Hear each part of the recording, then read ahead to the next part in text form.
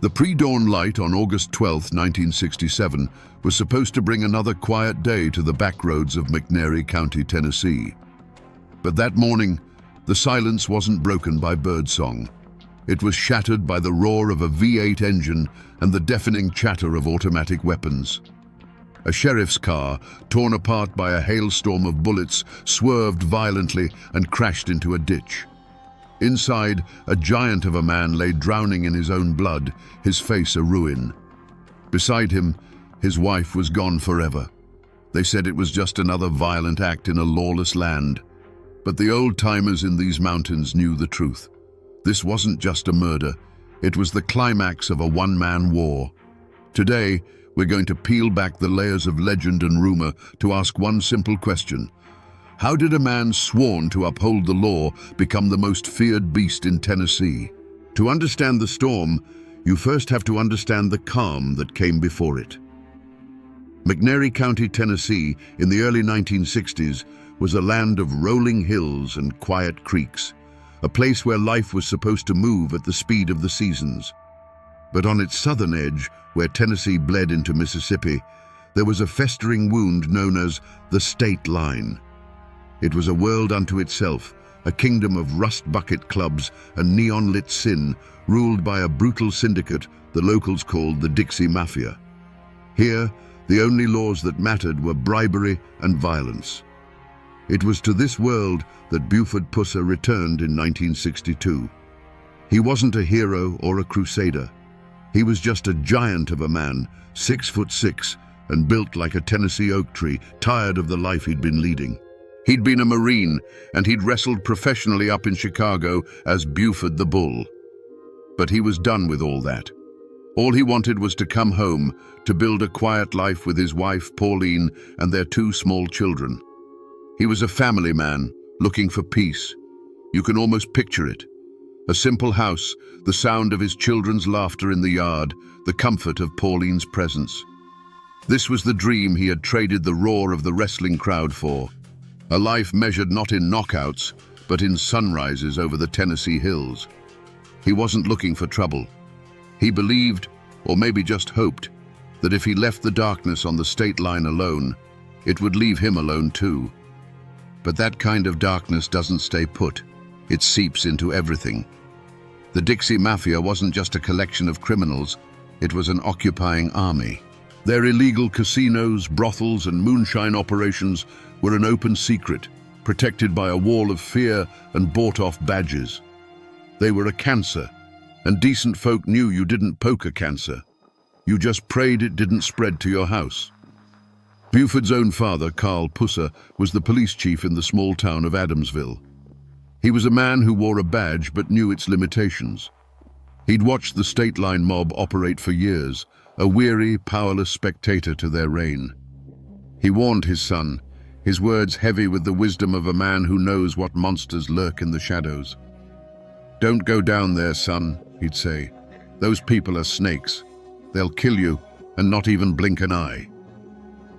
Buford had come home seeking a sanctuary, but he had unknowingly planted his family's flag on the doorstep of a war zone.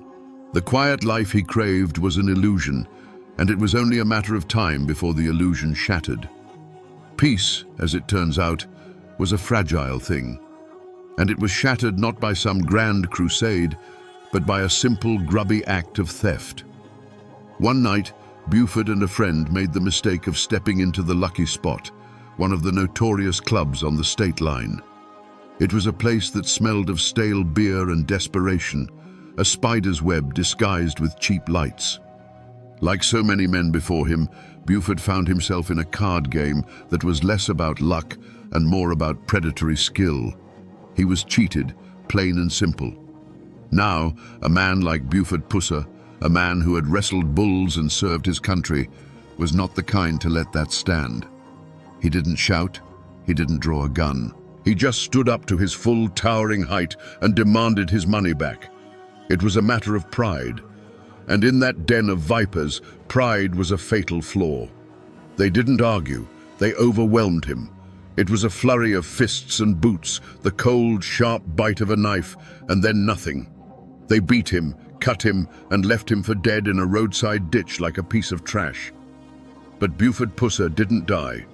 He was found somehow and hauled to a hospital, a broken and stitched-together wreck of a man. And it was there, lying in that sterile white room, staring at the ceiling and feeling the fire of 100 different pains, that the decision was made. The quiet family man was buried in that ditch, along with his blood. Something else was clawing its way out.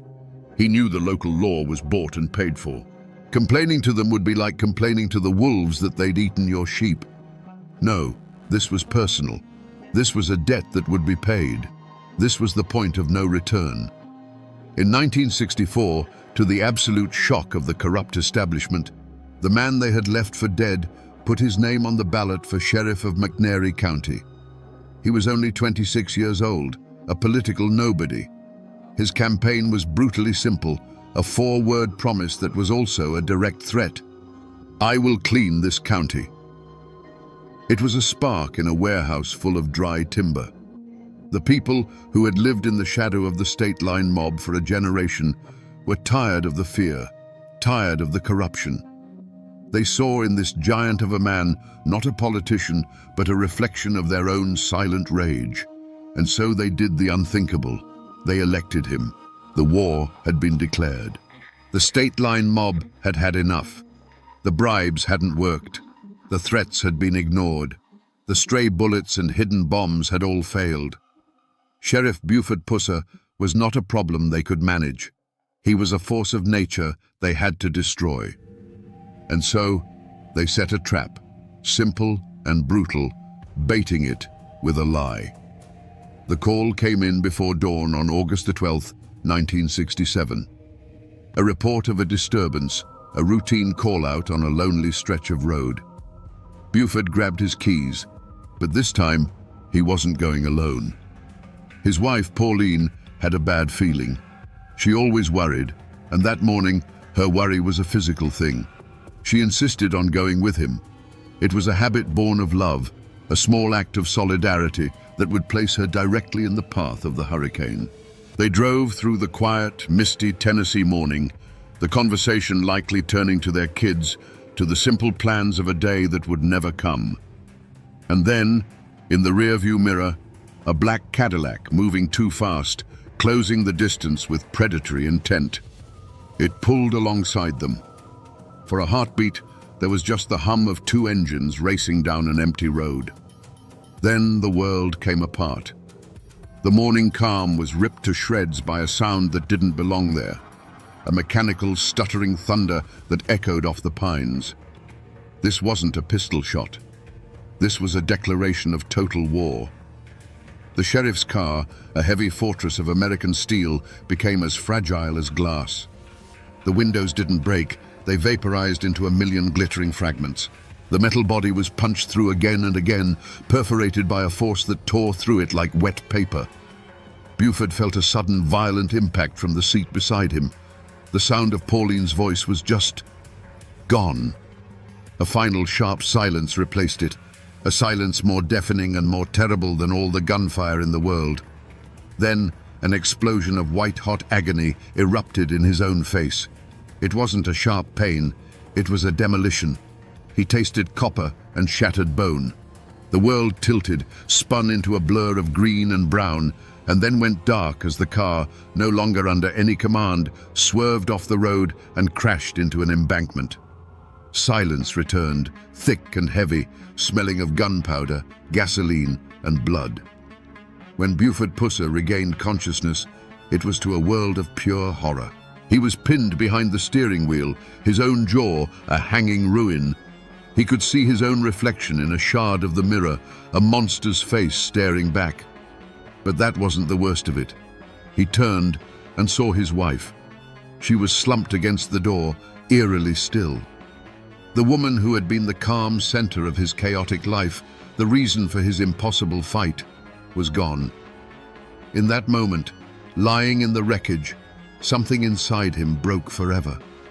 And something else, something far harder and colder, was forged in its place. He wasn't thinking about survival. He was thinking about a testament. His hand, slick and shaking, fumbled for the radio microphone. He keyed it, and a sound that was barely human, a rasping, gurgling whisper, broke the police frequency. He named the names. He gave them his killers. He was sure it was his dying breath, and he used it not to ask for help, but to sign a death warrant. The first deputies to arrive at the scene found a slaughterhouse. The car was a metal sieve, the air thick with the coppery smell of blood. They found Pauline Pusser, gone from the world. And then they found the sheriff, a grotesque sculpture of flesh and bone, somehow, impossibly, still breathing. His rasped words over the radio hadn't been a ghost's farewell. They were the first shots of a new war. The ambush had failed in its ultimate goal. It hadn't killed Buford Pusser. It had made him immortal. What followed was a medical odyssey. Buford was rushed from hospital to hospital, a puzzle of a man that surgeons had to piece back together. It wasn't one operation or two or even 10. It took 18 separate surgeries to rebuild his face. His jaw was wired shut, his features held together by steel pins and medical ingenuity. For months, he lived in a world of muffled sounds and liquid food, his grief a silent, suffocating companion. The physical pain was immense, but it was nothing compared to the gaping wound left by Pauline's absence. The man who eventually walked out of that hospital was not the same man who had been carried in. The warmth in his eyes had been replaced by a cold, hard focus. The grief hadn't broken him. It had tempered him, like steel plunged into ice water. He was still the sheriff, he still wore the badge, but everyone in McNairy County understood that his mission was no longer about law and order, it was about retribution. The man they had called Buford the Bull was gone. In his place stood the Beast, and now the Beast was avenging his mate.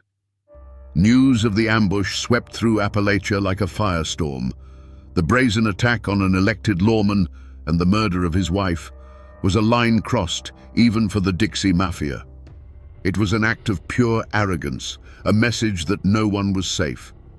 A massive manhunt was launched, fueled by Buford's dying accusations. The Tennessee Bureau of Investigation got involved, and rewards were offered. The state line mob, for the first time, felt the heat of real, statewide scrutiny. They had poked the bear one too many times, and now the entire forest was coming for them. But the official investigation was just the public face of the hunt. The real story was being whispered in hushed tones in every diner and on every front porch in the county. People knew the system was slow, that lawyers could twist the truth. They also knew Buford Pusser. They knew his capacity for singular, relentless focus. The members of the state line mob knew it too. They had created a martyr, a widower with nothing left to lose. And as Sheriff Pusser pinned his badge back on his chest, his newly constructed face a grim mask, every soul in that lawless strip of land knew that the official manhunt was secondary. The real judgment was coming, and it wouldn't be delivered in a courtroom.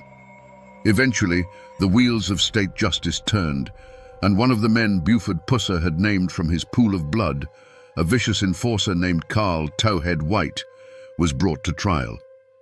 The McNairy County Courthouse had never seen anything like it. It wasn't a legal proceeding, it was a spectacle, a powder keg with a short fuse. The room was packed with armed deputies and wary onlookers, the air so thick with tension you could taste the fear. At the center of it all, a silent, imposing figure sat in the gallery. It was Buford, his face a permanent, ragged roadmap of the violence he'd endured, his eyes fixed on the man in the defendant's chair. Towhead White, for his part, seemed to enjoy the attention.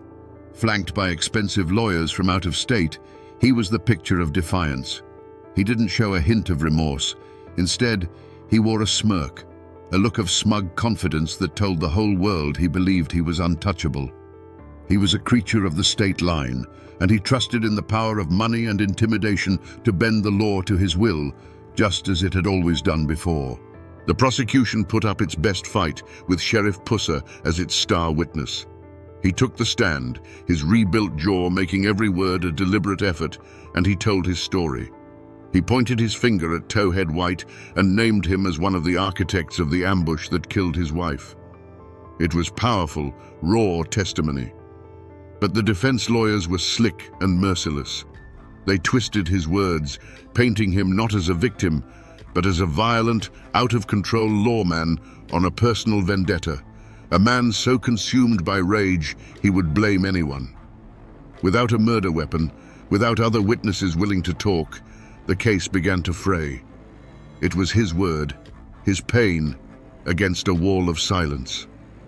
Then came the verdict. The foreman of the jury, a man who refused to make eye contact with anyone in the room, read the words that would echo through the Tennessee hills for decades to come. Not guilty. A wave of disbelief and anger washed over the crowd. Towhead White's smirk broadened into a triumphant grin. He had beaten the system. He was a free man. But as the deputies escorted him from the courtroom, past the jeering crowds, Buford Pusser simply stood up. He didn't shout. He didn't make a threat. He just watched White walk away, his expression unreadable, a chilling calm that was far more terrifying than any outburst of rage. The law of men had spoken, and it had failed. The gavel had fallen. The case was closed. But everyone in that courthouse knew this was not the end. It was merely the end of the part of the story that would be written down in official records. Now, a different kind of justice was about to be served. The unwritten, unforgiving justice of the mountains. The verdict of not guilty was just a legal footnote. In the hollows and back roads of McNairy County, a different kind of verdict was being delivered. One by one, the specters from Buford Pusser's past began to disappear. Carl Towhead White, the man who smirked his way out of the courtroom, was found shot to death in a motel in Mississippi less than 2 years later. Kenny Kirksey, another suspect, was gunned down. Louise Hathcock, the defiant madam of the state line, died in a fiery crash when her car inexplicably flew off a bridge. Law enforcement called it mob business and tragic accidents. But the people of McNairy County called it Pusser's justice. No one could prove his hand in any of it, but in their hearts, they didn't need to. The beast, they whispered, was balancing the scales. This raw, brutal story couldn't be contained by the Tennessee state line. It broke free and became an American phenomenon. In 1973, the movie Walking Tall hit theaters, turning Buford Pusser from a local legend into a national folk hero. He was no longer just a small-town sheriff. He was the living embodiment of every decent person's rage against a system that seemed broken and corrupt. He was the man who fought back when everyone else was told to just keep their heads down. The traces of that war are not gone. They're still there, waiting for you in Adamsville, Tennessee. You can visit the Buford Pusser home and museum, the house he shared with Pauline, and see the life they were trying to build.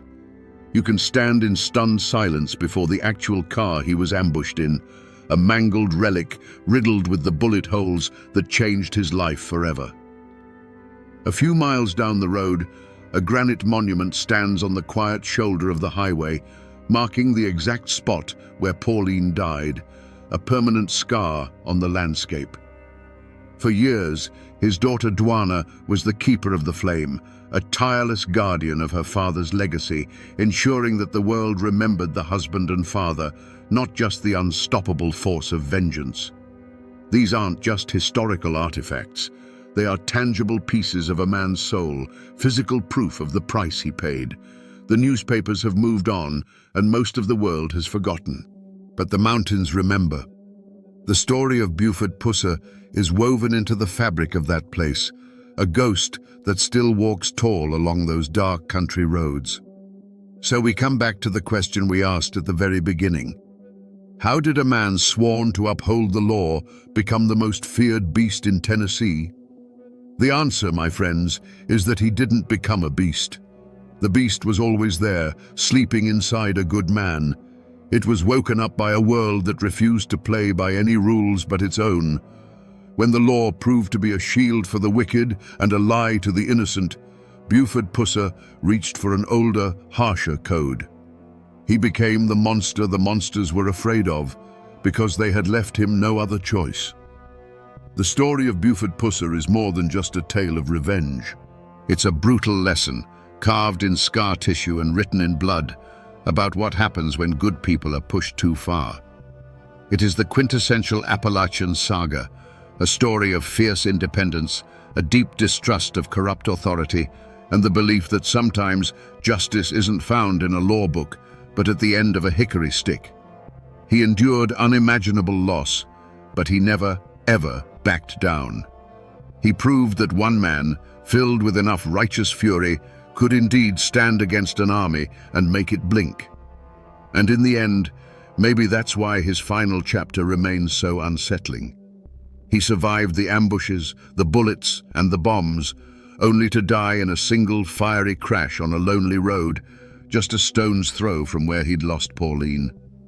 The official report called it an accident, but in the hills of McNairy County, they know better.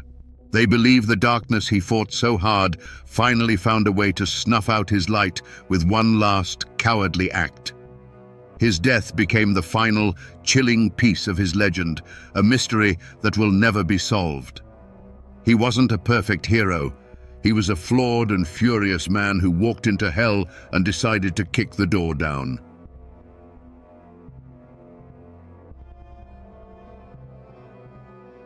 Imagine a man standing on the gallows, a crowd of thousands watching his every move.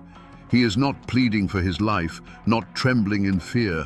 Instead, he calmly inspects the hangman's rope and, finding it lacking, reties the knot himself to ensure a quick death. And then, from under the black hood, his own voice rings out, giving the final terrible command to spring the trap.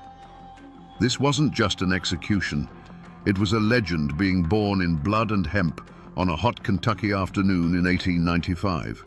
The man was Bad Tom Smith, the most feared gunman in one of Appalachia's deadliest feuds. But was the man who gave the order to end his own life a truly repentant soul? Or was he the ultimate performer, staging his own death to cheat the devil one last time? Today, we will separate the rumors from the facts and find out what really happened on that fateful day. Before the name Bad Tom Smith was ever whispered in fear, and long before blood stained the creek beds, there was a different Perry County. To understand the storm, you must first know the quiet world it destroyed. This was a land carved by God's own hand and forgotten by nearly everyone else. Life here was measured not by the clock, but by the slow turning of the seasons. Mist hung low in the hollows at dawn. The ring of an axe echoed for miles through the dense woods, and the only law that truly mattered was the one passed down from father to son. The people of these mountains were a stubborn and proud stock, descendants of pioneers who had spilled their own blood to claim this rugged paradise. The Civil War had left scars deeper than any ravine, splitting families and neighbors into Union and Confederate camps, wounds that refused to heal a generation later. A man's loyalty wasn't to some far-off government, but to his kin, to his clan. Justice was a personal affair, and an insult to one's family was a debt that would one day be paid in full. They worked the land, hunted for their meat, and asked for little more than to be left alone. At the center of this world, like a great old oak, stood Colonel Fulton French. A Confederate veteran with a commanding presence, he was the patriarch of the old ways. He controlled the timber, and in doing so, he controlled the livelihoods of hundreds of men. He was a man of immense personal loyalty, respected by his allies and feared by his enemies. To his followers, he was the protector of their traditions, the last bastion against a changing world that they neither understood nor trusted. His word was bond, and his authority was absolute. But a new wind was blowing through the mountains, and its name was Joseph C. Eversole. A sharp-witted lawyer and a Union man, Eversole saw a different future for Perry County. He didn't see an isolated kingdom to be preserved. He saw untapped wealth. He saw the thick seams of black coal sleeping beneath the hills and the endless stands of virgin timber. He was the voice of progress, the man who spoke with railroad agents and northern investors, promising them a fortune and promising his followers jobs, schools, and a modern way of life. For a time, these two forces existed in a state of tense equilibrium. They were like two bull elks circling each other, sizing each other up. The conflict played out not yet with rifles, but in courthouse elections, in land deeds, and in whispered arguments at the general store. The county was slowly, inexorably dividing. You were either a Frenchman or an Eversole man. There was no middle ground. Every handshake, every business deal, every marriage was weighed on this scale. And all the while, the true cause of the coming war was drawing closer. It came in the form of men with strange accents carrying surveying equipment, marking lines on trees that had stood for 1,000 years. It came in the form of legal papers covered in fine print that local farmers couldn't read. The outside world had finally discovered the riches of Appalachia, and it was coming to claim them.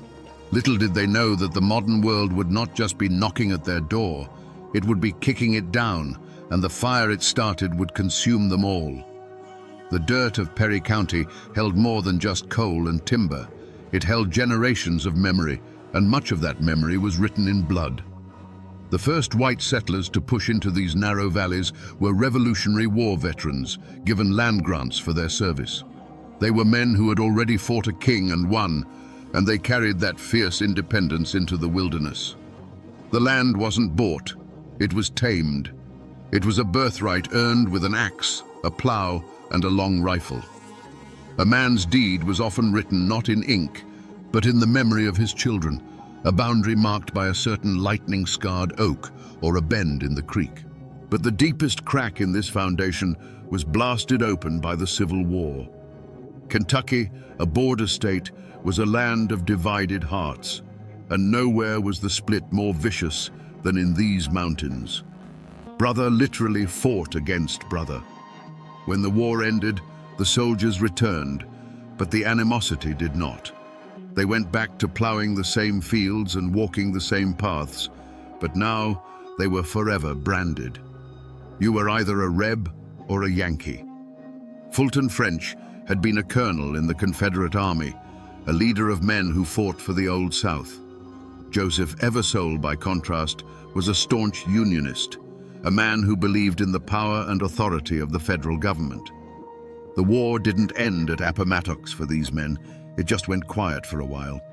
The French Eversole War was not a new conflict, it was the Civil War reignited, a smoldering ember fanned into a raging inferno by the winds of greed.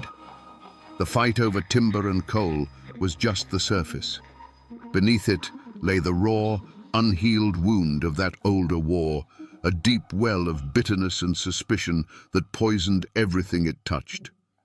In these mountains, a family name was a heavy burden, a thing that defined you from the cradle to the grave. It carried a history of pride, duty, and sometimes a legacy of hate. To stand with Fulton French meant you believed in the old ways, in a man's right to settle his own scores without interference from a distant government.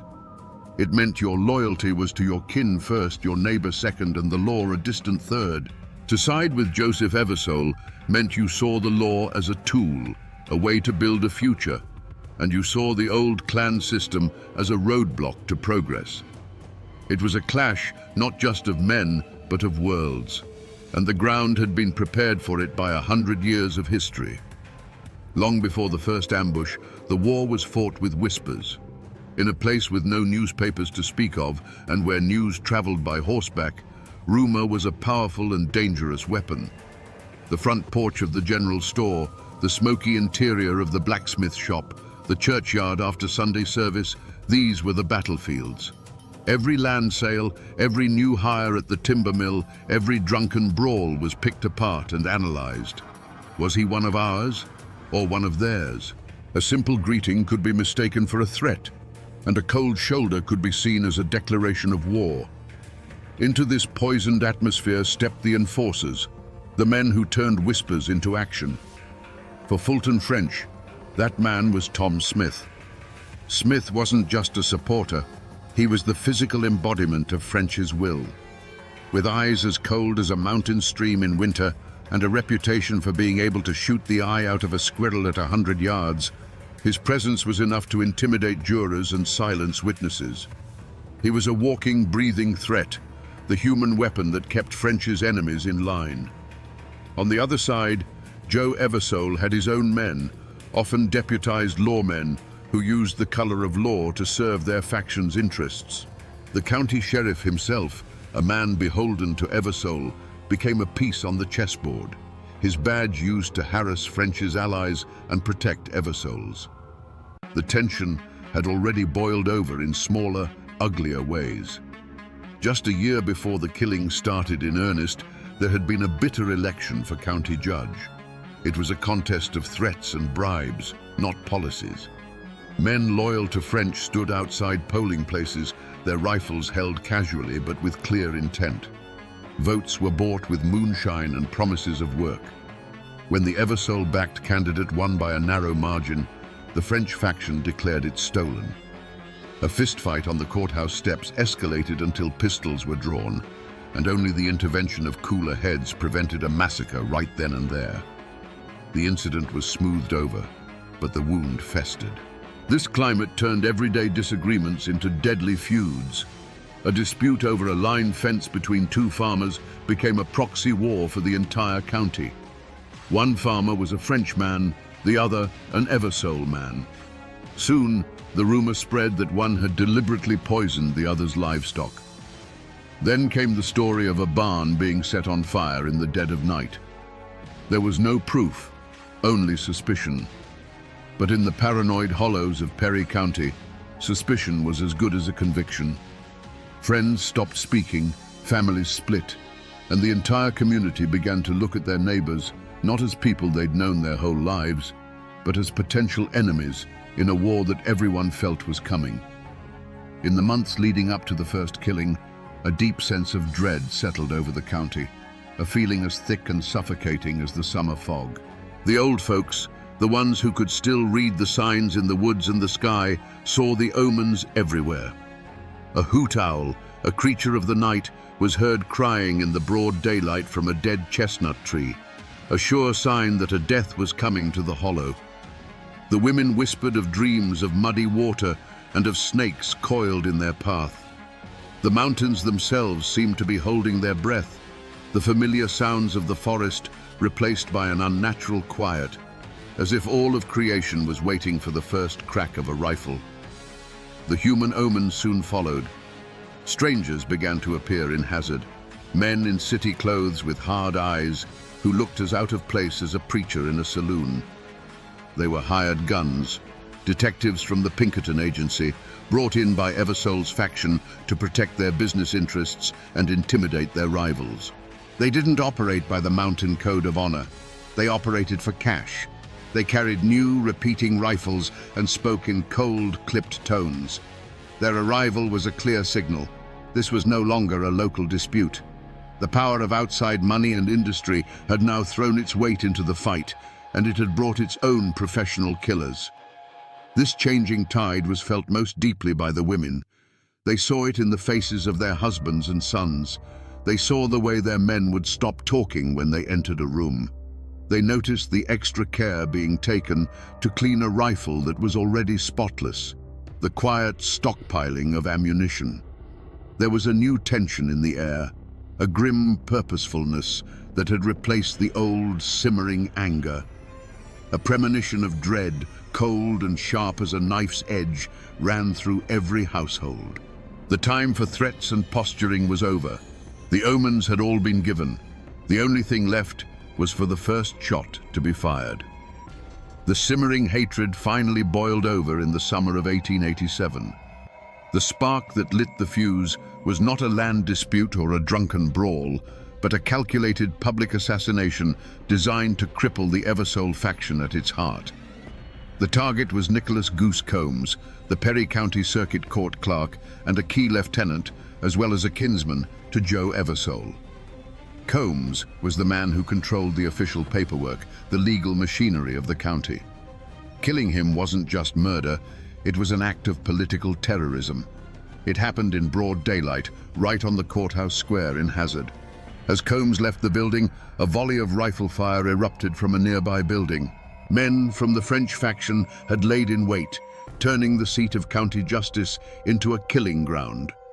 Combs was hit multiple times, falling to the dusty street as townspeople ran for cover in a panic. The assassins made no attempt to hide their faces.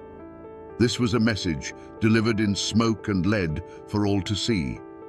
They were declaring that Eversole's legal authority was meaningless, and that the only law that mattered now grew from the barrel of a gun.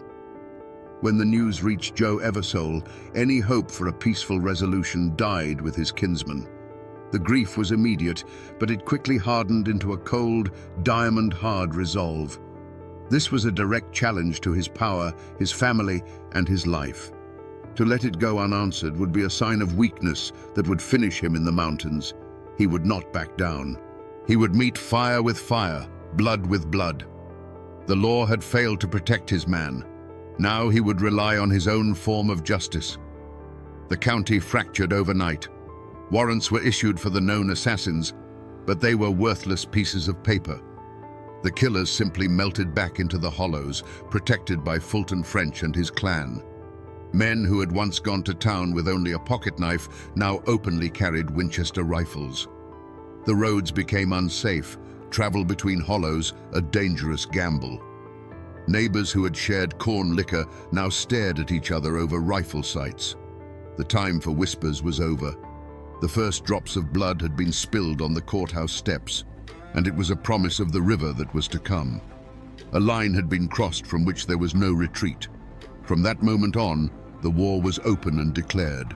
The ancient mountain code had taken over completely. An eye for an eye, a life for a life. And Joe Eversole now had a debt to collect. For over a year, the war raged, a series of brutal skirmishes and back-alley assassinations. Joe Eversole, now a hunted man, rarely traveled without a contingent of armed guards. But in the mountains, no man is ever truly safe. On May the 4th, 1888, Eversole made a fateful journey, riding with several of his men along a narrow trail that snaked beside a creek. It was a place where the rhododendron grew so thick it could swallow a man whole, a place perfectly designed for an ambush. The sun was warm, the birds were singing, and for a fleeting moment, it might have felt like peace. But shadows were watching from the ridge above. Without warning, the quiet afternoon exploded in a symphony of death. A single heavy rifle crack echoed from the hillside, sharp and final. Eversole's horse reared violently as its rider was jolted backward in the saddle, his body suddenly limp. Before his guards could even process what had happened, a second volley of gunfire tore through their ranks. It was a perfectly executed trap. The assassins were invisible, hidden behind rocks and trees, firing down into the trail with murderous precision. The air, once filled with the scent of pine and damp earth, now tasted of gunpowder and finality. One of Eversole's men, a man named Allen, saw his leader pitch forward and fall from his horse, landing in the shallow waters of the creek. The fight was over before it had even begun. The surviving guards returned a panicked, useless fire into the dense woods, their bullets thudding harmlessly into tree trunks. They were firing at ghosts. The men on the ridge held their fire, their work done. They had struck the head of the snake. Joe Eversole, the lawyer, the politician, the man who dreamed of a new Appalachia, lay still in the very land he had fought so hard to control. Among the shadows on that ridge, one man's name would be whispered above all others. While many rifles had fired, the first shot, the one that found its mark with such deadly accuracy, was said to have come from the Winchester of Tom Smith. He was not just a participant. He was the tip of the spear, the instrument of Fulton French's vengeance. He had become the living embodiment of the feud's brutality, a man whose name was now synonymous with death itself. The most chilling image from that day was not one of violence, but of its aftermath. When the gun smoke cleared and the assassins had melted back into the wilderness, All that remained was the unnatural silence. A riderless horse, eyes wide with terror, galloped back towards Hazard, its empty saddle telling the entire story. The surviving guards, stunned and broken, gathered what was left of their leader and began the slow, grim journey back to town, carrying the news that would plunge the entire county into a new level of darkness. The word spread like a fever. They got Joe. Eversole is dead. The news traveled from cabin to cabin, a shockwave of fear and grim satisfaction. For the Eversole faction, it was a devastating blow, a loss that seemed to signal the end of their cause. For the French faction, it was a triumphant victory, a reassertion of the old mountain law. But for the state of Kentucky, it was the final straw. This was no longer a local feud. It was an open insurrection. The assassination of a prominent political figure in broad daylight could not be ignored. The governor called out the state militia, and the full weight of the law began its slow, grinding turn towards Perry County. And at the top of their list of wanted men, circled in red, was the name of the man who they believed had pulled the trigger: Bad Tom Smith. To understand what went through Tom Smith's mind as he lay on that ridge, you must first throw away every modern notion of law and justice. In his world, Joe Eversole was not a fellow citizen with a different political opinion. He was a foreign invader.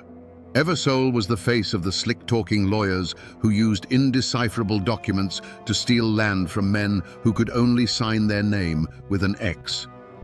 He was the agent of the coal companies that would tear the tops off their sacred mountains and turn their clean creeks black with slag. In the twisted logic of the feud, killing Joe Eversole wasn't murder. It was an act of war, the righteous removal of a mortal threat to his entire way of life. The switch didn't flip for Tom Smith in a moment of white-hot rage. It had been flipped years ago when he pledged his rifle and his life to Fulton French. He was a soldier, and French was his general. His internal monologue wasn't one of hatred, but of cold, grim duty. As he watched Eversole ride into the kill zone, there was no emotional storm. There was only the calm, practiced focus of a master hunter. The wind, the distance, the lead on a moving target. These were the things that occupied his mind. He was an instrument of the clan's will, and in that moment, as he slowly squeezed the trigger, he felt a sense of profound purpose. He was correcting an imbalance, restoring the natural order of the mountains with a single, perfectly placed shot. After the deed was done, there was no rush of guilt, no haunting remorse. There was only the metallic taste of triumph. He had done his job. He had proven his loyalty. He had removed the enemy. For a fleeting moment, lying there in the woods as the echoes of the rifles faded, he might have felt a deep, chilling satisfaction. But that feeling would have been quickly replaced by something else, the cold, pragmatic reality of survival. He was now the most wanted man in Kentucky. His old life was over. He was a ghost, a phantom who would have to live in the deepest shadows of the mountains he had just fought to defend. The satisfaction of the kill was gone, replaced by the grim calculation of the hunted.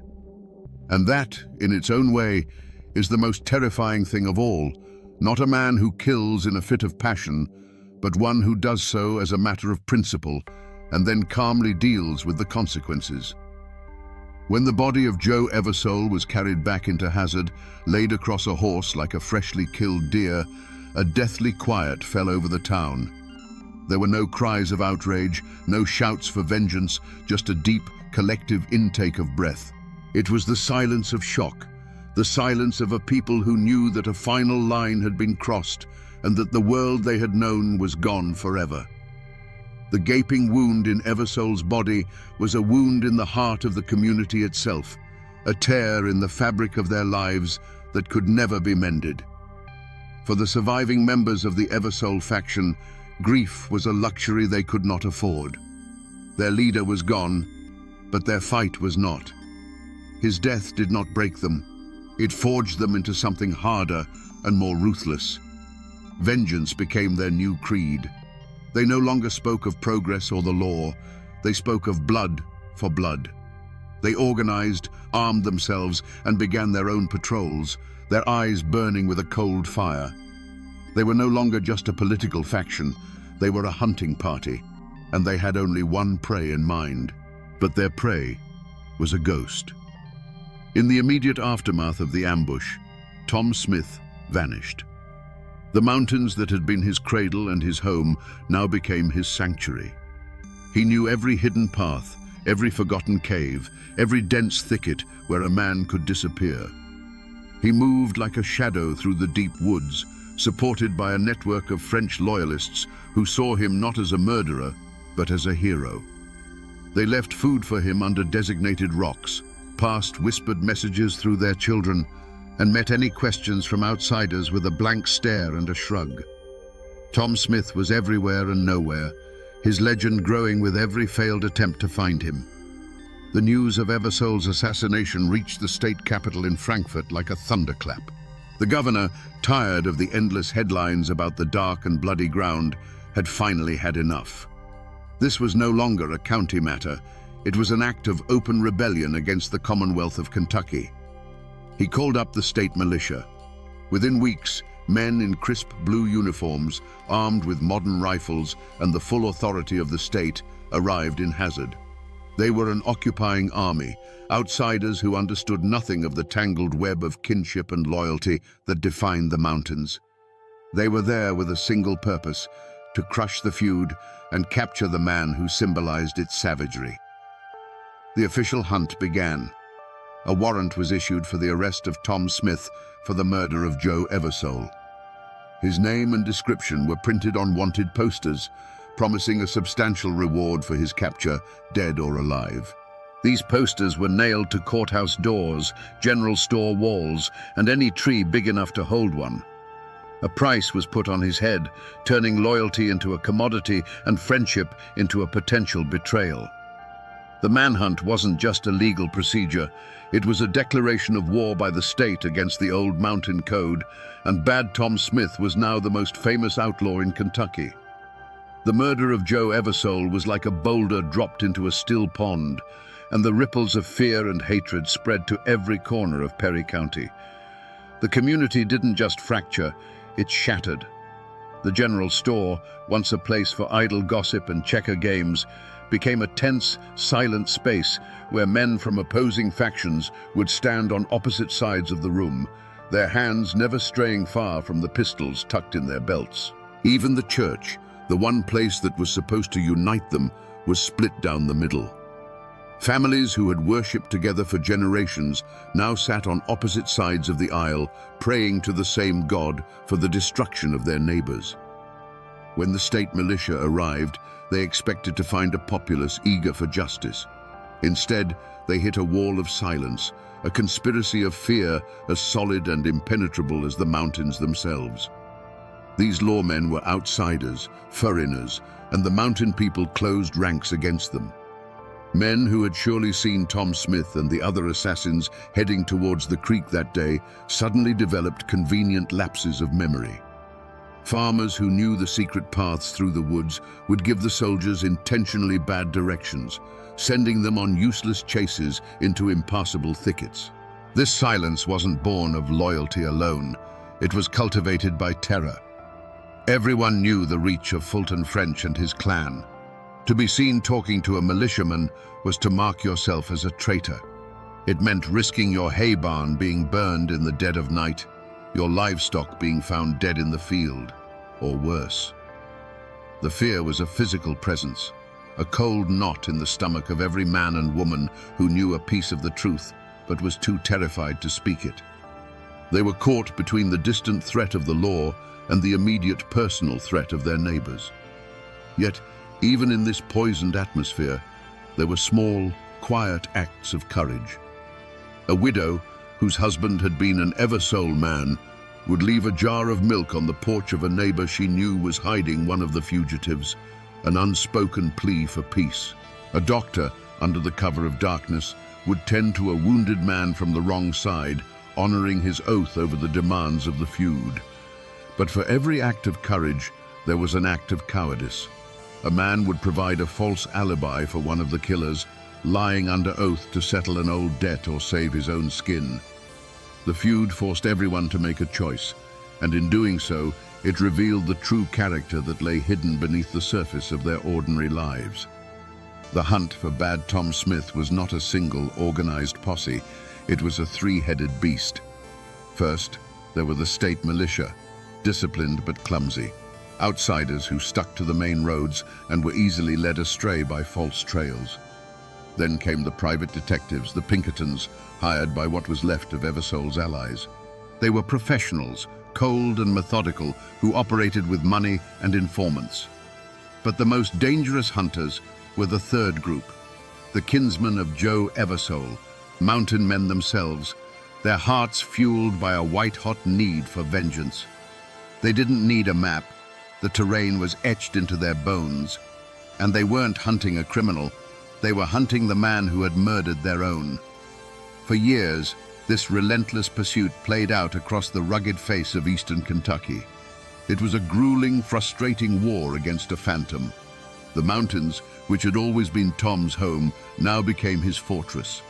He was a master of their secrets. He could live for weeks on what he could carry in a satchel and kill with his rifle.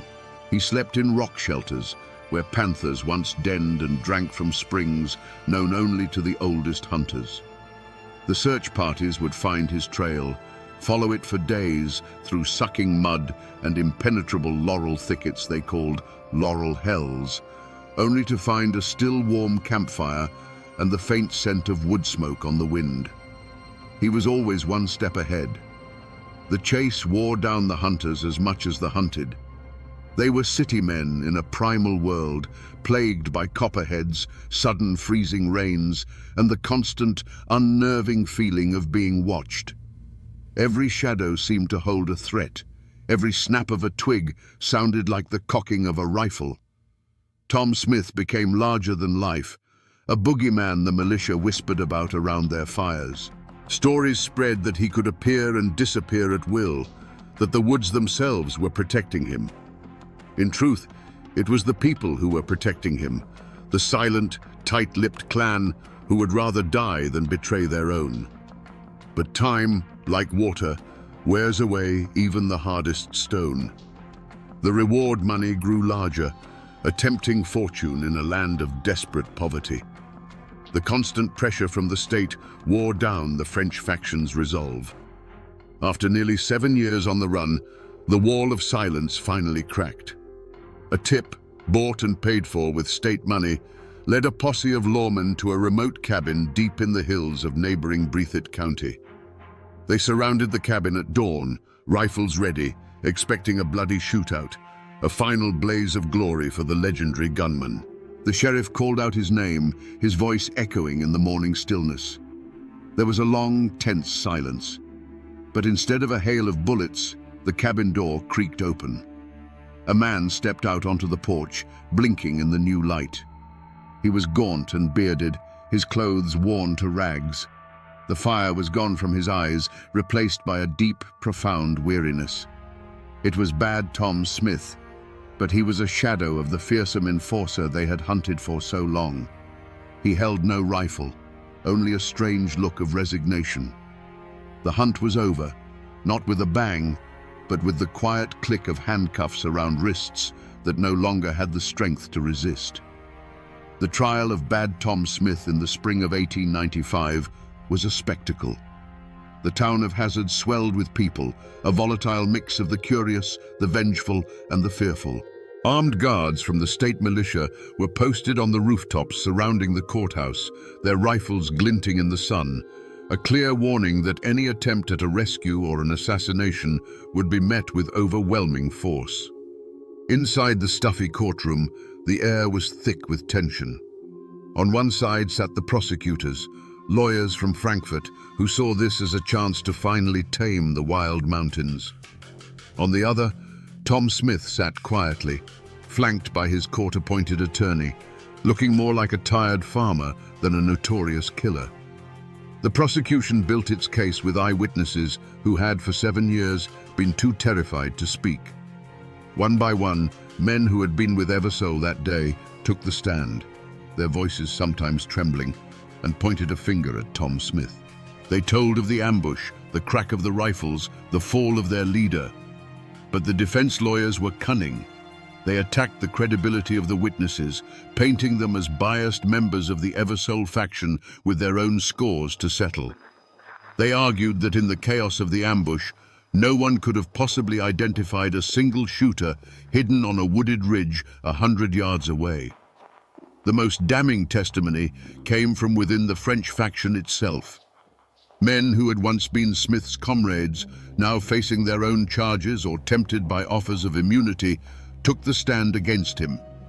They testified that Smith had bragged about the killing, that he had described it in detail, claiming the first and fatal shot as his own. As they spoke, Smith watched them with a look that was not of anger, but of a quiet, weary contempt. It was the look of a man who understood the final, bitter truth of the mountain code. Loyalty lasts only as long as it is convenient. Throughout the trial, Tom Smith himself remained a silent, stoic figure. He never took the stand in his own defense. He watched the proceedings with a detached calm, as if he were observing a play in which he was merely an actor. There was no defiance, no remorse, just a profound and unsettling acceptance of his fate. It was as if he knew, long before the jury did, how this story had to end.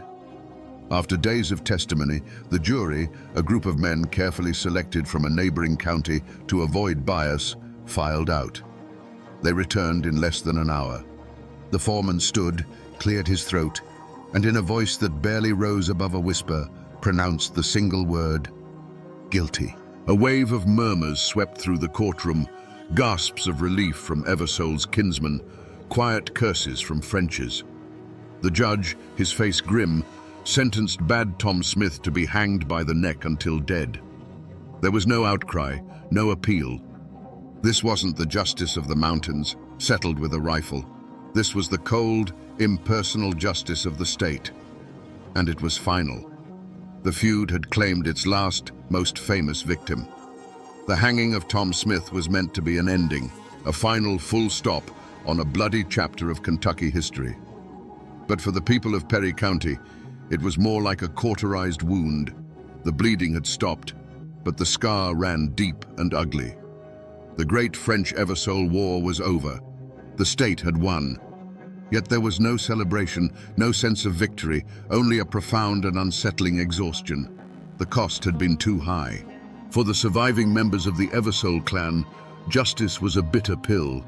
Their enemy's most fearsome soldier was dead, but it couldn't bring back their leader. They had won the war, but lost the peace. Many of them, having looked into the abyss of mountain violence, wanted nothing more to do with it. They had seen what the old ways led to.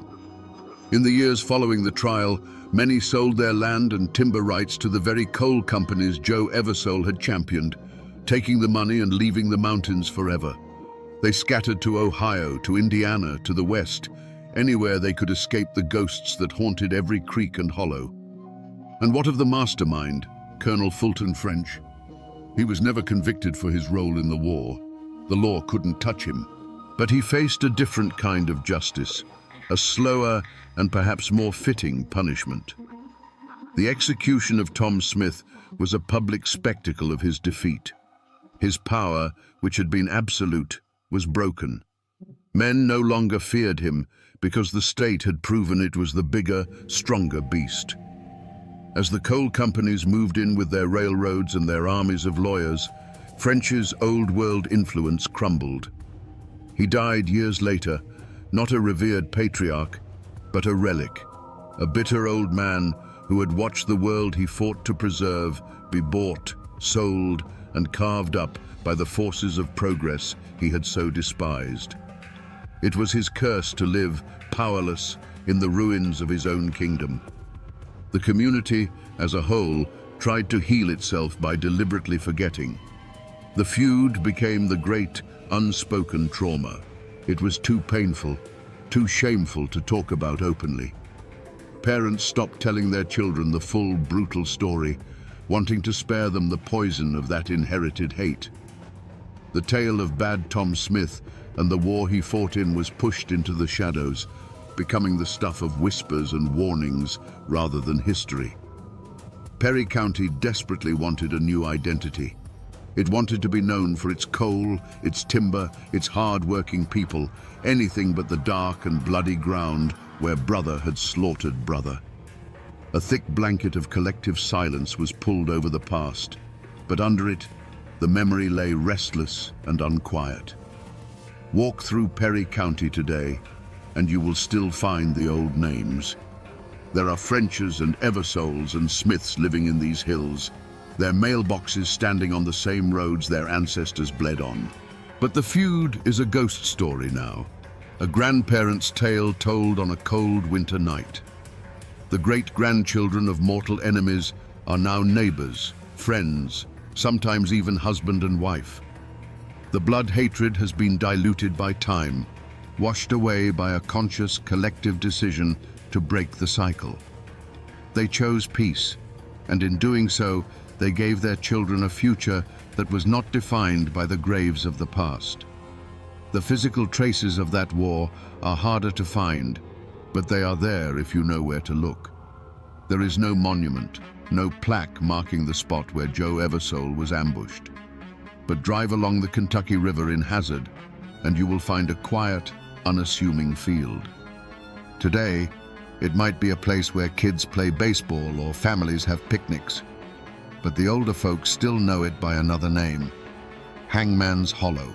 The gallows are long gone, rotted back into the earth, but the name remains, a permanent scar on the landscape, a whisper of the day that thousands gathered to watch a man die.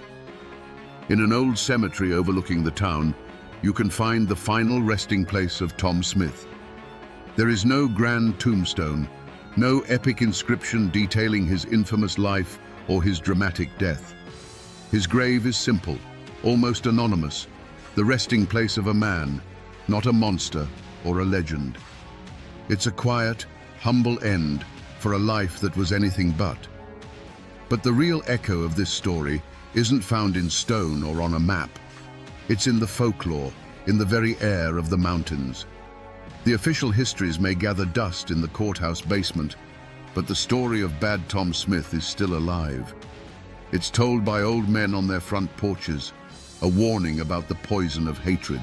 And some say, on a dark, moonless night in Hangman's Hollow, if you listen closely when the wind is just right, you can still hear a voice boom out from the darkness, clear and unwavering, giving its own final command. For though people may try to forget, the mountains remember everything.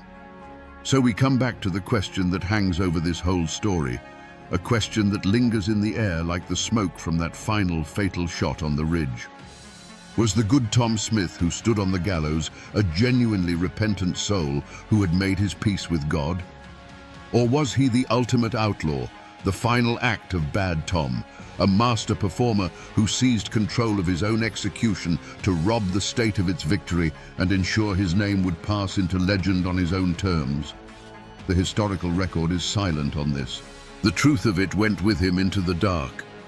It's a mystery locked forever in the heart of a man who lived and died by a code the modern world will never fully understand. But in the end, the state of Tom Smith's soul is not the most important lesson of this story. His life and death are a monument to a bloody and bygone era. This is a story of how the poison of old hatreds, stirred by the coming of industrial greed, can turn a land of breathtaking beauty into a killing ground. It's a testament to the destructive power of blind loyalty, where allegiance to a clan becomes more sacred than the life of a neighbor.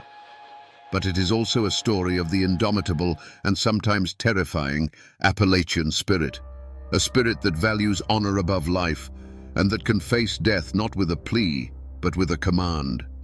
The great feud is long over. The rifles are silent, and the graves are covered with moss. But the story serves as a permanent warning carved into the memory of these mountains. A warning that the line between neighbor and enemy, between law and vengeance, is perilously thin. It reminds us that the blood of the past never truly washes away. It just sinks into the soil, waiting for a new conflict to bring it to the surface once more. And now, my friends, you know the rest of the story.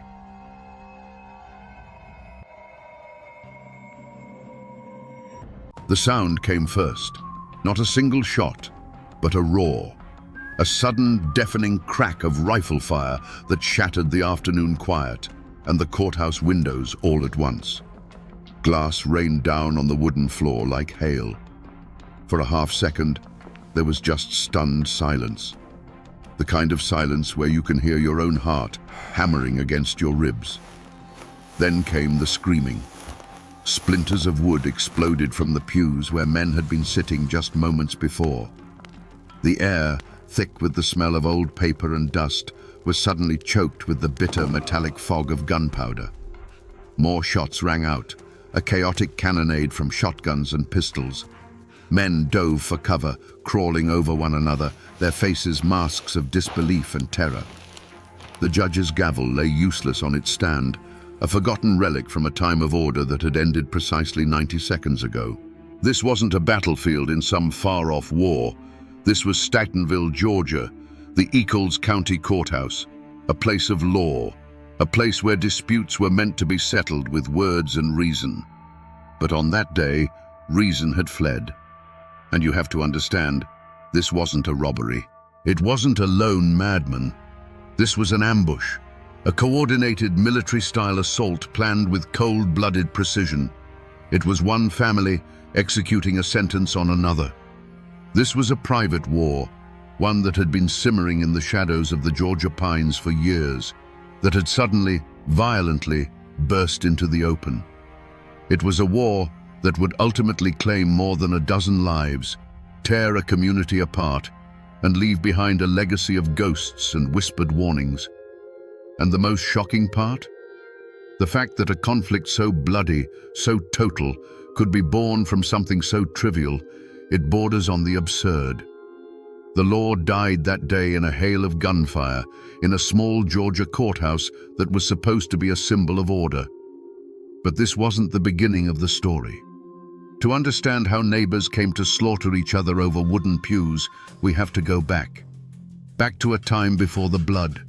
Back to a place of suffocating heat, endless pine forests, and the sound of barking dogs. South Georgia, in the late 1800s, was a world unto itself. It was a land just one generation removed from the Civil War, a place of immense beauty and unforgiving hardship.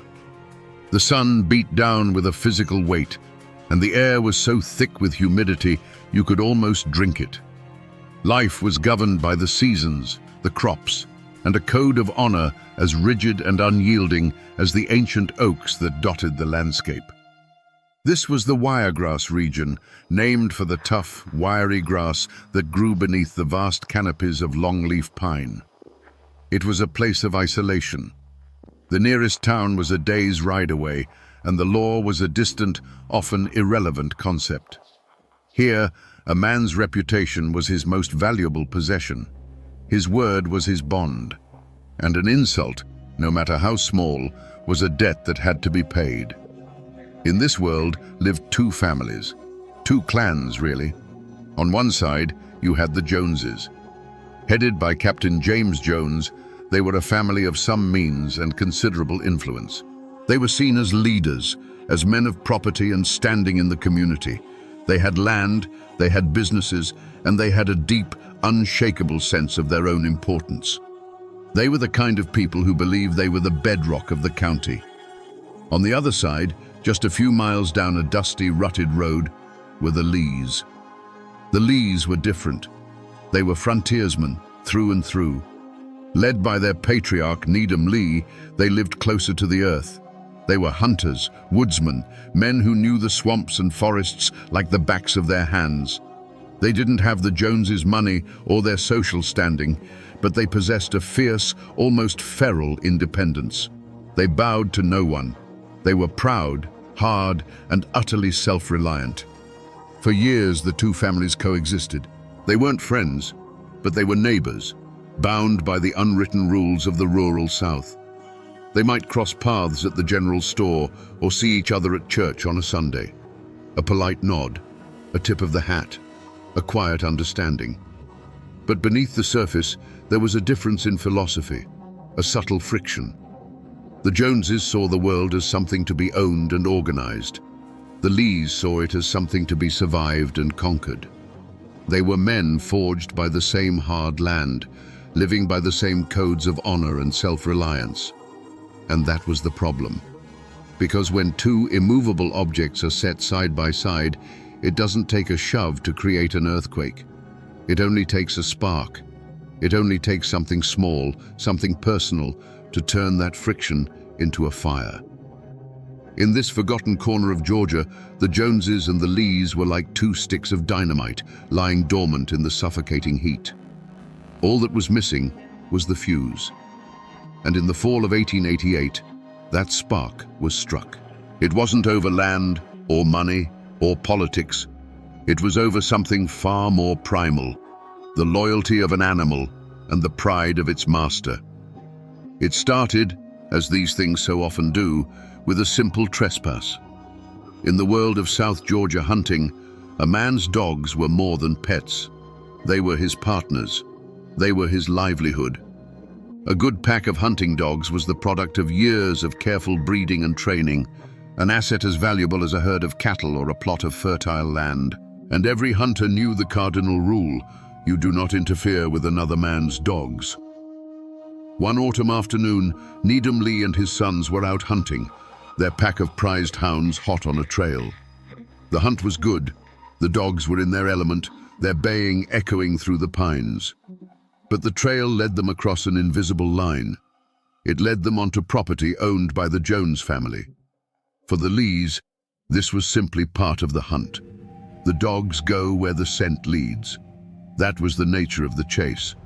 But for the Joneses, it was a violation.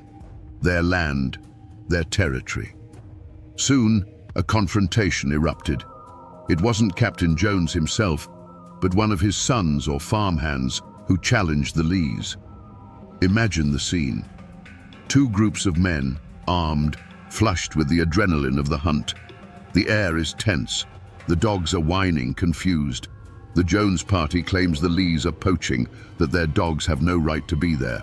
The Lees, proud and defensive, fire back that no man can tell a dog where to run when it's on a scent. The argument grew heated. Voices were raised. It became less about the law and more about respect. To the Joneses, the Lees were acting like lawless vagabonds, ignoring the sanctity of private property. To the Lees, the Joneses were arrogant landowners, trying to impose rules on the ancient freedom of the hunt. It was a clash of worldviews played out on a patch of dusty ground. This is where the story could have ended. A shouting match, a few bruised egos, and an uneasy ride home. It should have ended there. But pride is a powerful poison. The Joneses, feeling their authority had been challenged, reportedly captured one of the Lees' dogs, holding it as a kind of collateral. This was a grave insult. Taking a man's dog was like taking a piece of his identity. When the Lees demanded the dog back, the Joneses allegedly set a price. A few dollars, maybe for a stray chicken the dog had killed, or perhaps just as a fine for the trespass. The amount was trivial, but the principle was everything. To Needham Lee, paying that fee was an admission of guilt. It was bowing down. It was admitting that the Joneses had the right to seize his property and dictate terms. His pride, his very identity as a free man of the woods, would not allow it. He refused to pay. Words were exchanged. Threats were made, half serious at first. But in this world, a man's word was his bond, and a threat was a promise waiting to be kept. A line had been drawn in the Georgia dirt, and someone was about to cross it. The days that followed were filled with a heavy, watchful silence. The kind of quiet that isn't peaceful, but pregnant with unspoken threats. The two families avoided each other, but the conflict simmered just beneath the surface, a pot of water slowly heating to a boil. The captured dog remained with the Joneses, a living symbol of the stalemate. For the Lees, every day it was gone was a fresh wound to their honor. Then, the Joneses made their next move. It wasn't loud or public. It was a quiet, deliberate act of cruelty designed to send an unmistakable message. One evening, the Lee family heard a familiar sound, the whining of their dog. It had been returned, but not as a peace offering. The animal had been brutalized. Some accounts say it had been beaten. Others, more chillingly, claim its ears were cropped or its paws were intentionally injured, ruining it for future hunts. The most extreme versions of the story say the dog was killed and its body left as a gruesome trophy for the Lees to find. Whatever the specific act, the intent was the same: to maim, to humiliate, to escalate. This was the true first shot of the war. Not with a gun, but with a calculated act of violence against a creature the Lees cherished. It was an attack on their pride, their livelihood, and their family identity all at once. The line that had been drawn in the dirt was now drenched in blood. Imagine Needham Lee and his sons standing over their wounded or dead animal, the setting sun casting long, dark shadows through the pines. There's no shouting now, no heated argument, just a cold, hardening resolve. The time for words was over. This was no longer a dispute. It was a blood debt. The Joneses had taken something from them, and the unwritten law of the Wiregrass demanded that the scales be balanced. You have to understand, killing a man's dog in this part of the country wasn't just destroying property. It was a message.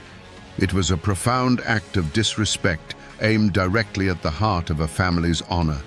It was a formal declaration, more binding than any letter written on paper. It was an invitation to war, and the Lees were about to RSVP. The response from the Lees wasn't immediate. It was quiet, calculated. They didn't ride over to the Joneses' farmstead with guns blazing. That wasn't their way. They were woodsmen, hunters. They knew the value of patience, of watching from the shadows. They let the Joneses think the matter was settled, that their brutal message had been received, and that the Lees were too cowed to respond. But they were simply choosing their moment and their target. The target was Berry Jones.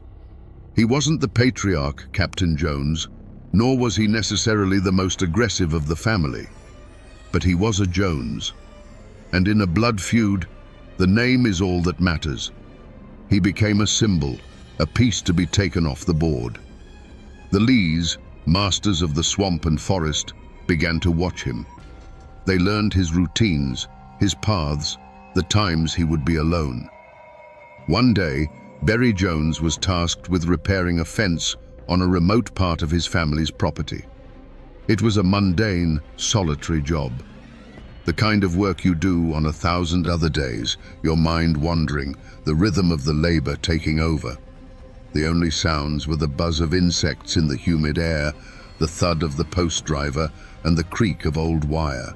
He was exposed, isolated, and completely unaware that he was being hunted. From the dense cover of the Georgia pines, at least 2 figures watched him. They were patient. They waited for the perfect moment, when his back was turned, when his focus was entirely on the fence post in front of him. For the Lees, this wasn't murder in the heat of passion. This was an execution. It was the balancing of a scale, an eye for an eye, a life for a life. There was no warning, no final words exchanged, just the sudden, sharp report of a rifle shot that ripped through the quiet afternoon. The bullet struck Berry Jones, and the world dissolved into a universe of shock and pain. He likely never even saw his attackers. One moment, he was mending a fence under the Georgia sun. The next, the earth was rushing up to meet him. The shooters didn't linger. They melted back into the woods from which they came, leaving behind nothing but a wisp of smoke and a dead man lying in the wiregrass. Their message had been delivered. The debt in their eyes was paid. The discovery of Berry Jones's body sent a shockwave through the community. This was no longer a squabble over dogs. This was no longer about insults or property lines. A man was dead. A husband, a son, a brother, gone. The abstract concepts of honor and pride had now taken on the cold, hard reality of a corpse and a freshly dug hole in the ground. You can picture the scene at the Jones family homestead. The grief, raw and sharp, quickly curdling into a white-hot rage. Their blood had been spilled. Their family had been violated. Any chance of de-escalation, any hope for a peaceful resolution, died with Berry Jones. The first grave was dug. It would not be the last. The murder of Berry Jones was a clear signal that the unwritten rules of community had been burned to the ground. Now, both sides would turn to the official law, but they would soon discover that the law was a hollow shield. In the immediate aftermath of Berry Jones's murder, there was a brief, flickering hope that the official instruments of justice might put a stop to the escalating violence. Warrants were issued. An investigation, such as it was in those days, was launched. Suspicion immediately fell upon the Lee family. It was no secret what had happened to their dog, and in a community this small, secrets were a luxury no one could afford. Needham Lee and several of his sons were arrested and charged with the murder. For the Jones family, this must have felt like a validation. The system was working. The wheels of justice were turning. They would present their case in the Eccles County Courthouse, that same building that would later become a war zone, and the law would punish the guilty. But the American frontier, and the rural South in particular, had a complicated relationship with formal law. Justice was often a matter of who you knew, who you were related to, and who the jury feared more. The trial of the Lees was less a search for truth and more a public test of power. The courtroom was packed. On one side sat the Joneses and their supporters, confident and expecting a conviction. On the other, the Lees, stone-faced and defiant, surrounded by their own network of kin and allies. The air was thick with tension. Witnesses were called to the stand, but their testimony was vague, contradictory. People who might have seen something suddenly couldn't remember. People who might have heard something had been conveniently out of earshot. This wasn't just forgetfulness, it was fear. To testify against the Lees was to paint a target on your own back. In a place where the sheriff was a day's ride away and your nearest neighbor was a mile down the road, you thought very carefully about whose enemy you wanted to become. The Lees' reputation as tough, unforgiving woodsmen served as its own form of witness intimidation. No threat needed to be spoken aloud. It was simply understood. The prosecution's case, built on circumstantial evidence and wavering testimony, began to crumble. The defense argued that there was no hard proof, no one who actually saw a Lee pull the trigger. They painted the Joneses as the aggressors, the ones who had instigated the whole affair by brutalizing a dog. In the end, the jury was faced with a choice: convict a dangerous family on flimsy evidence, or let them walk and keep the peace. They chose to keep the peace. The verdict came back: not guilty. All charges dismissed. The Jones family walked out of the courthouse not with a guilty verdict, but with a realization. There was no one coming to help them. No cavalry, no justice. The system they had put their faith in had failed them completely.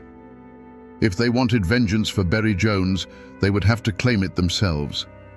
And as they planned their next move, the Lees made a fatal miscalculation. Believing the acquittal had settled the score, Wiregrass Lee and his family tried to return to a normal life. They planned for the holidays. They bought presents. They didn't realize that for the Joneses, the war was just beginning. December 24th, 1889. Christmas Eve. A day that, even in the harshest corners of the world, carries a sense of peace, a promise of goodwill. For the Lee family, the acquittal at the courthouse felt like a closing chapter. They had faced the law and won. They believed the blood debt for their dog had been paid with the life of Berry Jones, and the scales were now balanced. One of the Lee sons, known as Wiregrass Lee, traveled to a nearby town that day with his own young boy, Hamp. They were on a festive errand, buying Christmas supplies, perhaps some candy or a small toy for the children. Imagine the scene. A father and son, their wagon loaded with provisions for the holiday, making their way home as the winter sun began to set. The air is getting crisp. They're likely talking about the morning to come, about family and food, and a rare day of rest. They were less than a mile from their own home, on a familiar stretch of road bordered by dense woods. It was a place they had passed 1,000 times without a second thought. But on this evening, the woods were not empty. The woods were watching. Members of the Jones clan and their allies had set up an ambush. They lay in wait, hidden in the brush, their patience cold and absolute. This wasn't a crime of passion. It was a strategic operation. They had chosen the time and place with chilling precision. They knew that on Christmas Eve, their target's guard would be down. They knew this act would inflict the maximum amount of pain, not just physically, but emotionally. As Wiregrass Lee's wagon creaked into the kill zone, the quiet evening was torn apart by a volley of gunfire. It was sudden, overwhelming, and utterly merciless. Lee was hit multiple times, killed instantly. The horses, terrified, bolted. The wagon crashed, but the shooters weren't finished. They emerged from the woods and approached the wreckage. There they found the boy, Hamp. He was wounded, terrified, a child caught in a nightmare he couldn't possibly understand. What happened next is a testament to how far the feud had descended into pure, nihilistic hatred. There was no mercy. The boy was executed. The Jones party left the bodies of the father and son lying in the road next to their spilled Christmas supplies. A final, grotesque statement. Killing a man was one thing. Killing a man and his boy on the eve of Christmas, that was something else entirely. It was an act of annihilation. The news of the massacre spread not like a fire, but like a frost, chilling the entire county to the bone. This act erased any remaining lines of morality or conduct. There were no more rules. There were no innocents. The Lees were now fighting not just for honor, but for survival. The Christmas Eve massacre plunged the Lee family into a state of grief and terror. They were being hunted. Their enemies were not just willing to kill them, but to exterminate them, children and all. In this desperate new chapter of the war, the Joneses unveiled their most terrifying weapon. And it wasn't a new rifle or a hired gun. It was a man of medicine, Dr. Jim Jones. He was a cousin to the main Jones family, a respected physician in the area. Imagine the trust a doctor commands in a small, isolated community in the 19th century. He was a man of education, of science. His hands were meant to set bones, to stitch wounds, to deliver babies, to comfort the dying. His home was a sanctuary, a place where the sick and injured could go for help, regardless of their name or their allegiances. But beneath the professional veneer of the country, Doctor beat a heart as cold and calculating as any killer. Dr. Jones was deeply loyal to his clan, and he brought his formidable intellect and his intimate knowledge of the human body into the service of the feud. He became its strategist, its chief executioner.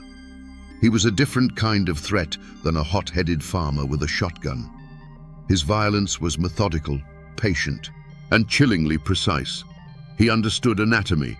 He knew exactly where to shoot to make a death quick, and perhaps where to shoot to make it slow. His involvement transformed the Joneses' campaign from a series of vengeful outbursts into a systematic war of eradication. He was a man sworn to preserve life, but he would become the feud's most efficient angel of death. And he would use his sacred knowledge not to heal, but to hunt. His first target was a wounded man who thought he was coming to the doctor for help. Following a skirmish, one of the Lee allies, a man named Will Anderson, was shot and wounded. He was in desperate need of medical attention. In a moment of tragic miscalculation, his family decided to take him to the nearest physician, Dr. Jim Jones. Perhaps they believed his oath as a doctor transcended the blood feud. Perhaps they had no other choice. They brought the wounded man to the doctor's home, laying him on his porch, and pleaded for help. Dr. Jones came out. He looked at the bleeding man, his supposed patient, And according to the story passed down through generations, he made a simple, chilling statement. He said he would give him a pill. He then stepped back inside his house, emerged not with a medical bag, but with a shotgun, and ended Will Anderson's life right there on the porch. Dr. Jones's betrayal represented a new, depraved chapter in the feud. The lines between right and wrong, between healer and killer, had completely dissolved. Now, the war would descend into a dark period of paranoia and shadow warfare. After the murder on the doctor's porch, the war went underground. It entered a new phase, a grim period of paranoia and attrition known as the Shadow War. The grand, shocking acts of violence gave way to a daily, grinding terror that infected every aspect of life in South Georgia. Imagine what it was like to live in this world. You don't travel the roads alone, ever. You don't go to work in your own fields without a rifle slung over your shoulder. Every time you step out of your door, you scan the tree line, looking for the glint of a gun barrel, for a shadow that seems out of place. The family homes transformed into armed fortresses. Windows were boarded up at night. Doors were barred. Men took turns standing watch, sleeping in shifts, their ears trained to catch the sound of a twig snapping outside or the nervous whinny of a horse. Children were taught to play indoors, their world shrinking to the four walls of a besieged house. This wasn't a war of battles anymore. It was a war of nerves. It was fought in whispers, with threats passed through third parties, with rumors designed to spread fear. It was a poison that seeped into the community. Neighbors were forced to choose sides, and neutrality was seen as a betrayal. Friendships that had lasted a lifetime were shattered by the question, are you with the Joneses or the Lees? The attacks became more insidious. A barn might mysteriously catch fire in the dead of night. A family's well might be fouled, their livestock sickened. These were acts that couldn't be proven, that left no witnesses, but everyone knew who was responsible. It was a way of bleeding the enemy, of wearing them down, of making their lives a living hell, day by day, inch by inch. There were still ambushes, of course. Sudden, frantic exchanges of gunfire on a remote logging trail that left men wounded, but not always dead. A lone rider taking a shot from the woods, the bullet tearing through his hat, a warning that could have just as easily been a death sentence.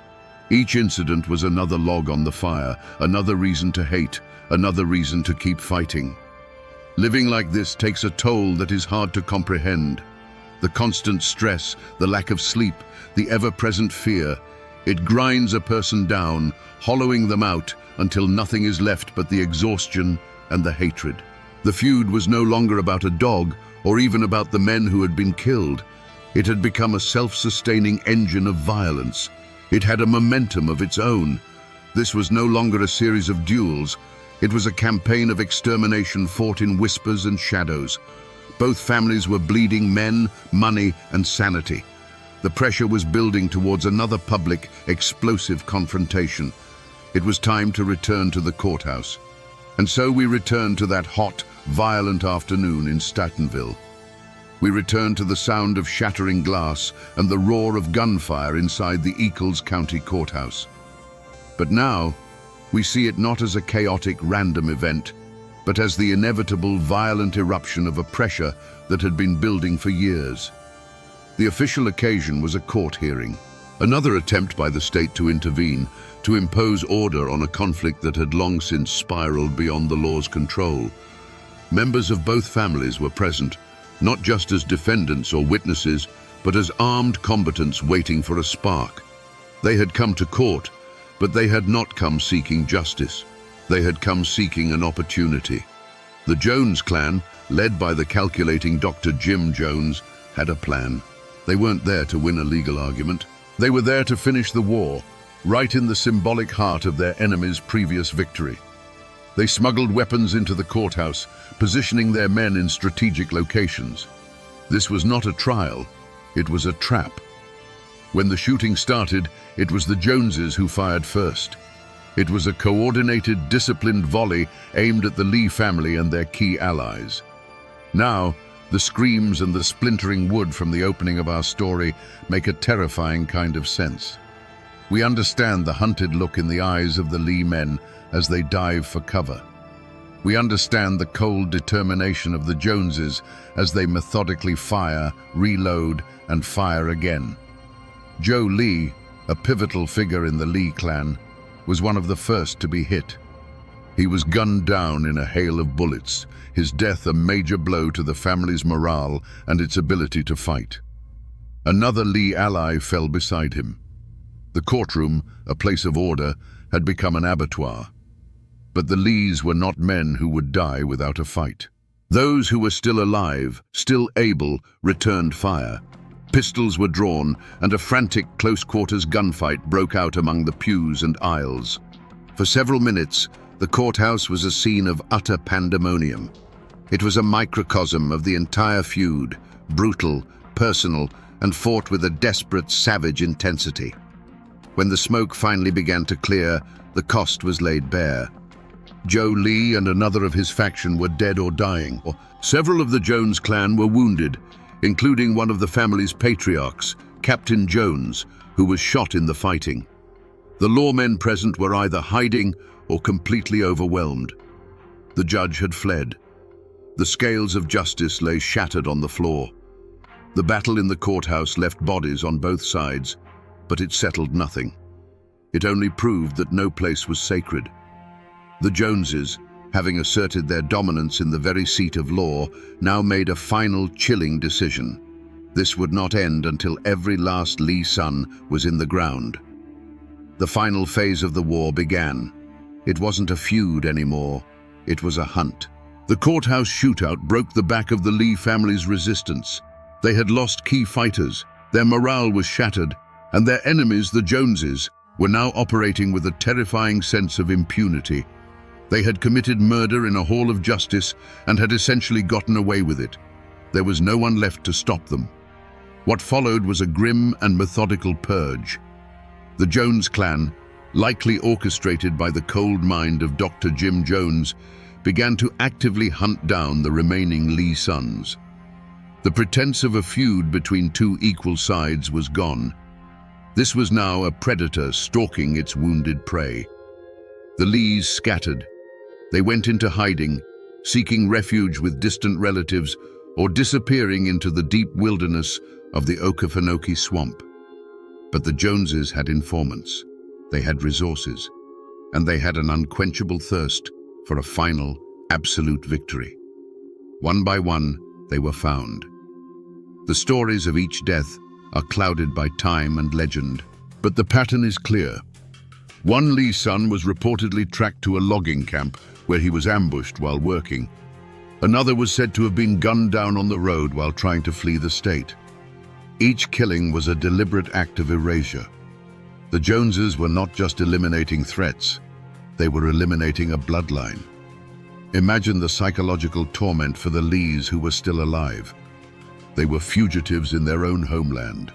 Every stranger's face was a potential threat. Every knock on the door could be their last.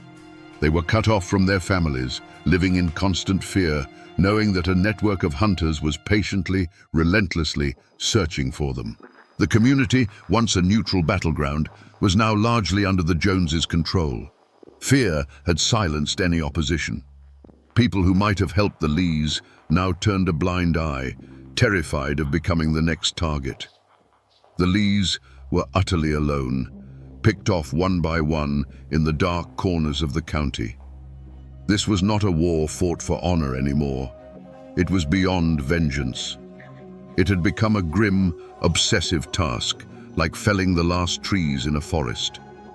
The Joneses were driven by a need to finish the story, to ensure that no Lee son would be left to carry on the fight, to seek revenge in a future generation. They were salting the earth. One by one, the Lee boys fell.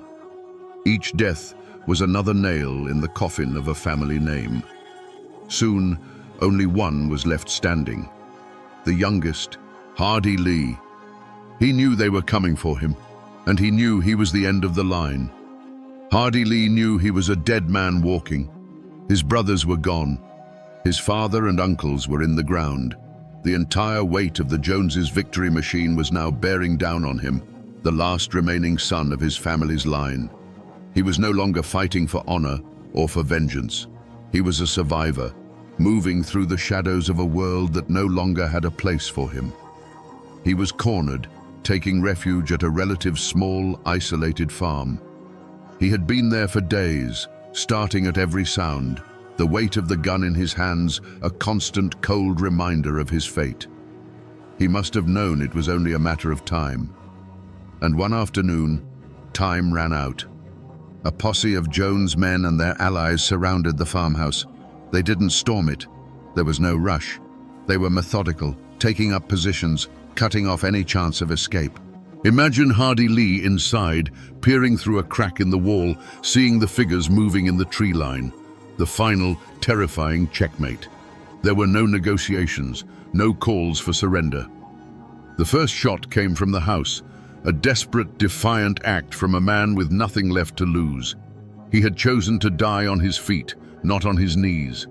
The response was overwhelming. A fusillade of rifle and shotgun fire tore into the small wooden farmhouse, the air filled with the sounds of splintering wood and shattering glass. It wasn't a battle, it was an eradication. Hardy returned fire, a lone gunman against an army, his shots becoming more sporadic as the Joneses' volley continued relentlessly. And then, after a few frantic, violent minutes, it stopped. A single final shot echoed across the fields. Then, silence. The posse advanced cautiously on the bullet-riddled house. Inside, they found him. Hardy Lee, the last of the fighting Lee men, was dead. The war was over. The Joneses stood over the body of their final enemy, but there were no cheers, no celebration, just the ringing in their ears and the smell of gunpowder. They had done it. They had won. They had avenged their dead and erased their rivals from the earth. They had achieved everything they had set out to do. With the death of the last Lee brother, a silence fell over the pine forests of South Georgia. The Joneses had won. They had achieved total victory.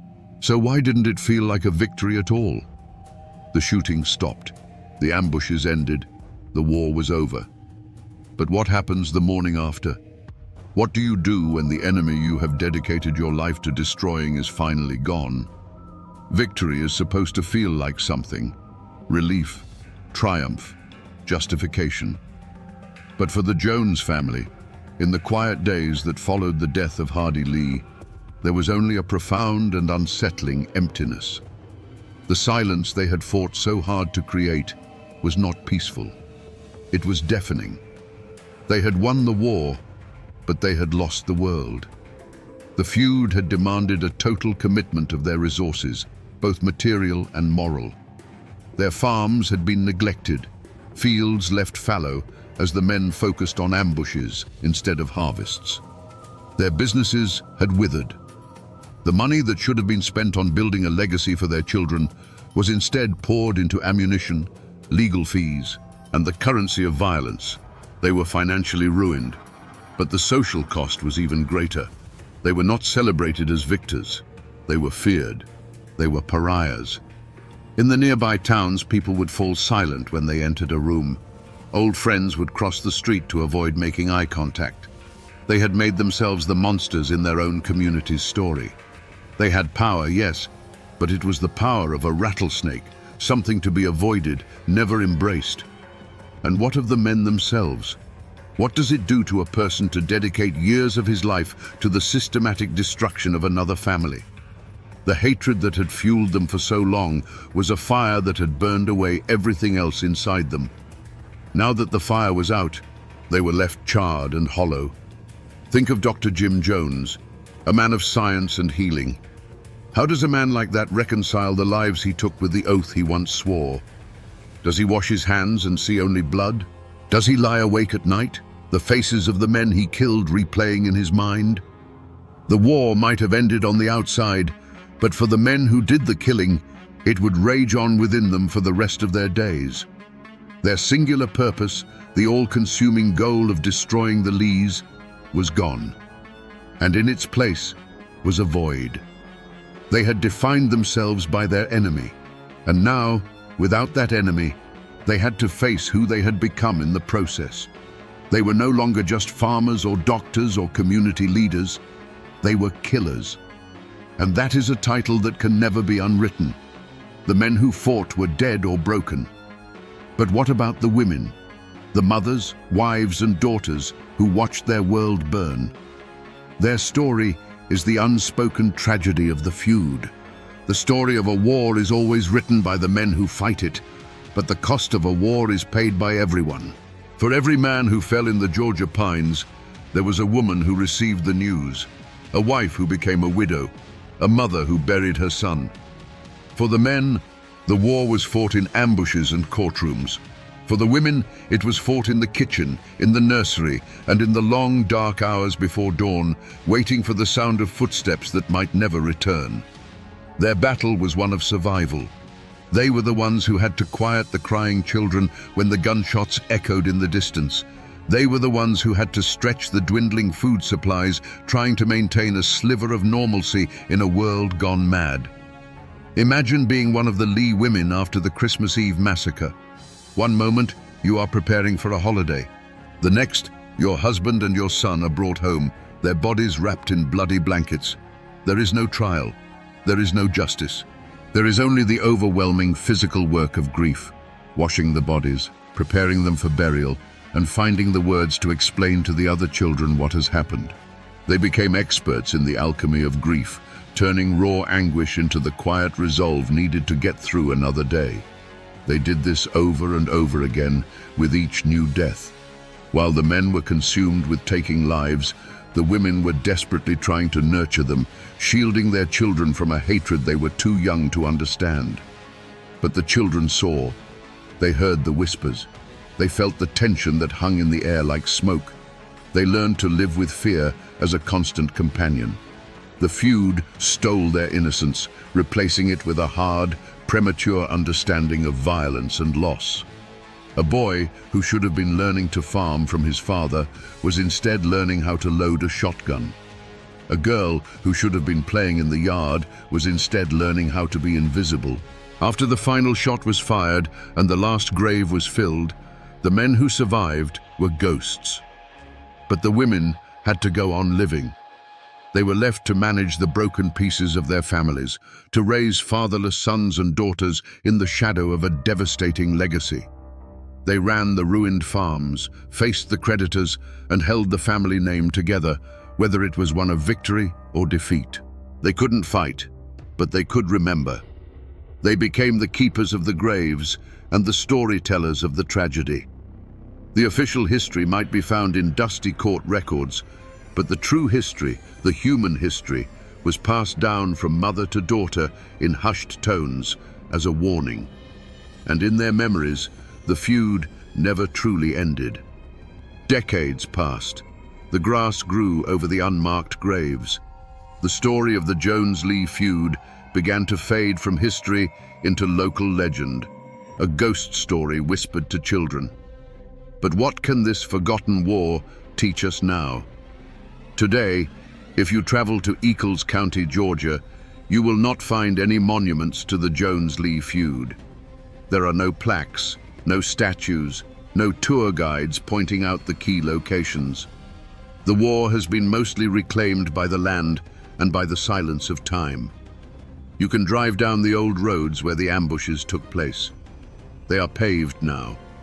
The dense, threatening woods have been thinned by logging and development.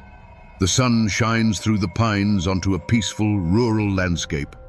It is almost impossible to imagine these quiet roads as the site of so much bloodshed and terror.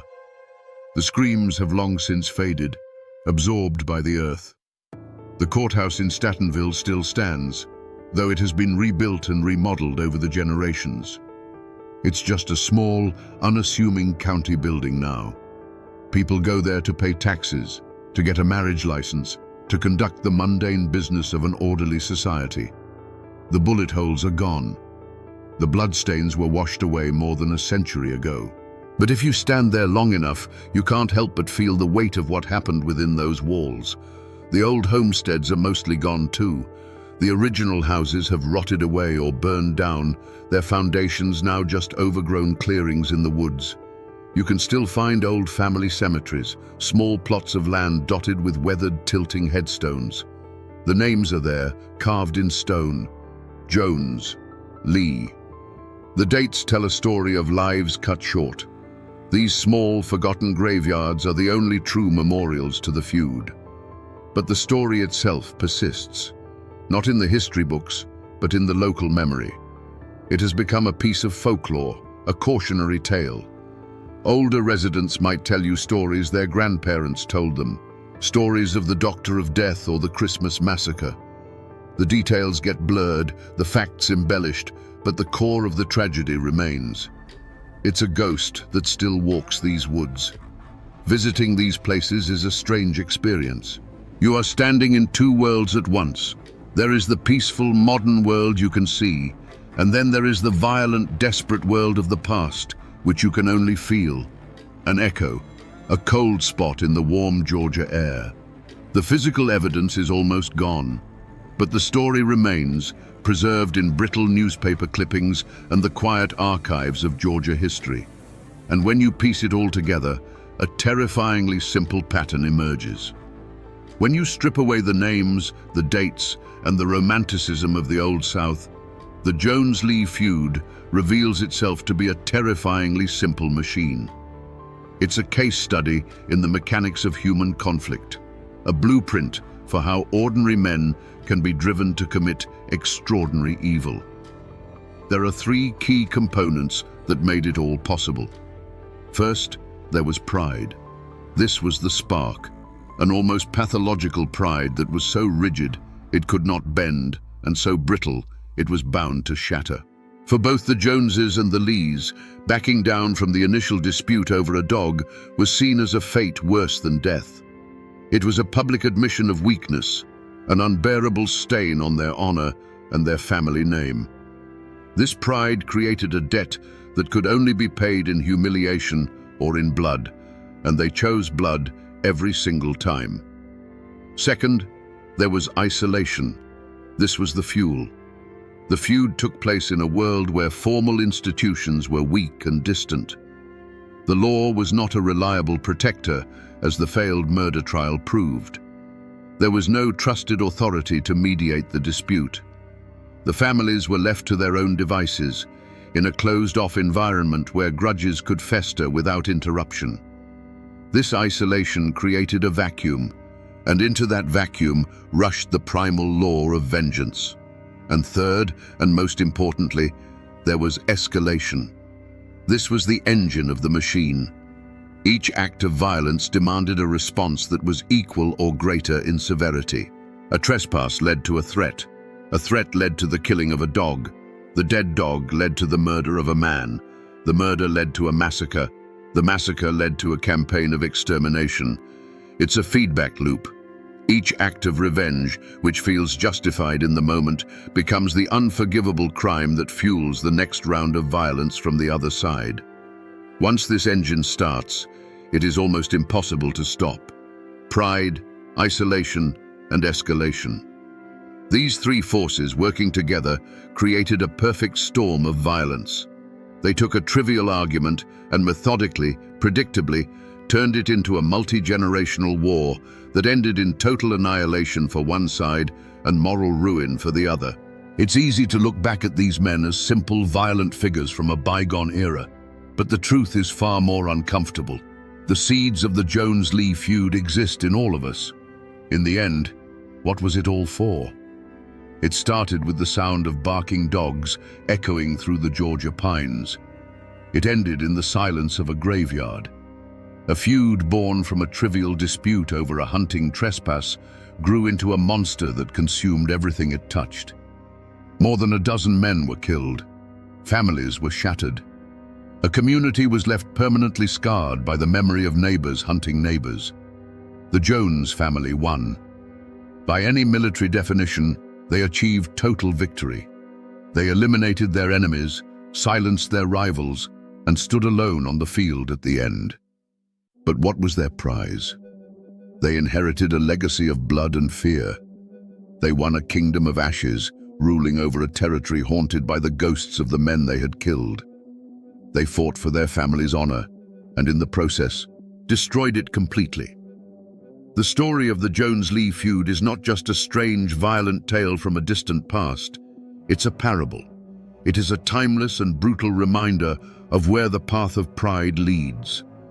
The same stubborn pride that refused to yield over a hunting dog is the same pride that fuels road rage incidents, that turns family arguments into bitter estrangements, and that drives nations to war over a patch of worthless ground.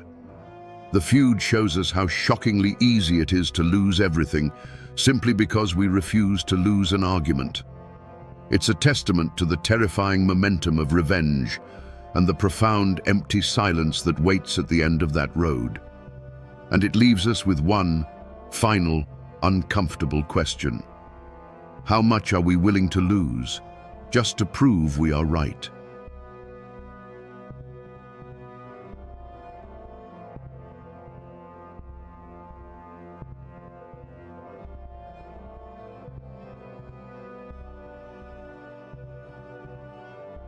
"5 years before the shot heard round the world at Lexington, a different shot echoed through the Carolina backcountry.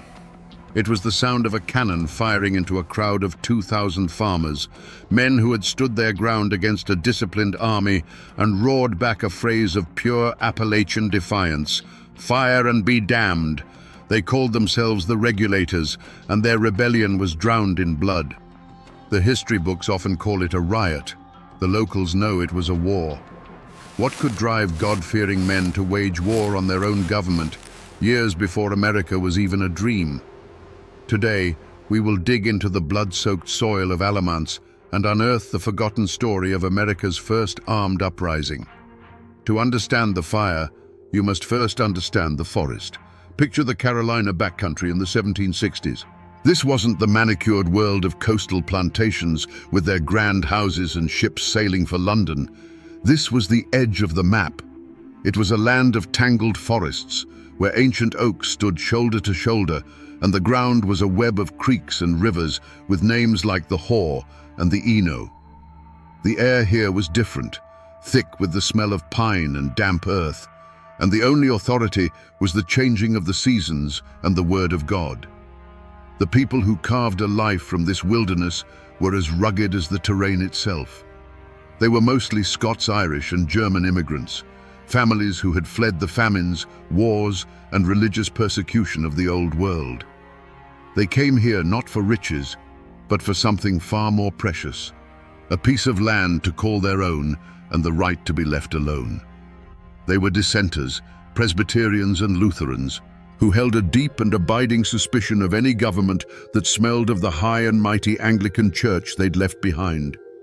Their lives were a testament to pure grit.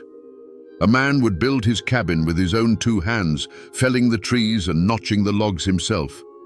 He'd clear his fields one back-breaking stump at a time, his wife working right alongside him. They hunted for their meat, grew their own corn, and spun their own wool. Survival was a daily struggle against rocky soil, harsh winters, and the ever-present threat of raids.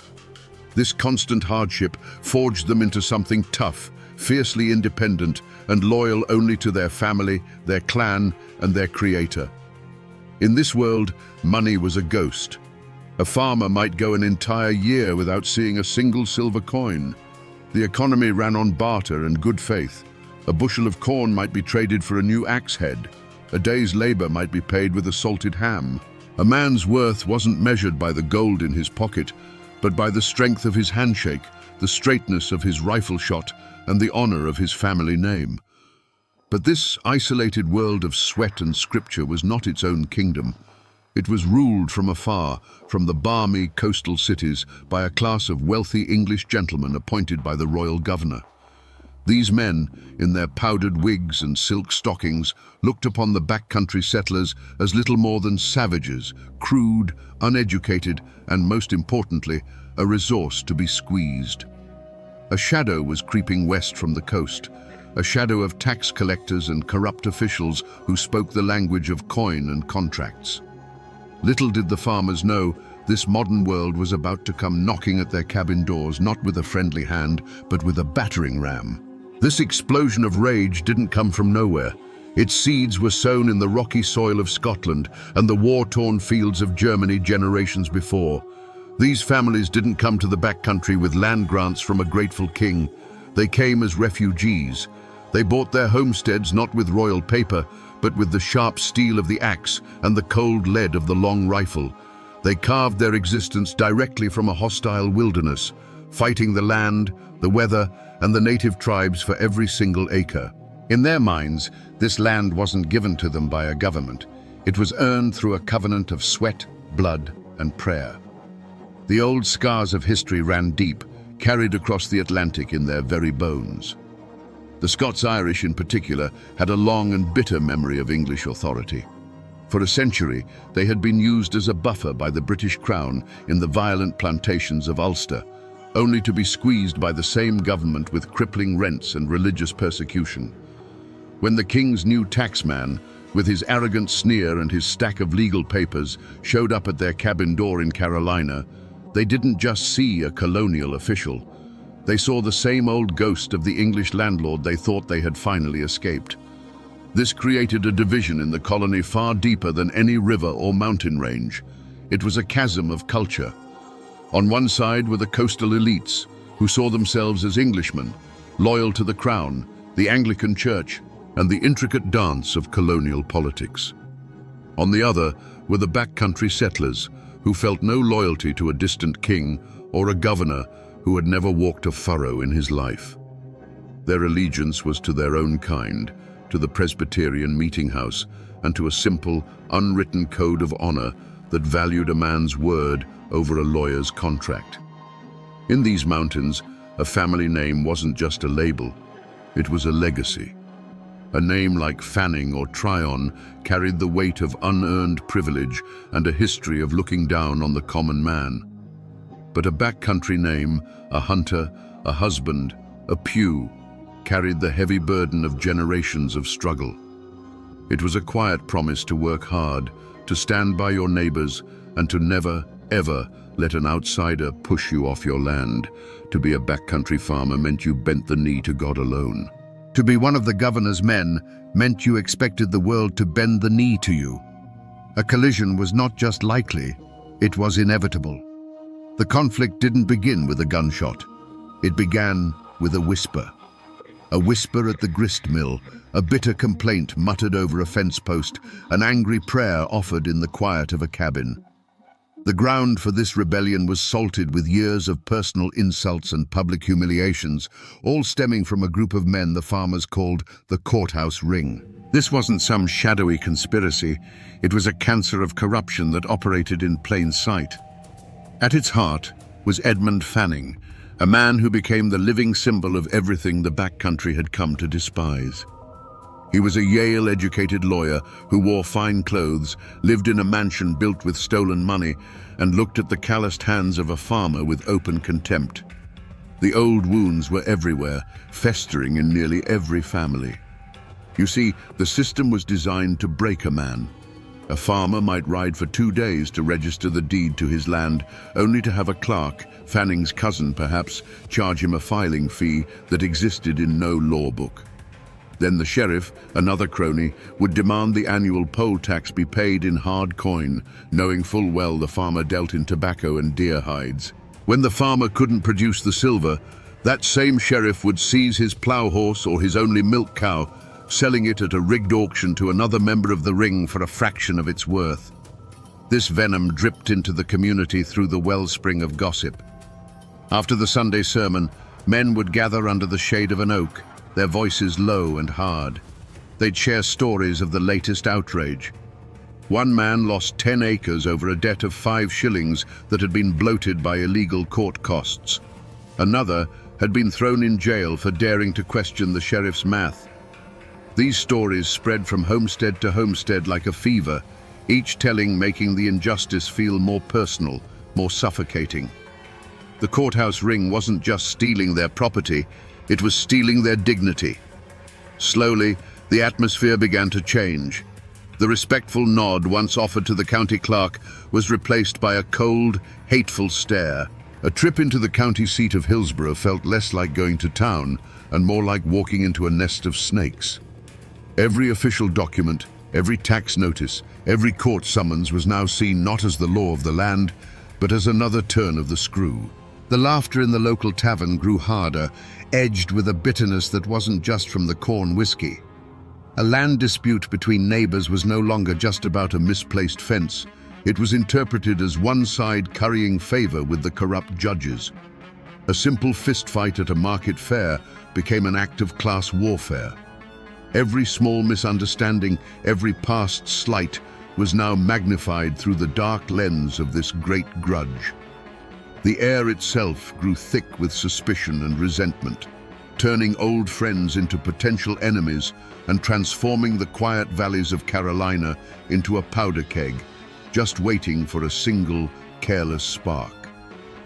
Before the storm breaks, the air always goes dead still. In the hills of Carolina, that stillness was filled with a rising dread. The old women, who carried the superstitions of Scotland and Germany in their bones, began to whisper. They spoke of the panther's scream sounding less like a cat and more like a woman mourning a child not yet lost.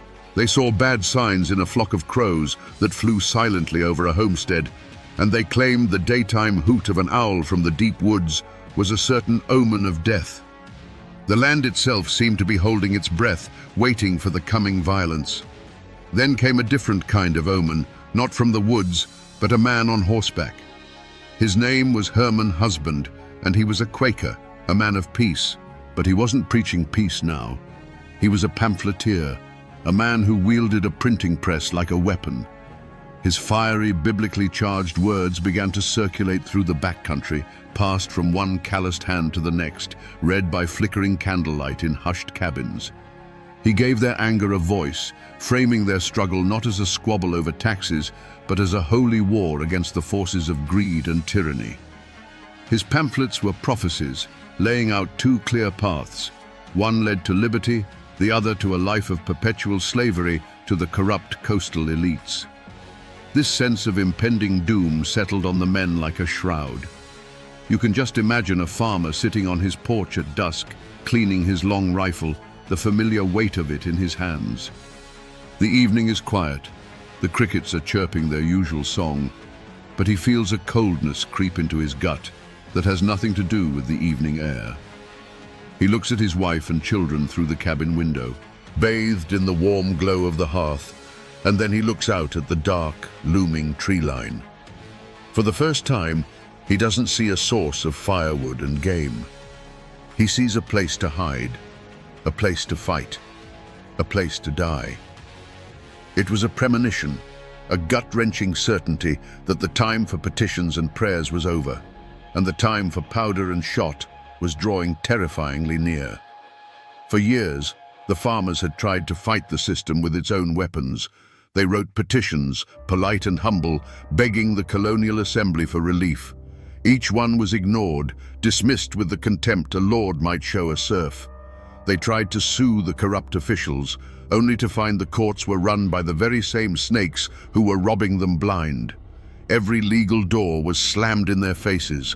The pressure had been building for years, and in September of 1770, in the town of Hillsborough, the dam finally broke. This was no spontaneous riot. It was a calculated act of defiance. 150 regulators, their faces grim and set, marched into town on court day. They weren't a disorganized rabble. They were a determined force, armed with heavy sticks, farm tools, and a righteous fury that had been simmering for a decade. Their target was the courthouse, the very symbol of their oppression. They stormed the building, a wave of muddy boots and homespun cloth overwhelming the shocked officials. Their first act was to find Edmund Fanning. They dragged the despised official from the judge's bench, his fine clothes tearing in their grip. They threw him into the dusty street and beat him, not to kill, but to humiliate. Each blow was a release of years of pent-up rage for every illegal fee, every stolen horse, every contemptuous sneer. When they were done with Fanning, they turned on his house, a mansion so luxurious the farmers called it a palace built on their tears. They didn't just vandalize it, they dismantled it, brick by brick, until nothing was left but a pile of expensive rubble. Back in the courthouse, they held a mockery of justice. They dragged the judge from his seat and put one of their own in his place, going through the court docket and striking down the cases against their fellow farmers. This was more than a protest. It was a revolution in miniature. They weren't just attacking a man, they were attacking the entire legal and political authority of the royal governor. When news of the Hillsborough riot reached the coast, it was seen as a declaration of war. Governor William Tryon, an arrogant and ambitious military man, could not let this stand. This was a direct challenge to his power and, by extension, the power of the king. The line had been crossed. There would be no more petitions, there would be no more negotiations. The only answer now would come from the barrel of a gun. The first drops of blood had been metaphorical, spilled in the beating of a corrupt official and the destruction of his home. The next would be real. On the morning of May 16, 1771, two armies faced each other across a quiet field bordering Alamont's Creek. On one side stood Governor Tryon's militia, over 1,000 men in disciplined lines, their bayonets glinting in the spring sunlight. Before them sat the dark, menacing mouths of several cannon. On the other side, scattered amongst the trees and rocks, were 2,000 regulators. They were not an army. They were a gathering of fathers and sons, armed with the old hunting rifles and farm tools they used to feed their families. When the governor's final demand for surrender was met with that thunderous cry, "Fire and be damned," the fate of them all was sealed. There was no warning shot. The first sound was a deafening physical blow that seemed to tear the very fabric of the sky. The cannon spoke, and the world dissolved into smoke and a hellish roar. For the farmers, who had only ever known the sharp crack of a squirrel rifle, it was the sound of the apocalypse. The ground shook beneath their feet, and the air, which moments before had carried the scent of honeysuckle, was instantly choked with the bitter, sulphurous stink of black powder. Through the eyes of a young boy hiding behind a wagon, the battle was not a series of heroic charges, but a terrifying blur of chaos. He saw the man who had been his neighbor, a man he'd known his whole life, suddenly stagger and fall as if tripped by an invisible hand. There was no dramatic cry, just a quiet, heavy collapse into the grass. He heard the pop, pop, pop of the regulator rifles, a desperate and scattered sound, answered by the terrifying, unified crash of hundreds of militia muskets firing as one. It was the sound of a handful of pebbles thrown against a stone wall. The air itself became a lethal thing, filled with a constant, high-pitched whine. Leaves and twigs were clipped from the trees as if by an unseen scythe. Men would duck behind an ancient oak for cover, only to have the bark explode into splinters beside their head. The orderly commands of Tryon's officers were a distant, chilling murmur, while the sounds on the regulator side were a desperate chorus of individual shouts, screams of pain, and cries of encouragement that were swallowed by the unending noise. When the smoke momentarily cleared, the field was a landscape of surreal and terrible images. A farmer's broad-brimmed hat lay upside down in the grass, a small dark hole punched through its crown.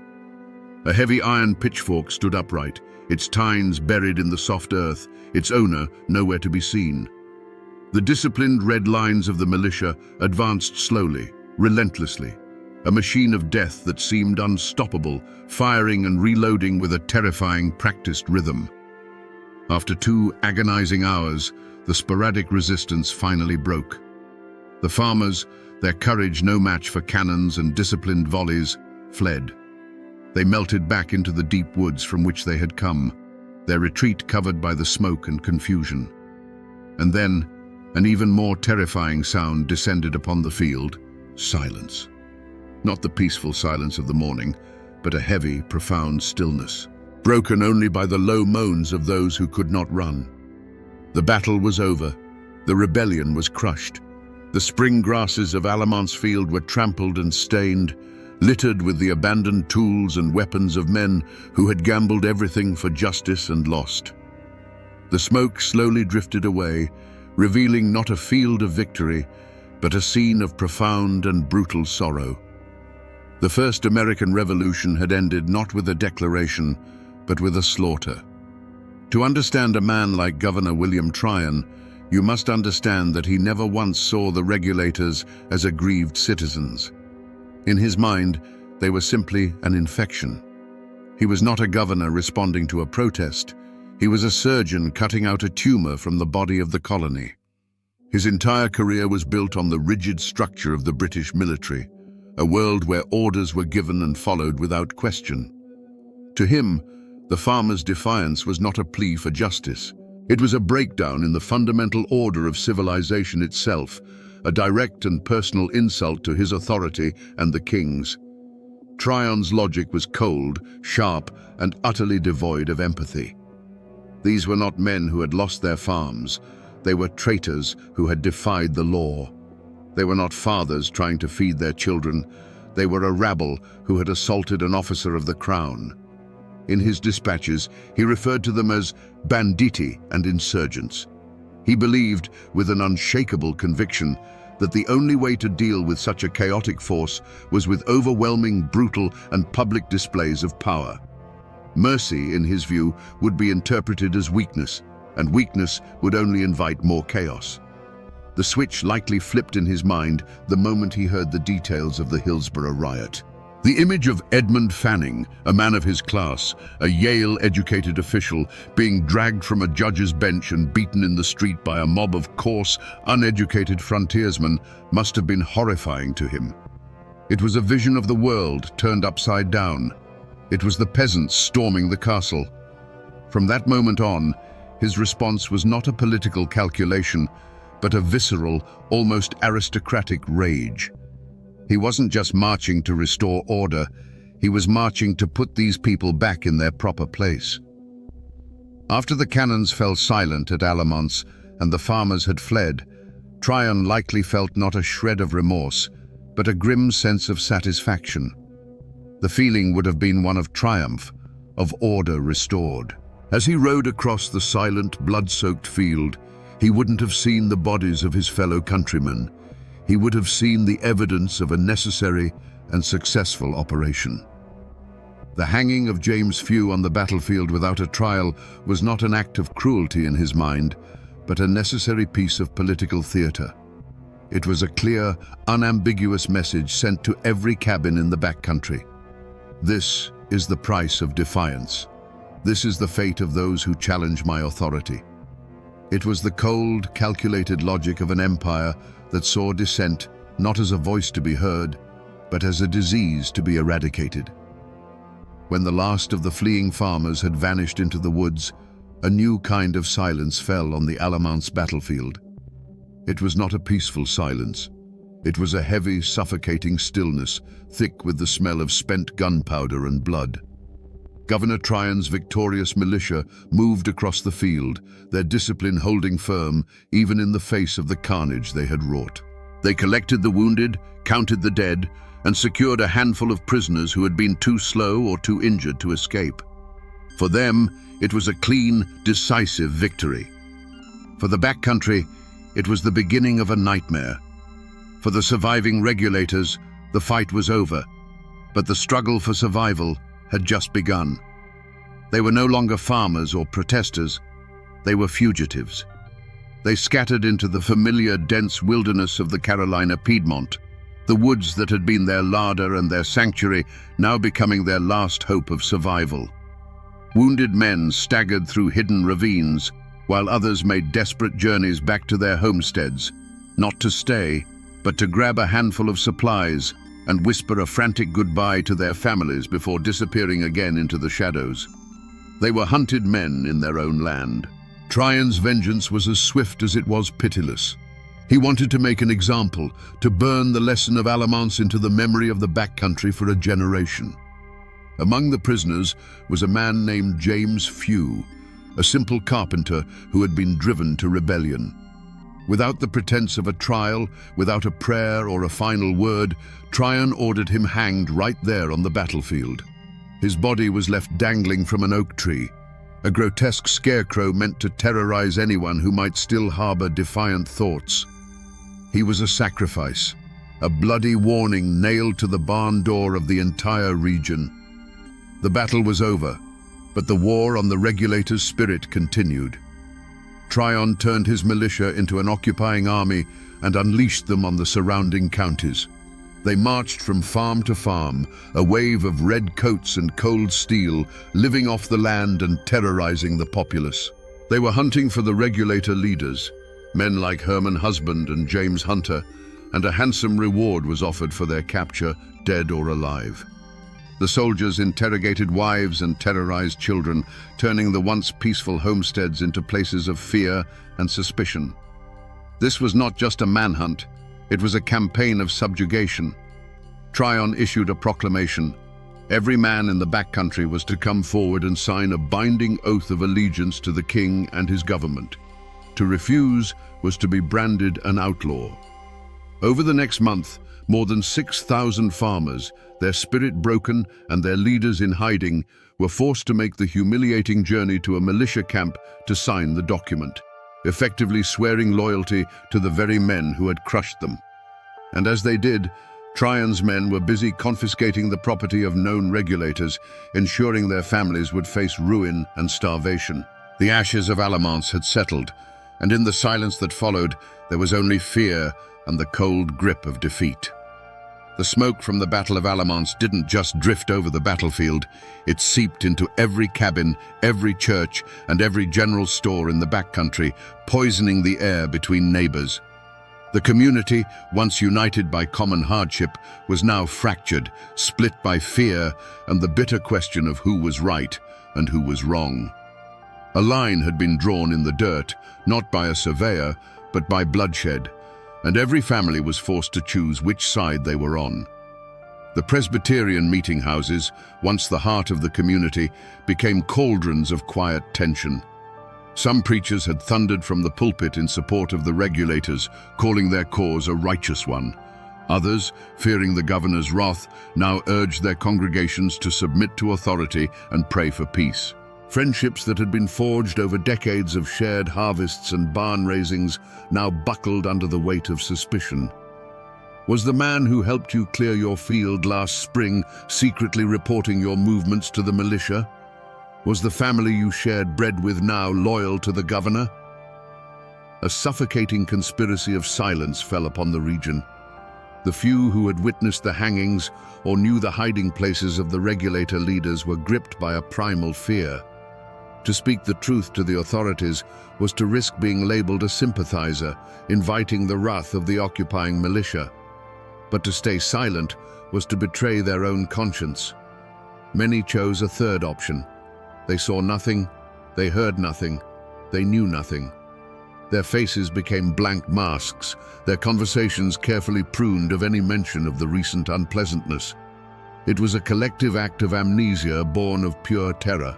Yet, even in this climate of fear, small acts of both courage and cowardice became the true measure of a person's soul. A brave farmer's wife would leave a basket of bread and salted meat at the edge of the woods, a silent signal to a husband or neighbor in hiding. A blacksmith, under the watchful eye of a militia patrol, would deliberately botch the shoeing of their horses, slowing them down just enough. But for every act of quiet defiance, there was an act of betrayal. A struggling farmer, tempted by the reward money or hoping to curry favor with the new powers, would lead a patrol to a hidden cabin. A merchant would provide a false alibi for a government loyalist, condemning an innocent man with his lie. The regulator war was no longer a battle fought with rifles on an open field. It had become a silent, vicious war fought with whispers, glances, and closed doors. It tore at the very fabric of the community, turning the backcountry into a place where the deepest loyalties were tested, and the truest nature of a man's heart was laid bare for all to see. With the rebellion crushed, the final act of Tryon's vengeance began, the hunt for the ringleaders. This was not a simple matter of law enforcement. It was a grim, relentless pursuit through the unforgiving Appalachian foothills. Tryon's militia, composed of Easterners who viewed the backcountry as a savage wilderness, formed the core of the posse. They were joined by a motley collection of local loyalists eager to prove their allegiance, and a few opportunistic bounty hunters who smelled blood money on the wind. Their mission was simple: bring back the leaders of the regulators, preferably in chains. The chase became a brutal contest between the hunters and the hunted, with the mountains themselves as the main character. The fugitives, men like James Hunter and the pamphleteer Herman Husband, knew this land like the back of their own hand. They knew every hidden valley, every secret pass, every cave where a man could disappear. They moved like ghosts through the dense forests, subsisting on wild berries and whatever game they could kill without a gunshot giving away their position. They were aided by a silent network of sympathetic farmers who would leave them food, warn them of patrols, and lead the militia on wild goose chases into impassable swamps. For the pursuers, the hunt was a descent into a green hell. The rugged terrain was their enemy. They were tormented by biting insects, venomous snakes, and the constant, unnerving feeling of being watched from the shadows. Their brightly colored uniforms made them easy targets, and their ignorance of the land led them into ambushes and dead ends. More than one militia patrol found themselves hopelessly lost, forced to abandon the chase and struggle back to camp, humiliated and exhausted. The mountains, which had nurtured the regulators' independence, now served as their greatest fortress. Despite the difficulties, the net slowly tightened. Herman Husband, the intellectual soul of the movement, was a writer, not a woodsman. He was captured relatively quickly, his spirit broken. Others, however, were harder to corner. The general of the regulators, James Hunter, remained at large, a phantom who seemed to be everywhere and nowhere at once. The final moment of capture for most of the key leaders wasn't a dramatic firefight in a mountain pass. It was a slow, grinding process of attrition. Exhausted, starving, and betrayed by informants, they were picked off one by one. Often, they were found not in a heroic last stand, but sleeping in a barn or accepting a meal from someone they mistakenly trusted, too worn down to run any longer. The hunt in the shadows was over, and the stage was set for the governor's final act of justice. The captured regulator leaders were dragged back to Hillsborough, the very town they had once triumphantly seized. But now, it was an armed camp. Governor Tryon's militia stood guard on every corner, their bayonets fixed, turning the colonial courthouse into a fortress. The air inside the courtroom was thick with the metallic tang of fear and the stench of foregone conclusions. On one side of the room sat the coastal gentry and loyalists, their faces smug with victory. On the other, huddled in silence, were the wives and families of the accused, their faces etched with a despair that knew there was no hope here. In the defendant's box sat the 6 captured leaders. They were not cowering criminals. They were broken, exhausted men, but their eyes held a hard, defiant glint. There was no remorse on their faces, only the quiet dignity of men who had fought for what they believed in and lost. They looked out at a courtroom where the judge, the prosecutor, and the jury were all part of the same corrupt system they had risen up against. Their trial was a piece of theater written by the victors, a legal ritual designed to give the veneer of law to an act of pure political vengeance. The proceedings were a farce. Witnesses for the prosecution, likely motivated by fear or reward, gave their testimony. Any evidence of the years of extortion and abuse that had led to the rebellion was dismissed as irrelevant. The charge was not assault or rioting, it was high treason. By firing on the king's representative, they had, in the eyes of the law, fired upon the king himself. It was a charge from which there was no escape. The verdict, when it came, was a foregone conclusion, delivered with cold, formal gravity: guilty. The sentence: death by public hanging. A wave of shock and grief washed over one side of the courtroom, while satisfied murmurs rippled through the other. 6 men who had stood up for their neighbors against a tide of corruption were now to be strung up like common murderers. But the story of this trial does not end with the judge's gavel. It ends on the gallows with a man named James Pugh.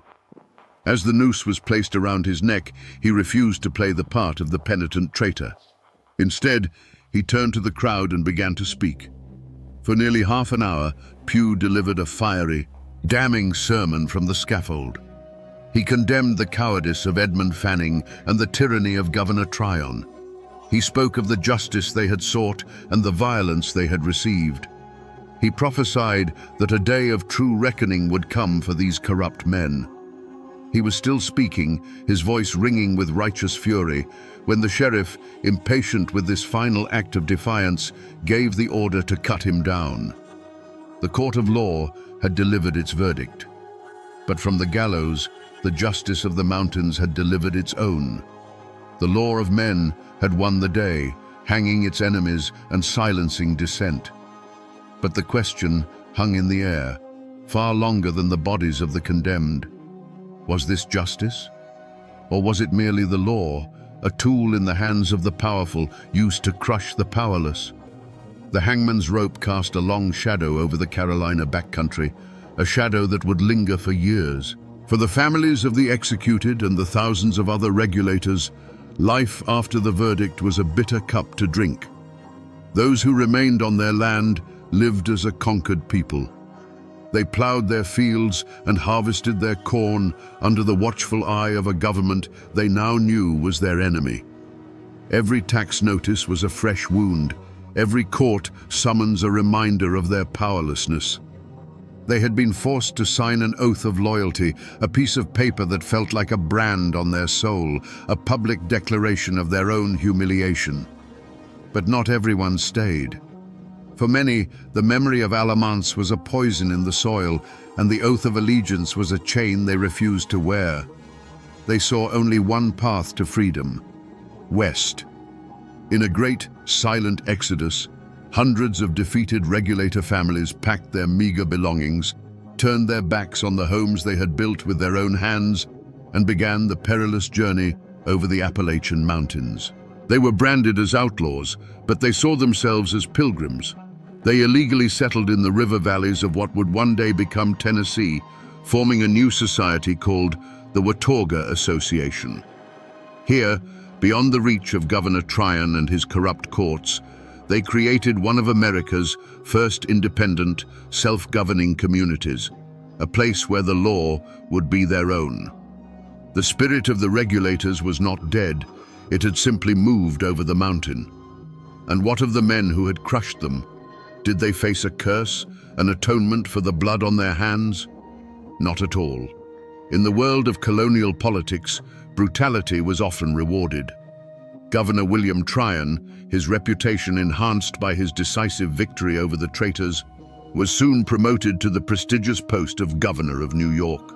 Edmund Fanning, the architect of the farmer's misery, also left Carolina, continuing his career as a loyal servant of the crown. They faced no justice, no ostracism, no reckoning. They simply moved on, leaving a broken land behind them. Their only curse would come years later, when the fires of revolution they had helped to stoke would finally consume the entire British system they served. Back in Carolina, the community tried to heal by forgetting. The story of the Regulator War became a dangerous and painful memory, a ghost to be locked away. The word regulator itself became a whisper, a name associated with defeat and treason. People got back to the hard work of survival, focusing on the seasons and the soil, burying the trauma of Alamance under a blanket of collective silence. They tried to move on, to pretend it never happened. But a wound that deep doesn't heal just because you stop talking about it. It festers in the darkness, waiting for a chance to break open once more. Decades pass. The powdered wigs and red coats are gone, but the echoes of Alamance never truly faded. They can be found in the bloodlines of the families who fought there. Many of the sons of the regulators, raised on bitter stories of Tryon's tyranny, picked up their rifles again just 4 years later. The British made the fatal mistake of assuming these backcountry men, once crushed by a royal governor, would be loyal to the crown. They couldn't have been more wrong.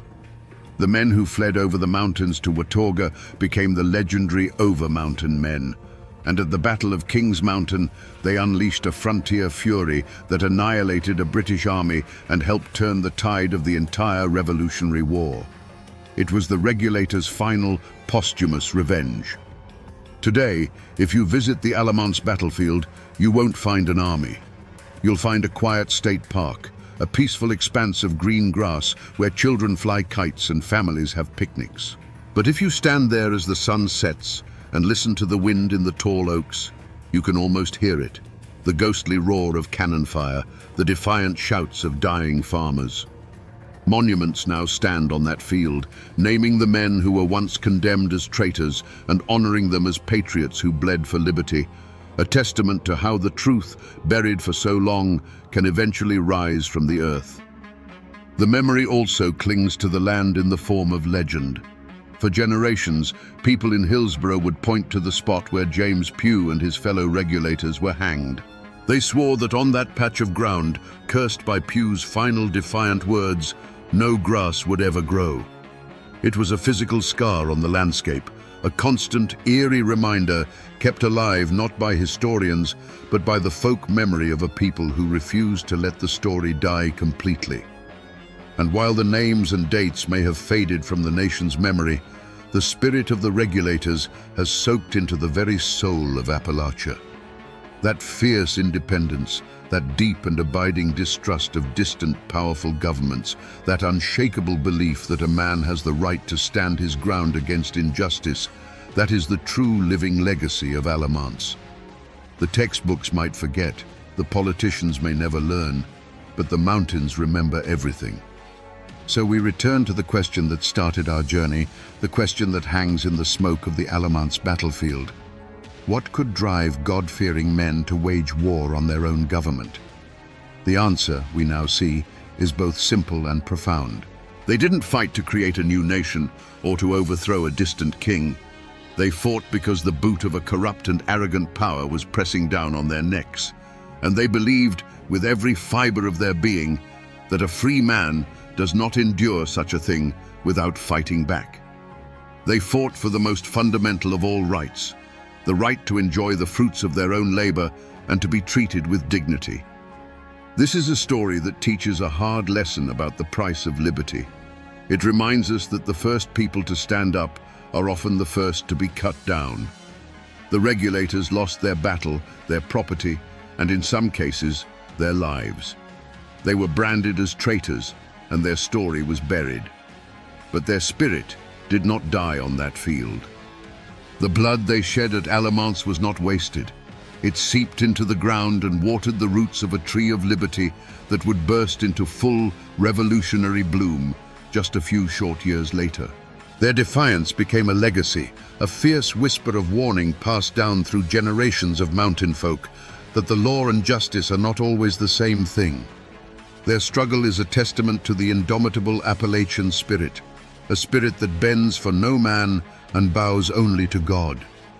It's a timeless reminder that when every legal door is slammed shut, when every petition is met with contempt, ordinary people will eventually seek their justice not in a courthouse, but in the open field with whatever tools they have at hand. Their voices were silenced by the rope and the cannon, but if you listen closely, you can still hear their echo in the Carolina hills. And now, my friends, you know the rest of the story. Imagine waking one morning to find a bundle of freshly cut willow branches tied to your front door. In the lawless hills of 19th century Kentucky, this wasn't a gift. It was an ultimatum, a final warning from a secret army that judged you in the dead of night. They called themselves the White Caps, angels of justice who promised to bring order to a land drowning in chaos. But the whispers that still echo through these hollers tell a different story. A story of how saviors became monsters and how the quest for justice turned into a thirst for blood and power. How did a committee of concerned farmers become a hooded terror that ruled by the whip and the rope? Today, we separate the legend from the brutal truth and uncover the story of the Whitehead clan. To understand the White Caps, you first have to understand their world.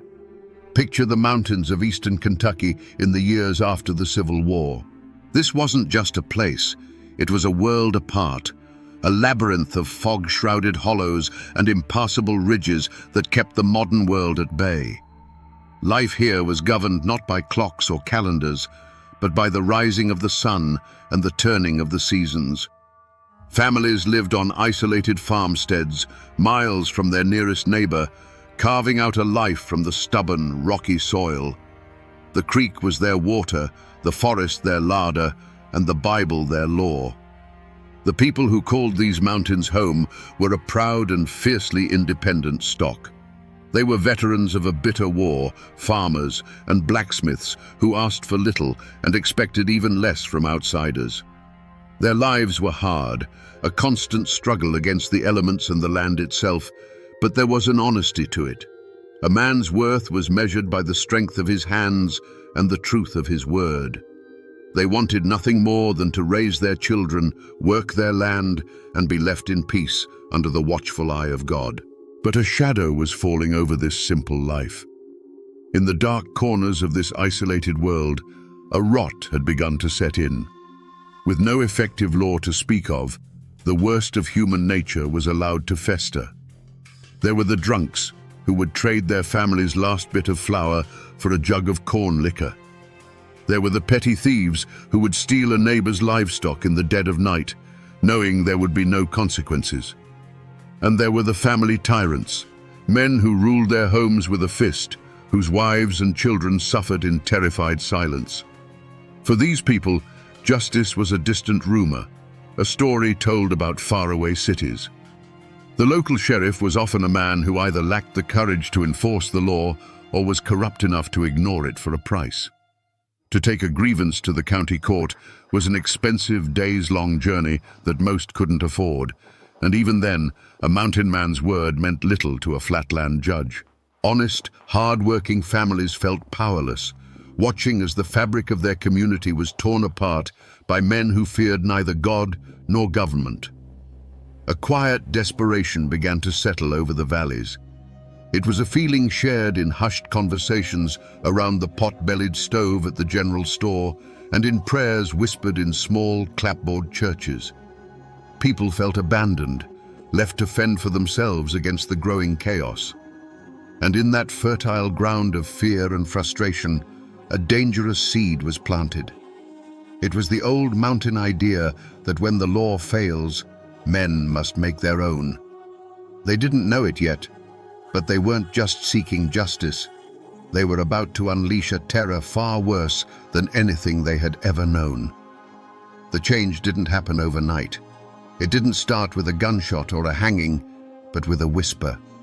A whisper that traveled from farm to farm, a shared frustration that finally found a voice in a secret meeting in an old barn. They were respected men, farmers, veterans, even a preacher or two, men who had simply had enough. They decided that if the law wouldn't protect their families, they would become the law. They took a name for themselves, the White Caps, and for their uniform, they chose the simplest, most terrifying disguise imaginable, a plain white sack with holes cut for eyes. Their first target was a man known throughout the valley for his drunken cruelty, a man who beat his wife and starved his children while he spent his days in a stupor. One morning, he awoke to find that silent message on his door, a bundle of willow switches. It was a clear ultimatum, understood by everyone in the mountains. Straighten up or face the consequences. The man, arrogant in his belief that no one would dare challenge him, laughed it off. He threw the branches into his fire and went back to his bottle. It was the last mistake he would ever make in that county. A few nights later, the community learned what happened when a warning was ignored. A procession of silent riders, their faces hidden beneath those stark white hoods, descended on the man's cabin. There were no shouts, no threats, They moved with a chilling purpose, pulling the terrified man from his bed. They dragged him out into the cold night air, his wife's pleas echoing unanswered in the darkness. They tied him to a tree and one by one took up the same kind of willow switches he had burned and delivered their brutal judgment. It wasn't just a beating, it was a ritual of public shaming, a message delivered not only to him, but to everyone. When it was over, they gave him a new ultimatum: be gone by sunrise, or they would return. The next morning, the man, broken and bleeding, gathered his few belongings and left the county forever. And a strange quiet fell over the valley. The theft stopped. The town drunkards stayed home. For the first time in years, there was a sense of order. The Whitecaps had proven that their methods worked. They had tasted power, the absolute power to inspire fear and enforce their will. And in that moment of victory, without realizing it, they had crossed a line from which there was no return. The first drops of blood had been spilled not to kill, but to correct. Yet they had watered a seed that would soon grow into a monstrous tree. The taste of power is a poison, and it didn't take long for it to blacken the souls of the Whitecaps. The original mission of punishing drunks and thieves was forgotten, replaced by a much more profitable enterprise: fear for hire. Now, a man could pay the clan to settle a land dispute in his favor. A jealous husband could arrange a visit for a rival. The white hood was no longer a symbol of justice. It had become a mask for greed, revenge, and pure, unadulterated terror. The willow switch was no longer enough. The lessons they taught now were final. Their new reign was cemented not by punishing the guilty, but by making an example of the innocent. Consider the story of a farmer, a man respected for his honesty and hard work. His only crime was courage. He had stood up in a public place and called the Whitecaps what they had become: a gang of cowardly bandits who hid their faces. He refused to join them, refused to be silent. He knew the risk, but his mountain pride would not let him bow to them. The Whitecaps heard his words, and a death sentence was passed in the shadows. One moonless night, the family's dogs, usually fierce protectors, let out a single terrified yelp before falling silent. A moment later, the cabin door didn't just open. It exploded inward, splintering off its leather hinges. Silent figures, more like ghosts than men in their white hoods, filled the small room. They said nothing. They simply pointed a finger at the father of the house, who had just sat up in his bed. The children, frozen in terror in their small cots, could only see flickering shadows and hear the sounds of a nightmare that would be seared into their memory forever. His wife threw herself at the intruders, begging, pleading, but she was thrown aside like a rag doll. They dragged the man from his home, his bare feet scraping on the cold, hard-packed dirt of the yard. His family was forced to remain inside the cabin, captives in their own home, made to watch through the shattered doorway. They saw the torchlight glinting on a rope as it was thrown over the thick branch of an old oak tree. They were being made to bear witness. This wasn't just a murder, it was a lesson, and his family were the first pupils. The children covered their ears, but it did no good. The night was filled with the sounds of a brief, desperate struggle, a man's choked gasps for air, and then a sickening, heavy snap that echoed through the hollow. After that, nothing.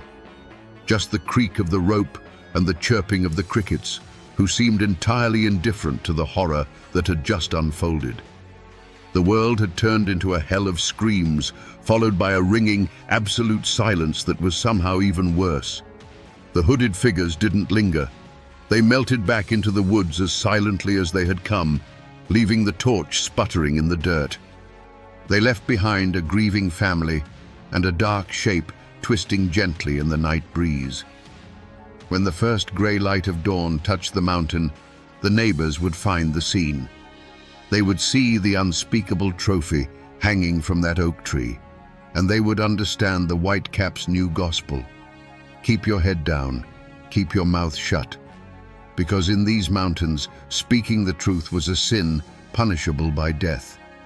When the sun finally rose, its light did little to chase away the darkness. It only served to illuminate the horror. The first neighbor to pass by stopped dead in his tracks, his breath catching in his throat. He didn't run for the sheriff. He didn't cry out in alarm. He simply turned his wagon around and went to fetch other men, speaking in low, grim whispers. There was no question of who had done this. The sight of the body, a terrible monument to the price of defiance, was a signature left by the white caps.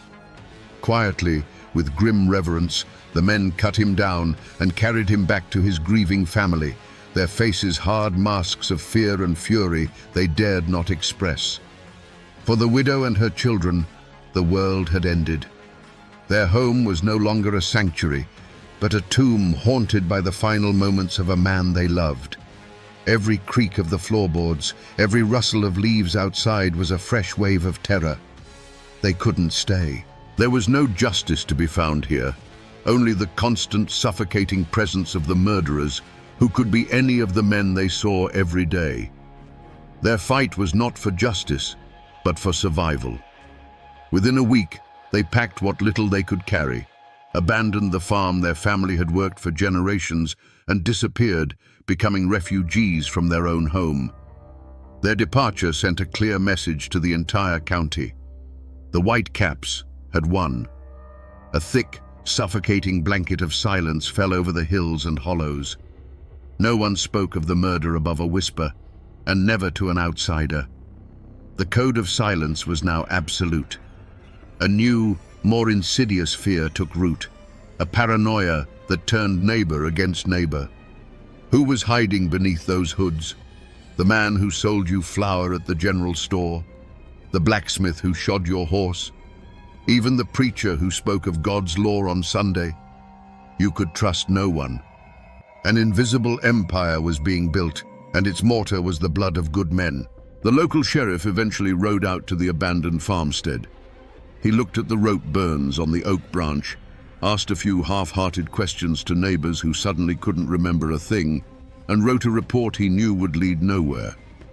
Perhaps he was a coward, too afraid of the hooded men to conduct a real investigation. Or perhaps, and this was the most chilling thought of all, he was one of them, his badge just another mask he wore during the day. His visit was a formality, a hollow gesture that only proved one thing: the law of men had no power here anymore. The hunt for the culprits never began. How could it?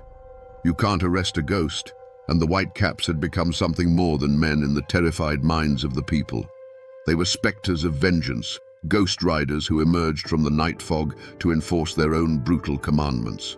The story of the murdered farmer became a cautionary tale whispered to children, a local legend born from a truth too terrible to confront directly. The ashes of his life had fertilized the soil of their fear, and from it, the white caps' reign of terror would grow unopposed, casting a long, dark shadow over the mountains. Terror cannot last forever. Eventually, a monster will devour itself. The white caps grew too bold, too greedy, and their violence became indiscriminate.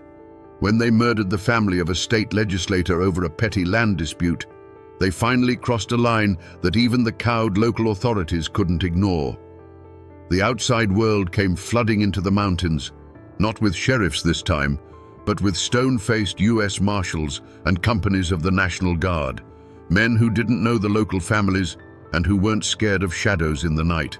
Arrests were finally made, and the stage was set for a trial that would pit the law of the state against the law of the clan. The county courthouse became the center of a storm. The small town swelled with newspaper reporters from as far away as Cincinnati, with curious onlookers who wanted a glimpse of the monsters, and with the grim-faced families of both the victims and the accused. Armed guards stood on the courthouse roof, their rifles glinting in the sun, a clear sign that this was not ordinary justice. It was a war being fought in a courtroom. Inside, the air was thick with tension and sweat. Every man on the jury knew his decision would follow him home.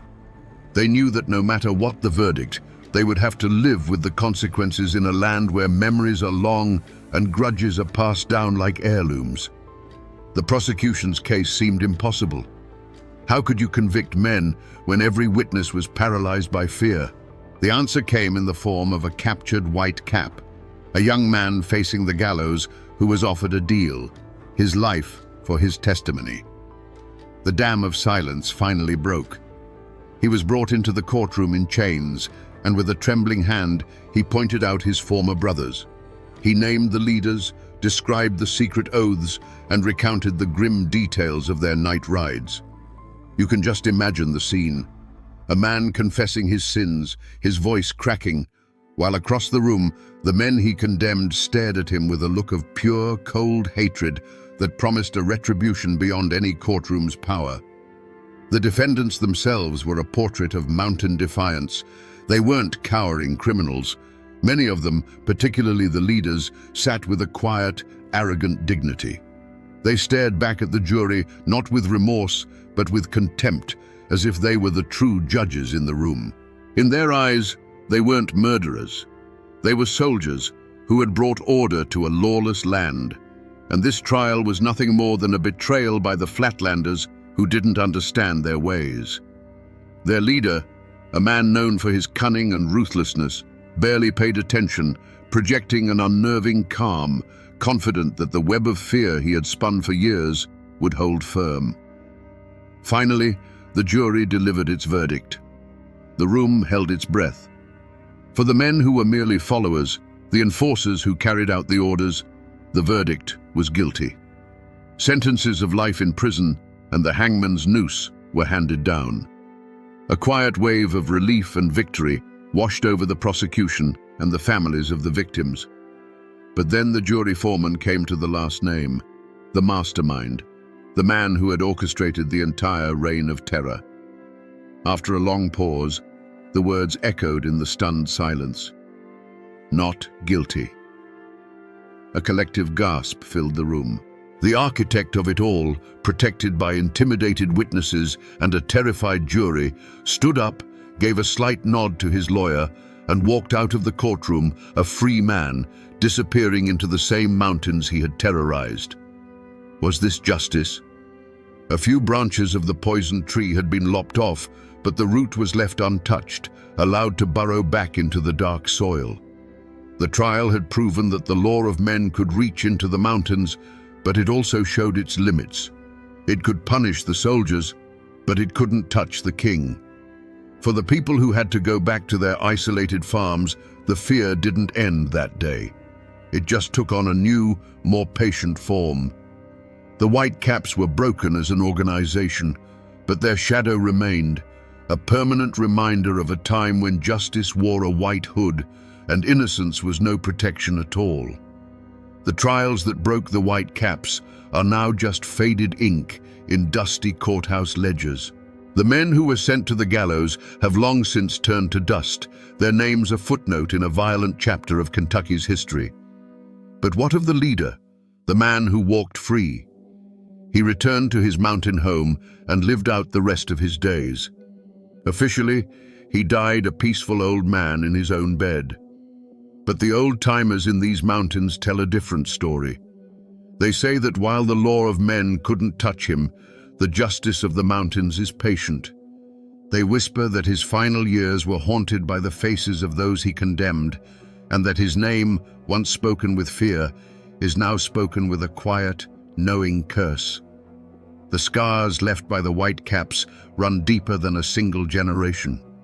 To this day, there are family names in those hollows that carry the weight of that time.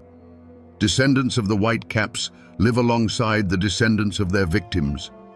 The story is a ghost that sits at their dinner tables. For some, it's a source of quiet shame, a dark secret to be kept buried. For others, it's a painful heirloom, a reminder of a resilience forged in terror and loss. The blood feuds may be over, but the memory lingers in the bloodline, a quiet rift that separates neighbor from neighbor even now. You can still find the physical traces of that time if you know where to look. The old county courthouse still stands, its brick walls a silent witness to the drama that unfolded within. On a quiet afternoon, you can almost hear the echoes of the prosecutor's accusations and feel the weight of the jury's fear. Not far from there, in a small, overgrown cemetery, you can find the tombstones of the men the Whitecaps murdered. The weathered inscriptions are simple and direct, telling you the day they were born and the day they died, but they leave out the most important part of the story: how they died and why. The oak tree where the farmer was hanged may or may not still stand, but its legend does, a dark landmark in the collective memory of the community. Most people have forgotten this story. The world has moved on, and the violent nights of the Whitecaps seem like a tale from another world. But the mountains remember. They hold these stories in the deep shadows of their hollows and in the rustle of the leaves on a moonless night. The official histories may have been written, but the true story, the human story of terror, courage, and survival, is preserved in the oral tradition passed down from one generation to the next. It has become a part of the landscape itself, a ghost that walks these hills, reminding us that the past is never truly gone. It's just waiting in the silence to be heard. So we come back to the question we started with, the one that hangs over this entire story like a mountain fog. How did a group of men who only wanted to protect their families become the very monsters they sought to destroy? The answer is as simple as it is terrifying. The Whitecaps weren't born evil. They were created by a vacuum, a space where law and order had died, and something had to take its place. They set out to be the cure, but without any checks on their power, the cure became a poison far deadlier than the disease.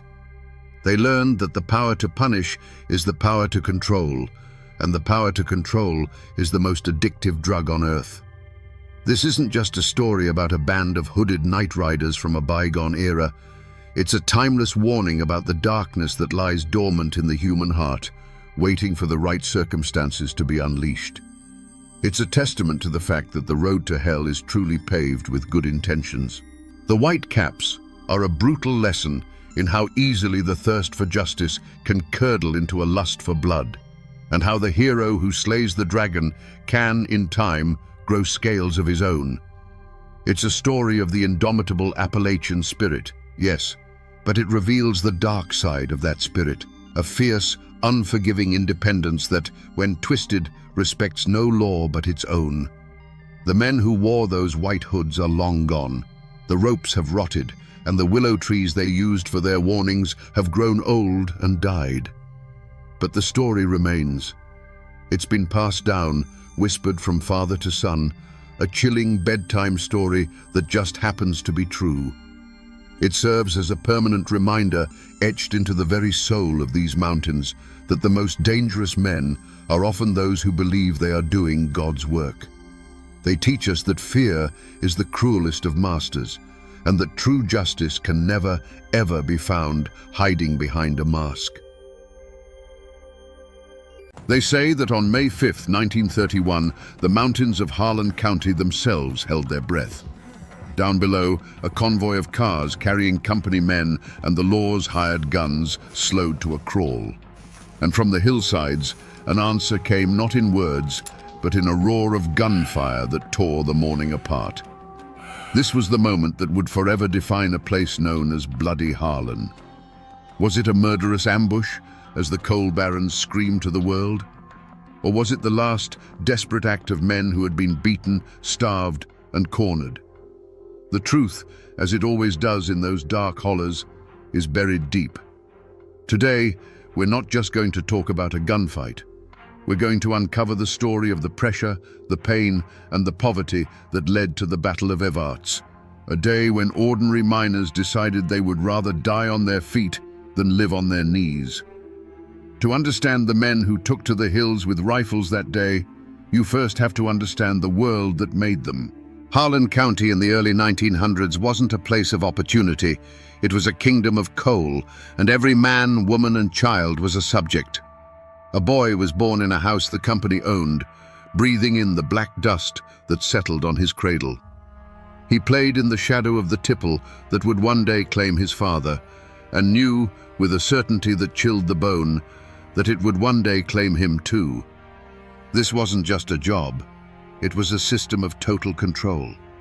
You lived in the company's house, so you could be evicted at a moment's notice. You shopped at the company's store, where your dollar was worth 50 cents, and you were paid not in American money, but in company scrip. This private currency was a leash designed to keep you in a state of permanent debt. A man could spend his entire life deep in the earth, risking his life for a pittance, and still die owing the company money. His debt would then pass to his sons. It was a new kind of feudalism, hidden away in the American mountains. The land itself taught them to be hard. The mountains demanded self-reliance. A man learned to hunt, to fix what was broken, and to stand his ground because no one else was coming to help him. This forged a powerful code, an unspoken law that was older and deeper than any statute passed in a distant capital. You stood by your kin. You looked a man in the eye. You did not suffer an insult to your honor, and you never, ever let an outsider push you off your own ground. The mine was a brutal teacher. Every day was a gamble against a cave-in, a gas explosion, or the slow, suffocating death of black lung. Men watched their friends get crushed, their fathers waste away, their brothers carried out on a stretcher. They learned that their lives were cheap, just another cost on the company's ledger. This constant dance with death bred a certain kind of fatalism, but it also bred a deep, simmering rage. So when the Great Depression hit, and the operators demanded that these men work for even less, they weren't just cutting a wage. They were breaking a sacred, unspoken pact. The miners had endured the danger, the debt, and the dust. They had traded their health and their freedom for a life that was just barely livable. By trying to take that last crumb, the company wasn't just making a business decision, they were delivering the final, unforgivable insult to the mountain code. They were pushing men who had nothing left to lose. Before the strike, before the guns, there was a life. It was a hard life, to be sure, but it was theirs. A miner's day began in darkness and ended in darkness, but in between there were moments of light. A man's kingdom wasn't the mine, and it wasn't the company town. It was the few square feet of his front porch where he'd sit at the end of a shift, bone-tired, and watch his children play in the yard. It was the smell of supper cooking, the one time of day the scent of coal was overpowered by something that felt like home. These men weren't just workers, they were husbands and fathers. They held a deep, fierce pride in their ability to provide, to put food on the table, no matter how meager. They'd come home with their faces permanently stained with black dust, but they would wash their hands clean before holding their babies. Their world was one of small dignities, a well-tended garden, a hymn sung in church on Sunday morning, the quiet respect of their neighbors. This was the life they were defending. It wasn't about a theory of labor, it was about their kids having shoes in the winter. And there was a brotherhood forged in the belly of the earth. Down in the darkness, a man's life depended entirely on the man next to him. They learned to read the groans of the mountain, to listen for the shifting of rock, to trust each other's instincts without a word. This created a bond that outsiders could never understand. They were more than neighbors. They were soldiers in a daily war against the mountain. They shared their last chew of tobacco, covered for each other when the foreman was on the prowl, and mourned together when the mountain inevitably claimed one of their own. This was the world the coal operators failed to see. They saw numbers on a ledger, a list of employees, a cost to be managed. They did not see the tight-knit fabric of a community woven from shared hardship and fierce loyalty. They didn't understand that when you threatened one family, you threatened them all. The world they had built, this fragile ecosystem of kinship and honor, was the only thing they had. And when the company came for it, they were coming for everything. The same mountain that gives a man his strength also carves his deepest flaw. For the miners of Harlan County, that flaw was a pride as hard and sharp as a shard of slate. It was a pride born of survival, a refusal to bow your head to any man, be he a foreman or a king. This wasn't arrogance. It was a deep-seated belief that a man's dignity was the one thing the company couldn't own and the mountain couldn't crush. There were stories told in the camps that every miner understood. A story of a man who put down his tools and walked out of the mine, sacrificing his job and his family's next meal, all because a young foreman from up north had called him boy. He wasn't being defiant for the sake of it. He was upholding a code.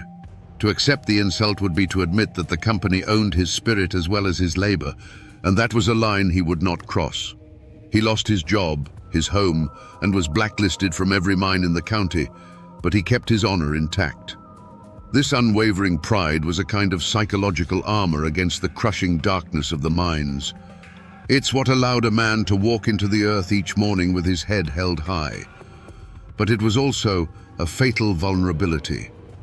The operators, in their distant offices, may not have understood the men, but their enforcers on the ground, the gun thugs and the sheriffs, they understood this pride perfectly. They learned it was a button they could push. They knew that these were not men who could be shamed or intimidated into submission indefinitely. They were men who would bend and bend and bend, absorbing every hardship with a stoic silence. But when you pushed them past that breaking point, when you made it a question of their honor as men, they would not break. They would explode. This pride, this absolute refusal to be seen as less than a man, was the powder keg sitting in the heart of Harlan County. All it needed was a spark. The first affront was the wage cut, a cold dismissal of their worth. The next was the company's response to the union. Any man who joined was fired, his name put on a blacklist that was a death sentence to his career. But the deepest cut, the one that went past the wallet and into the soul, was the evictions. Miners and their families, with nowhere to go, were thrown out of their company shacks, their belongings piled in the muddy road. It was an act of calculated cruelty, designed not just to punish the men, but to break their wives and starve their children.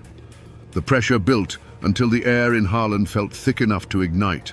And on the morning of May the 5th, 1931, the company provided the spark. They decided to make a statement.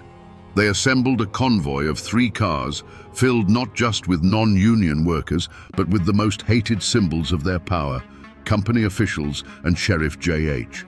Blair's deputies, the gun thugs who had been beating and intimidating them for weeks. Their goal was to parade these scabs right through the town of Evarts. This was not a logistical move. This was a deliberate act of humiliation. It was a victory lap for the company, a public declaration that the strike was broken, that the men were beaten, and that the company's power was absolute. To the striking miners, watching from the hillsides where many of their families were now living in makeshift tents, this was an invasion. It was the enemy marching through their territory, flying a flag of contempt. The news passed from holler to holler, not in a shout, but in a low, dangerous whisper. "They're coming." That was all that needed to be said. Men looked at each other, a silent understanding passing between them. This was no longer about a contract. This was about honor. It was a direct challenge to their pride, a public taunt. To stand by and watch that convoy roll through town would be to admit defeat. It would be to accept the role of the beaten dog, to bow your head and concede that you were less than a man. And for these men, forged by the mountain's harsh code, that was an impossibility. The moment that convoy was formed, the choice was made for them. Their pride, the very core of their identity, demanded a response. And in Harlan County, a response like that only came from the barrel of a gun. There were voices of reason, you see. There always are. Union organizers, men sent down from the national office, understood the danger. They knew that an open gunfight would bring the full weight of the state down on them. It would give the operators the perfect excuse to call in the National Guard and crush the strike with bayonets and machine guns. Their strategy was one of patience, of holding the line, of winning the war of public opinion. They preached discipline, warning the men not to be provoked, not to give the company the violence it so clearly wanted. But for a man watching his child grow thin, the word patience is a curse. For a man who has been beaten by company thugs and seen his furniture thrown into the street, the idea of discipline sounds like cowardice. The organizers' warnings, however wise, were spoken in a language these miners no longer understood. The company had been communicating in the language of brute force for months. The miners were simply deciding to answer in kind. Their pride, that raw, unshakable mountain pride, could not absorb another blow. The decision wasn't made in a meeting or put to a vote. It was made in silence, in the grim set of 100 jaws. It was the quiet click of a rifle bolt in a dozen hillside tents. It was a man giving his wife a look that said everything before taking his old shotgun down from the wall. One by one, then in small groups, they began to move. They slipped away from the desperate little camps and filtered down through the woods, their movements quiet and purposeful. This wasn't a mob, it was an army assembling. They knew the convoy's route, they knew the land better than any deputy, and they knew the perfect spot, a place where the road narrowed and was forced to cross the railroad tracks at the edge of Evarts. It was a natural choke point, a place where the cars would have to slow to a crawl. They took up positions on the wooded hillside overlooking the road, some behind trees, others in the shallow ditches. They were no longer just striking miners, they were choosing a battlefield. Every man who took his place on that hillside was consciously rejecting a path of peace. He was ignoring the warnings of the organizers. He was turning his back on the slim hope of a negotiated settlement. He was betting his life and the future of his family on the outcome of the next few minutes. The company had offered them a choice: submission or starvation. On that morning, the miners of Harlan County chose a third option: war. The path had narrowed until there was only one way forward, and it was lined with guns. There was a moment just before the first engine was heard when the world went still. The men lay hidden on the hillside, the cool earth pressed against them, the weight of their rifles familiar in their hands. The sun was climbing, casting long shadows through the trees. A bird sang somewhere nearby, oblivious. In that sliver of time, there was a profound silence. And that silence was the final off-ramp. It was the last chance for any man to back away, to slip back through the trees and return to his family. In that quiet, what does a man think about? He doesn't think about labor law or economic theory. He thinks about the look on his wife's face that morning. He thinks about his daughter's worn-out shoes. He remembers the cold knot of shame in his stomach when he had to tell his family there was no food. Then, another set of images floods his mind.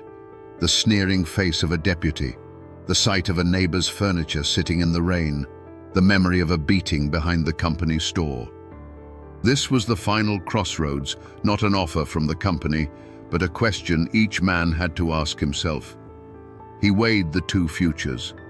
One was a future of slow, grinding surrender, a life of accepting insults, of watching his family suffer, of dying a little inside each day. The other future was unknown, violent, and terrifying, but it was a future where he stood up. He wasn't choosing between peace and violence. He was choosing between two kinds of death: the death of the spirit, or the risk of the death of the body. And then they heard it. A low, distant rumble. The sound grew, becoming the unmistakable growl of automobile engines. That sound shattered the silence and ended the debate. It was the sound of the enemy, confident and arrogant, coming to rub their noses in defeat. Every doubt, every fear, every hesitation was burned away by that approaching sound. It was the final provocation. Along the hillside, you could feel the change.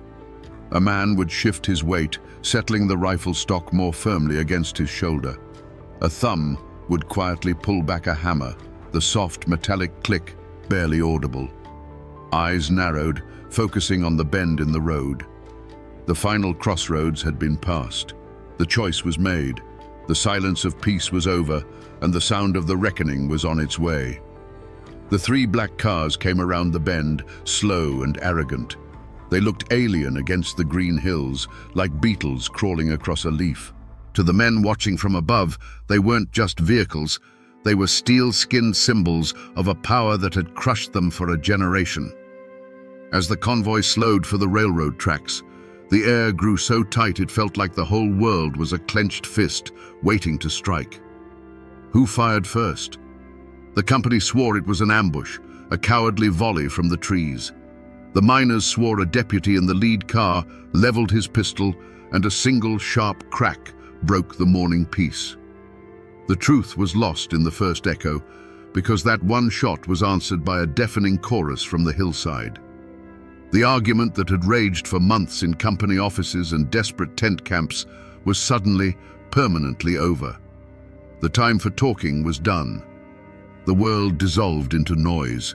It wasn't the clean sound of a single shot, but a chaotic rolling thunder that battered the eardrums and shook the leaves from the trees. It was the roar of old hunting rifles, the heavy boom of shotguns, and the crack of pistols, all woven together into a single terrifying sound. The air filled with the sharp, bitter smell of gunpowder.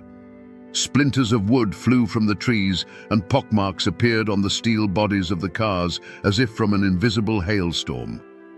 For each miner on that hillside, the world narrowed to a single point. It was the face of a man in a car, a man who represented the beatings, the evictions, the hunger. The kick of the rifle against a shoulder was a physical release of a year's worth of stored-up rage and helplessness. There was no strategy, no battle plan. There was only a raw, primal instinct to fight back, to finally answer force with force. Inside the cars, it was a trap. The world became a terrifying drumbeat of impacts against the metal frame. There was nowhere to run, nowhere to hide. One of the hated company guards in the lead car suddenly slumped forward without a sound. In another car, a company official cried out and went down.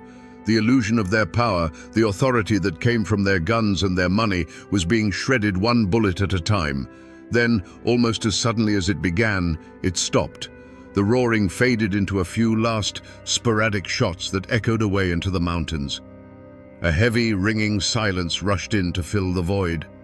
Blue-gray smoke drifted through the trees, slowly clearing like a rising curtain. In the stillness, nothing moved. The birds were silent. The engines of the cars had stalled. A profound and terrible stillness had fallen over the choke point at the edge of Evarts. The battle had lasted only a few minutes, but it had changed everything. When the final tally was made, 4 men lay dead or dying on that dusty stretch of road. One of them was a miner, Jim Penland, who instantly became a martyr. The other 3 were from the company side. The convoy, shattered and bleeding, turned and fled in chaos, leaving their dead behind. The miners had held the ground. They had won the battle. For a long moment after the last car had vanished in a cloud of dust, nobody moved. The miners remained frozen on the hillside, phantom figures in the lingering gunpowder smoke. The only sound was the frantic ringing in their own ears. There was no cheering, no shouts of victory. There was only a cold, stark realization of what had been done. Below them, on the road, lay the undeniable proof. The still bodies, the abandoned cars riddled with holes. They had faced the monster, and for the first time they hadn't flinched. They had fired back, and they had won. But that feeling of grim triumph was fleeting, quickly replaced by a chilling clarity. They were no longer just striking miners fighting for a wage. In the eyes of the law, the company's law, they were now murderers. They had crossed a line from which there was no return. They knew what was coming next. The sheriff would raise a posse of every gun thug in the county. The governor would be called. The full, crushing weight of the state would descend upon these hollers with a singular purpose: to hunt them down. And just like that, the spell was broken. A low voice cut through the silence. Scatter. It was all that was needed. The men didn't run in a panic. They simply faded back into the trees. They melted into the landscape that had birthed them, disappearing up hidden paths and secret ridgelines that no outsider could ever hope to find. They moved with the quiet certainty of men on their own ground, their retreat as disciplined and purposeful as their attack had been. They were now fugitives. The men who had stood as a defiant army just minutes before were now solitary shadows, making their way to hidden cabins and sympathetic farmhouses deep in the mountains. They would be hunted, but here, in the labyrinth of hills and hollows they called home, they stood a chance. The active battle was over. Their role as combatants had ended in the smoke and thunder of that brief, brutal firefight. Their new role was just beginning, that of the hunted. And the war for Harlan County had just entered its next bloody chapter. The bullets fired at Evarts didn't stop when they hit their targets. They traveled onward, invisible and deadly, tearing through the fabric of the entire community. While the men who fired the guns vanished into the mountains, their families were left behind, exposed and vulnerable on the battlefield of the aftermath. They were no longer just the wives and children of striking miners. They were the kin of wanted killers. Doors were kicked in during the dead of night. Women were dragged out and interrogated by deputies whose faces were twisted with a new, vengeful fury. The battle drew a line of blood straight through Harlan County, a line that could never be erased. Before, the division was between strikers and scabs, a bitter but familiar conflict. After, it was between the families of the dead and the families of the killers. Neighbor turned against neighbor, their shared hardships forgotten, replaced by suspicion and a thirst for vengeance. Friendships that had endured a lifetime were severed with a single, hateful glance across a muddy street. The community didn't just break, it shattered into 1,000 sharp-edged pieces. The men on the hillside had fought to reclaim their dignity, to push back against an oppressive power. But their act of defiance gave that power the perfect excuse to tighten its grip. The governor declared martial law. The Kentucky National Guard rolled into the county, their trucks and machine guns a clear message. This was no longer a labor dispute, it was an insurrection.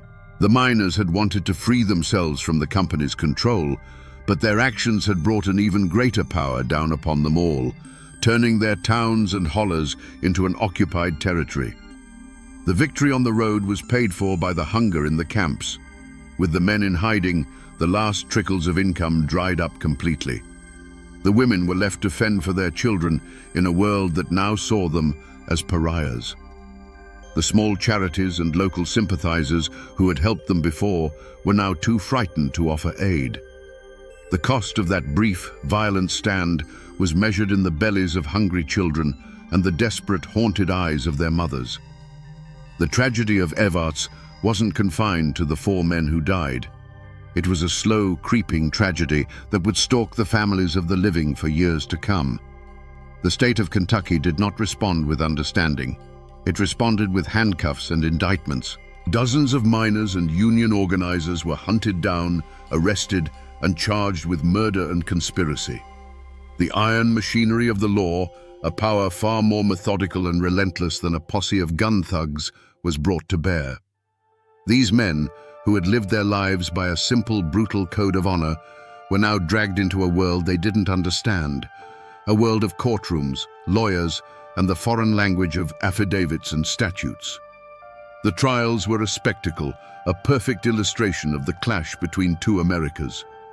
On one side stood the prosecution, funded by the coal operators and backed by the state, arguing points of law and presenting a clean, simple narrative of a cold-blooded ambush. On the other side stood a miner in a borrowed suit, his hands still bearing the calluses of the coal face. When he spoke, he didn't use legal terms. He spoke of starvation. He spoke of his children's hunger. He spoke of the endless provocations by the company guards. His defense wasn't written in a law book. It was etched on the faces of his neighbors. He was essentially saying, "They pushed us until we had no choice but to push back." In that courtroom, it wasn't just the men on trial, it was the mountain code itself. And the jury was made up of men who understood that code. They were farmers and small merchants from the surrounding counties. They may not have worked in the mines, but they knew the arrogance of the coal companies. They knew what a gun thug was. They heard the legal arguments, but they also heard the unspoken truth of the miners' testimony. They looked at the accused and didn't see killers. They saw men exactly like themselves, pushed to the absolute limit. And then came the verdict in the first major trial. Not guilty. The word landed like a thunderclap in the silent courtroom. It was a stunning, almost unbelievable victory. The state, with all its power and all its money, had failed to convince a jury of their peers that these miners were criminals. The verdict was a clear message from the community. The blame for the blood spilled at Evarts did not belong to the miners alone. It belonged to the system that had cornered them. Realizing they could never get a conviction, the prosecutors eventually dropped the murder charges against the remaining men. On paper, it was a victory for the Union, a moment of incredible triumph. But was it justice? The men were free, but the war was far from over. The gun thugs still patrolled the roads, the families were still starving, and the coal company's power, though challenged, had not been broken. The law had rendered its judgment, but the mountains had their own way of settling scores, and the violence in Bloody Harlan was only just beginning. So, what became of the men who drove the convoy, the ones who held the whip hand? The law never came for Sheriff J.H. Blair. No grand jury ever convened to question the coal operators about the system of debt and violence they had created. While the miners were being hunted in the hills, the architects of their desperation sat safely in their offices, counting their profits and hiring more guards. The battle for them was not a tragedy. It was an inconvenience and a justification for even more brutality. In the immediate aftermath, their power seemed to grow. The presence of the National Guard gave them the cover they needed to systematically break the strike.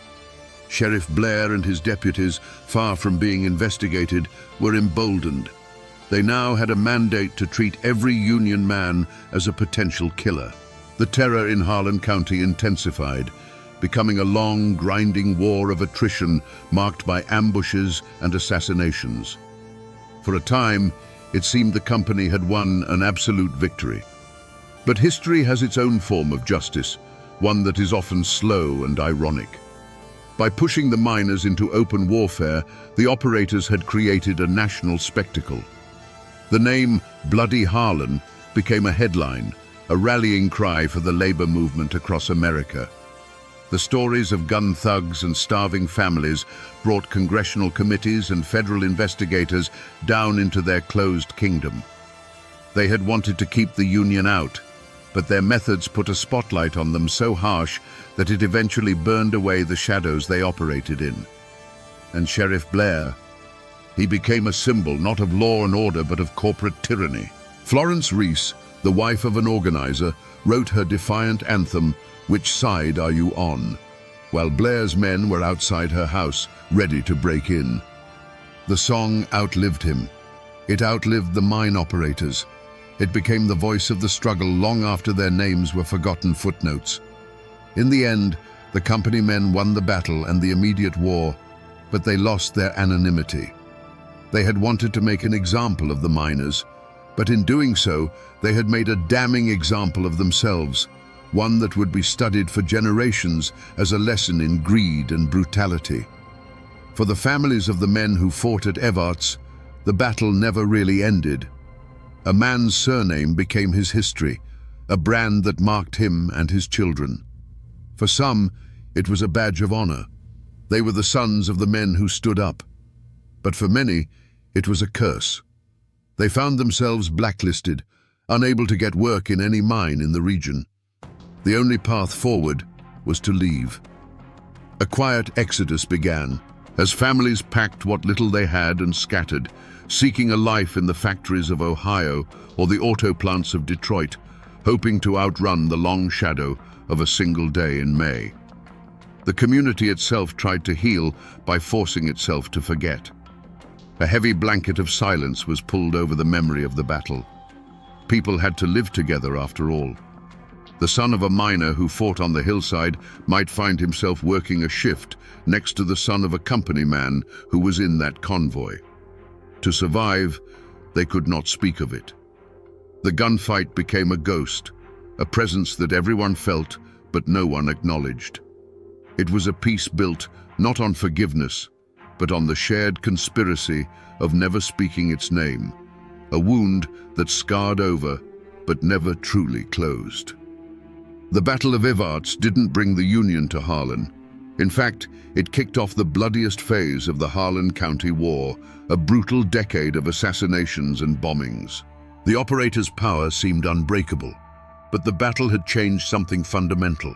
It had proven that the miners would die before they surrendered completely. It had created martyrs. It had planted a seed of defiance that, watered with the blood of men like Jim Penland, would stubbornly refuse to die. When the New Deal and new federal laws finally gave the United Mine Workers the leverage they needed to come back into Harlan years later, they were building on the foundation laid at Evarts. The legends of that day were told in secret, inspiring a new generation to take up the fight. The power dynamic didn't shift overnight, but the battle was the first great crack in the dam. The gunsmoke cleared in a matter of minutes, but the shadow it cast would stretch on for generations, a constant, haunting reminder of the price of dignity. If you drive the road that runs through Evarts today, you can still find the spot. The pavement is wider now, the old railroad tracks long gone, but the shape of the land hasn't changed. The hillside still rises steeply from the road, a silent, green witness. There are no monuments here, no bronze plaques to mark the spot where the battle was fought. The only memorials are the ones you have to search for. A weathered tombstone in a small mountain cemetery, the name Jim Penland worn smooth by a century of rain and sorrow. The most enduring echo of that day is the name it gave the county. Before the battle, Harlan was just another coal county. After, it was forever Bloody Harlan. The name became a brand, a piece of American folklore. To the outside world, it was a shorthand for violence, poverty, and backwardness. But to the people within, it was something more complicated. A source of shame, yes, but also a badge of a certain stubborn, dangerous pride. It was a reminder that this was a place where men would not be pushed too far. The story of the battle itself left the pages of the newspapers and passed into legend. It became a ballad, sung not with guitars, but in the quiet telling of stories from grandfather to grandson on a front porch at dusk. In these tellings, the miners were always braver, the gun thugs more evil. The rumor of a machine gun hidden in the woods grew into an accepted fact. The battle became a modern-day Thermopylae in the mountains, a story told to teach the young what it costs to stand up for yourself. And its anthem, born from the terror that followed, became Florence Reese's immortal question. Which side are you on? That question still hangs in the air in Harlan County. The coal companies may not hold the absolute power they once did. The gun thugs are gone. But the fundamental struggle remains. The fight against outside forces that seek to extract the wealth from the mountains while leaving the people with nothing is a story that has never ended. It just changes its name and its face. The spirit of defiance that rose up on that hillside in 1931 is still there, sleeping just beneath the surface. The men who fought at Evarts are all gone now. Their bodies return to the same earth they once mined. But their ghost has not left these hills. It's in the stubborn set of a jaw when a man is told he can't provide for his family. It's in the fierce, protective love for this hard land. And it's in the understanding that sometimes, when you're pushed to the wall, the only answer the world seems to understand is the roar of a gun. So we return to the question that started it all, hanging in the smoky air of 1931. Was the Battle of Evarts a heroic last stand or a villainous ambush? The truth is, it was neither, and it was both. These were not heroes in shining armor. Their actions brought a reign of terror and hardship down on the very families they sought to protect. But they were not villains. They were the inevitable product of a cruel and calculated system. They were what Harlan County had made them. Desperate men who had been shown time and again that violence was the only currency the company truly respected. The Battle of Evarts is a timeless, brutal lesson in what happens when you push a people past the breaking point. It teaches us that you cannot strip a man of his home, his wages, and his hope, and expect him to bow his head in silence. Sooner or later, he will stand up. This wasn't a clash of armies. It was a clash of worlds. The cold, mathematical logic of profit ran headlong into the hot-blooded, unwritten code of the mountains, a code where a man's honor was worth more than his life.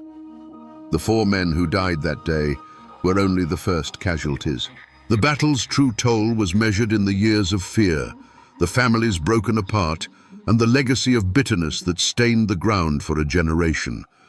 It stands as a monument, not of victory or defeat, but as a testament to the explosive power of wounded pride. And that, my friends, is the ballad of Bloody Harlan. A story not about a wage, but about what a man will do when his dignity is the last thing he has left to lose. Here, on the banks of the Nolichucky River, the water still speaks in the old tongue of the mountains. It tumbles over rocks that have seen empires rise and fall, and it whispers through trees that remember a time when this was the very edge of the world.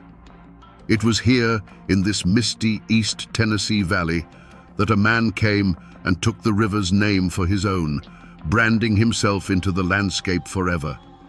They called him Nolichucky Jack. But was he a hero, a rebel, or a king in buckskin? Today, we're going to follow the current back in time, because these waters hold a story of fire, blood, and ambition that shaped the very soul of Appalachia. Let's go back to 1773.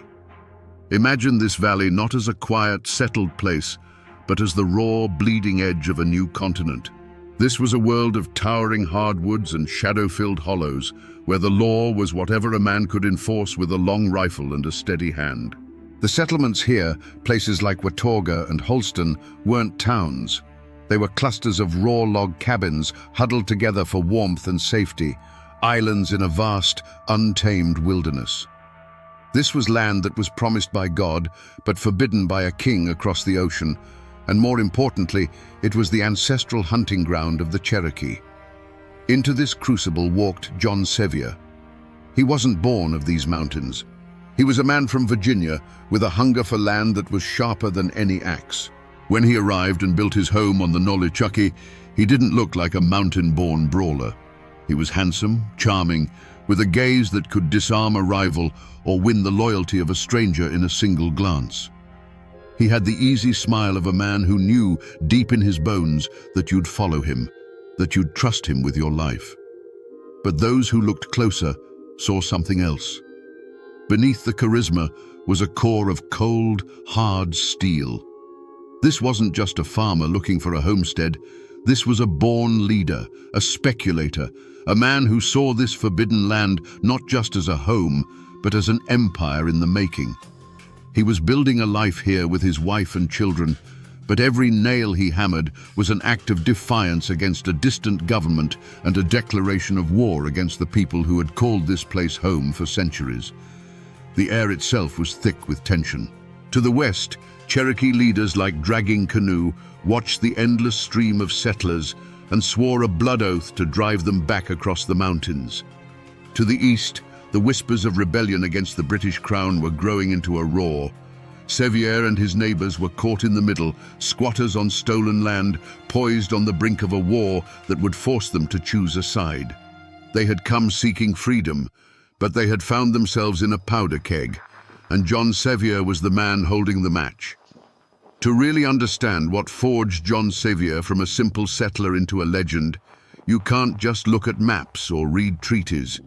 You have to feel the weight of the times. I'm holding a piece of that weight right here in my hands. It's a trade tomahawk the kind that were mass-produced in English foundries. The iron head is simple, brutal, and efficient. The hickory handle is smooth from a century of handling. It feels cold, balanced, and deadly. But this isn't just an antique weapon. This is a political document written in steel. When the revolution began, the British had a strategy for their southern frontier: turn the mountains red. They funneled weapons like this one to the Cherokee and other tribes, encouraging them to attack the rebellious settlements. For the British, it was a calculated move in a global war. But for the families living in those isolated cabins, it meant this object became a symbol of their worst nightmares. It was the face of a war that didn't happen on distant battlefields, but on their own doorsteps.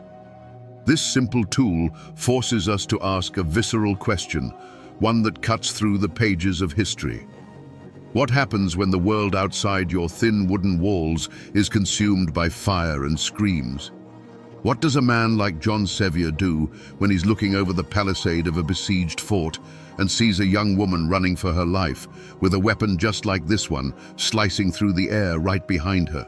When the revolution finally broke, it wasn't a glorious affair of flags and cannons on the frontier. It was a wave of pure terror. The British strategy was simple and brutal. They would unleash their allies, the Cherokee, upon the settlements. The war had come to the mountains, and it came on silent, moccasined feet, armed with English steel. Suddenly, every rustle in the woods, every shadow at dusk, could mean death.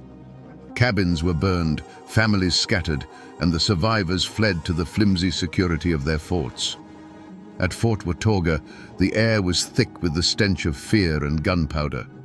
Hundreds of Cherokee warriors, led by the brilliant and implacable Dragging Canoe, materialized from the forest and laid siege to the crude wooden walls. Inside, John Sevier was no longer just a landowner. He was a commander, responsible for the lives of every man, woman, and child huddled within.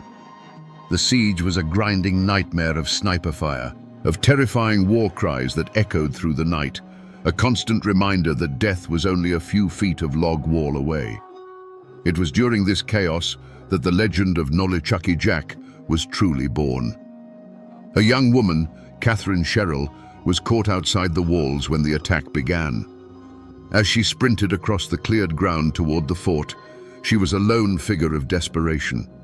She could hear the footsteps pounding behind her, could feel the nearness of her pursuers. A tomahawk, a weapon just like this one, its polished edge glinting in the sun, whizzed past her ear and thudded into the gate just as she reached it. It was barred shut. For a heart-stopping second, her hope died. But from the top of the wall, John Sevier had seen it all. As Catherine, in a final act of pure will, leapt for the top of the palisade, his hands shot out, grabbing her arms and hauling her over the edge to safety. In that single breathtaking moment, Sevier became more than a man. He became a protector, a hero. The seeds of conflict, sown by a distant king, had just bloomed into a very personal war for him, and that heroic rescue planted the seeds of a love story that would itself become a cornerstone of Appalachian folklore. History books can give you the dates and the names, but they can't give you the soul of a story. For that, you have to talk to the people who are its living keepers. My search for the soul of the King's Mountain story led me to the back room of a county historical society, a place that smelled of old paper and cedar. It's there I met a local historian, a man in his 80s whose family had been in these hills since before Tennessee was even a dream. His name isn't important. What is important is that the stories of this place run in his blood. I asked him about Major Ferguson's threat. Why did it light such a fire? Why march over a frozen mountain on what looked like a suicide mission? He leaned back in his creaky wooden chair and gave me a look that said I was asking the wrong question entirely. "You have to understand," he said, his voice a low Appalachian rumble. "Ferguson didn't threaten an army. There was no army. He threatened their hearthstones." He explained that these weren't soldiers who answered to a distant general. They were clans. They were families. Their loyalty was to the man whose land bordered their own. to the neighbor who helped them raise a barn. When Patrick Ferguson promised to hang their leaders and lay their country waste with fire and sword, it wasn't a threat of war. It was a promise of annihilation aimed directly at their wives, their children, and their homes. "My great-great-great-uncle was there," the old man continued, tapping a weathered finger on a map. "Family law says he was plowing a field when the rider came with the news. He didn't even unhitch the mule. He just dropped the reins, walked into his cabin, took his long rifle from over the fireplace, and told his wife he'd be back when it was done." That single image, passed down through generations, tells you more than any history book. This wasn't a political calculation. It was a personal insult, a blood feud declared on an entire people. And it was an insult that could only be answered one way. Major Patrick Ferguson's threat was a spark on dry tinder. It wasn't heard in a government hall. It was carried by riders from one isolated settlement to the next, a whispered promise of hellfire that spread through the mountains like a contagion of rage. This wasn't a challenge to an army. It was a personal insult, a vow to burn out the very heart of the over-mountain people. And in that moment, something shifted in the soul of the frontier. The time for talk was over. The time for defense was over. This was now a hunt. The gathering at Sycamore Shoals was not a military muster, it was a human flood. Men poured out of the hollows and down from the ridges, their faces set like stone. They were a rough-hewn army, clad in buckskin and homespun, their only uniform a shared fury. Their weapon was the American long rifle, a tool of subsistence that had become an instrument of vengeance. They left their plows in the field, their harvests in the barn, and their families with a grim promise to return. In the center of this storm of men stood John Sevier. Alongside Isaac Shelby, he was the axis around which this whole desperate enterprise turned. He didn't need to give speeches. His presence was enough. He moved through the camp, his piercing gaze meeting the eyes of farmers and hunters, transforming their individual anger into a singular, deadly purpose. He was one of them, but he was also more. He was the embodiment of their defiance. The decision was made. They would not wait for Ferguson to bring his fire and sword to them. They would take the war to him.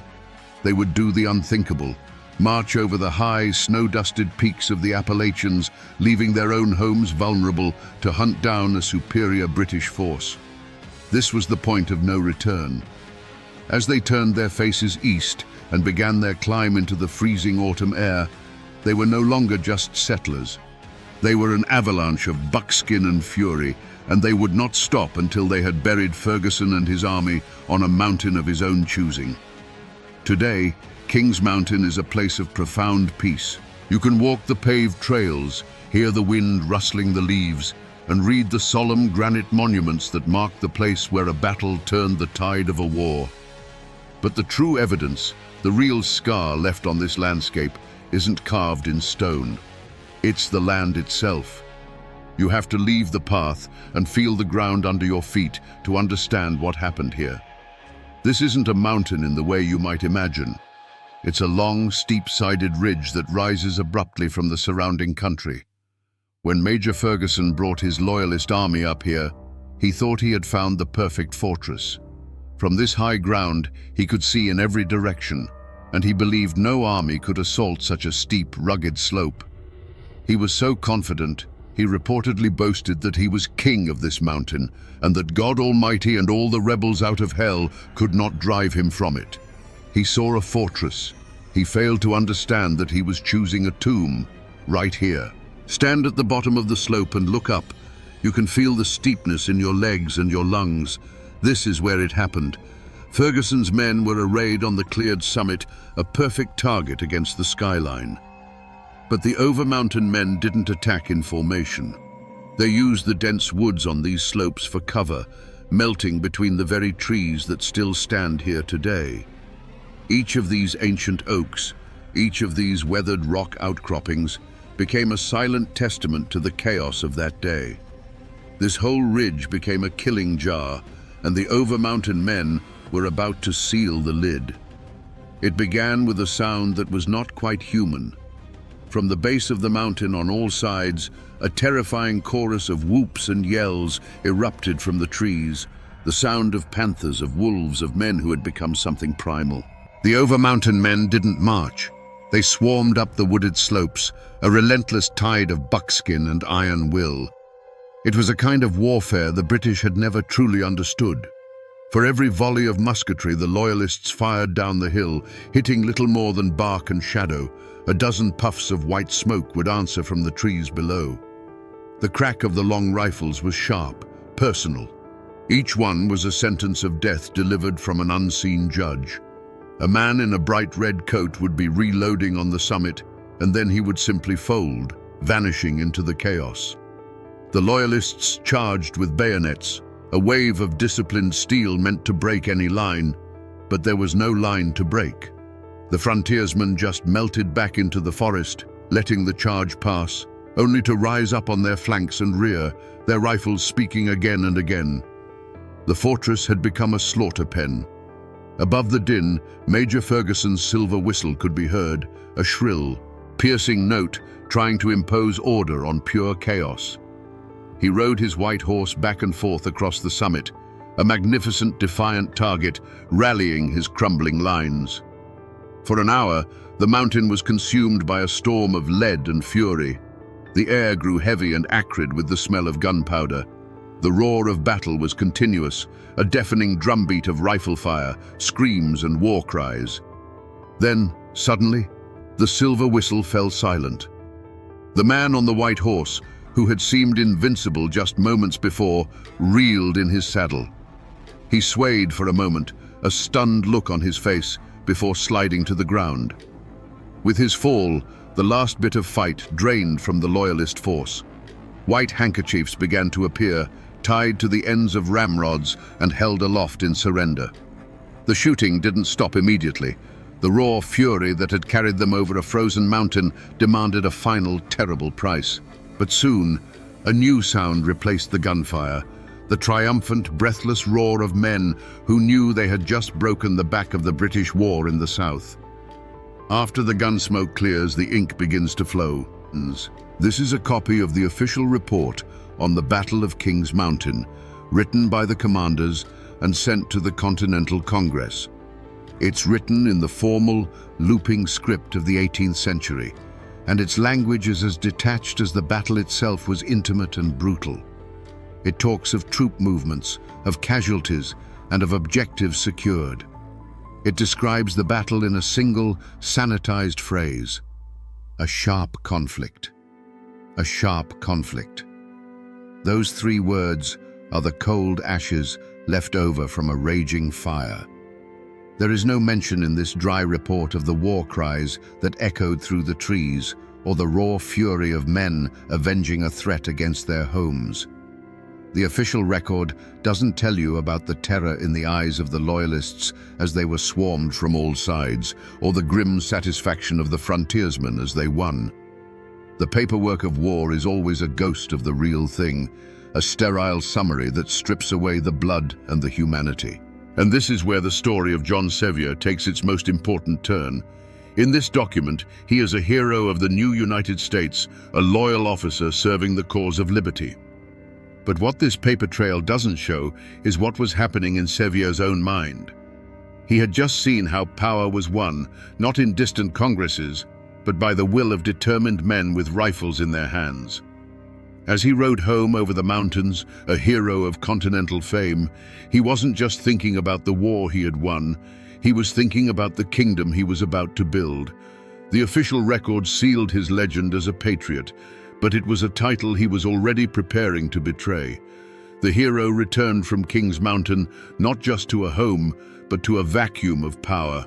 North Carolina, broke and exhausted from the war, ceded its western lands to the federal government, effectively abandoning the over-mountain settlements. Left without courts, laws, or protection, the people did what they had always done. They took matters into their own hands. In 1784, they declared themselves a new, independent state, the state of Franklin, and there was only one man they would trust to be its governor, John Sevier. For a brief, shining moment, Nolichucky Jack was a king in his own right, ruling over a renegade republic carved out of the wilderness.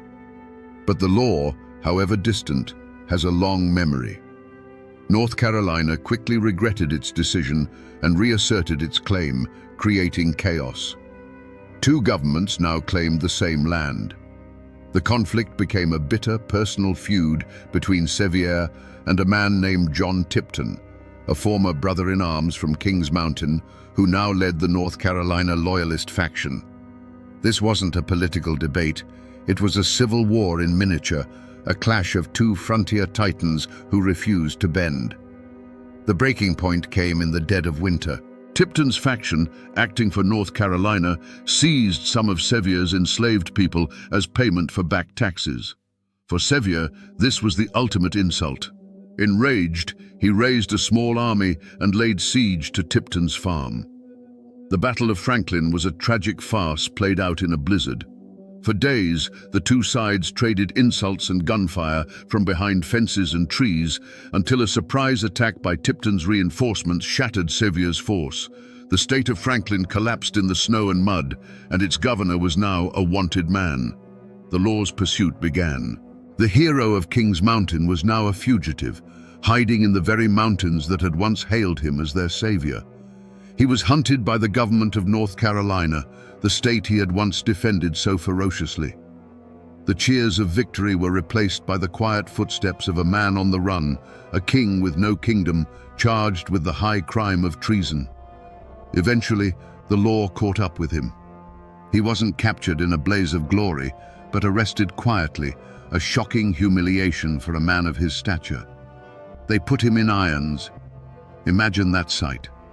Nolichucky Jack, the Indian fighter, the revolutionary commander, being hauled back over the mountains, not as a hero, but as a common felon. The tense journey ended at the courthouse in Morganton, North Carolina, where he was to be tried for his life. But as he stood before the court, a different kind of justice arrived. A mob of his armed followers stormed the building, freed him from his captors, and set him back on his horse. The official verdict was never delivered, because the people of the frontier had already delivered their own. John Sevier simply rode away, a free man, proving that in Appalachia, the loyalty of the people could be a law unto itself. To find the final chapter of this story, you have to visit two very different pieces of ground. The first is here, on the lawn of the old Knox County Courthouse, in the heart of the city he helped build. A grand stone monument marks the final resting place of John Sevier. It proclaims him a hero, a patriot, the first governor of the state of Tennessee. He lies here in a place of ultimate public honor, celebrated as a founding father. But as you stand here, you can't help but feel the paradox. This is the grave of a man who was once arrested, put in irons, and charged with high treason. To understand the other side of that conflict, you have to travel a few miles away to a quieter place. Here, on the rolling farmland that was once his home, lies John Tipton. His grave is simple, solid, unyielding, much like the man himself who stood for the law when it was unpopular and faced down the most famous man on the frontier. He rests on the very land he defended, the homestead that Sevier himself once besieged. They lie just a county apart now, enemies in life, neighbors in death. The man who upheld the law rests on his private farm, while the rebel who defied him is enshrined in the town square. This stark contrast, written in granite and soil, is the final, silent testament to their long and bitter feud. It forces us to ask the most crucial question of all. What happened in the years after the guns fell silent? How did the fugitive Nolichucky Jack not only escape justice, but rise from the ashes of his failed state to become the most powerful man in Tennessee? The long shadow of his failed state hung over John Sevier, but he was a man who thrived in the half-light. After his dramatic rescue, he was still technically a fugitive, a traitor in the eyes of North Carolina. But in the mountains and hollows of his homeland, he was simply Nolichucky Jack, their leader, protected by a fierce loyalty that no law could penetrate. He was a political ghost they couldn't exorcise. So what does a man do when his kingdom has crumbled and his enemies hold all the legal cards? He finds a new game to play. And this is where Sevier's story takes a dark, secretive turn. A desperate man, he began a clandestine correspondence with Spanish diplomats. He hinted that the frustrated people of the frontier, feeling abandoned by the United States, might be willing to secede entirely and place themselves under the protection of the King of Spain in exchange for free navigation of the Mississippi River. Was it genuine treason?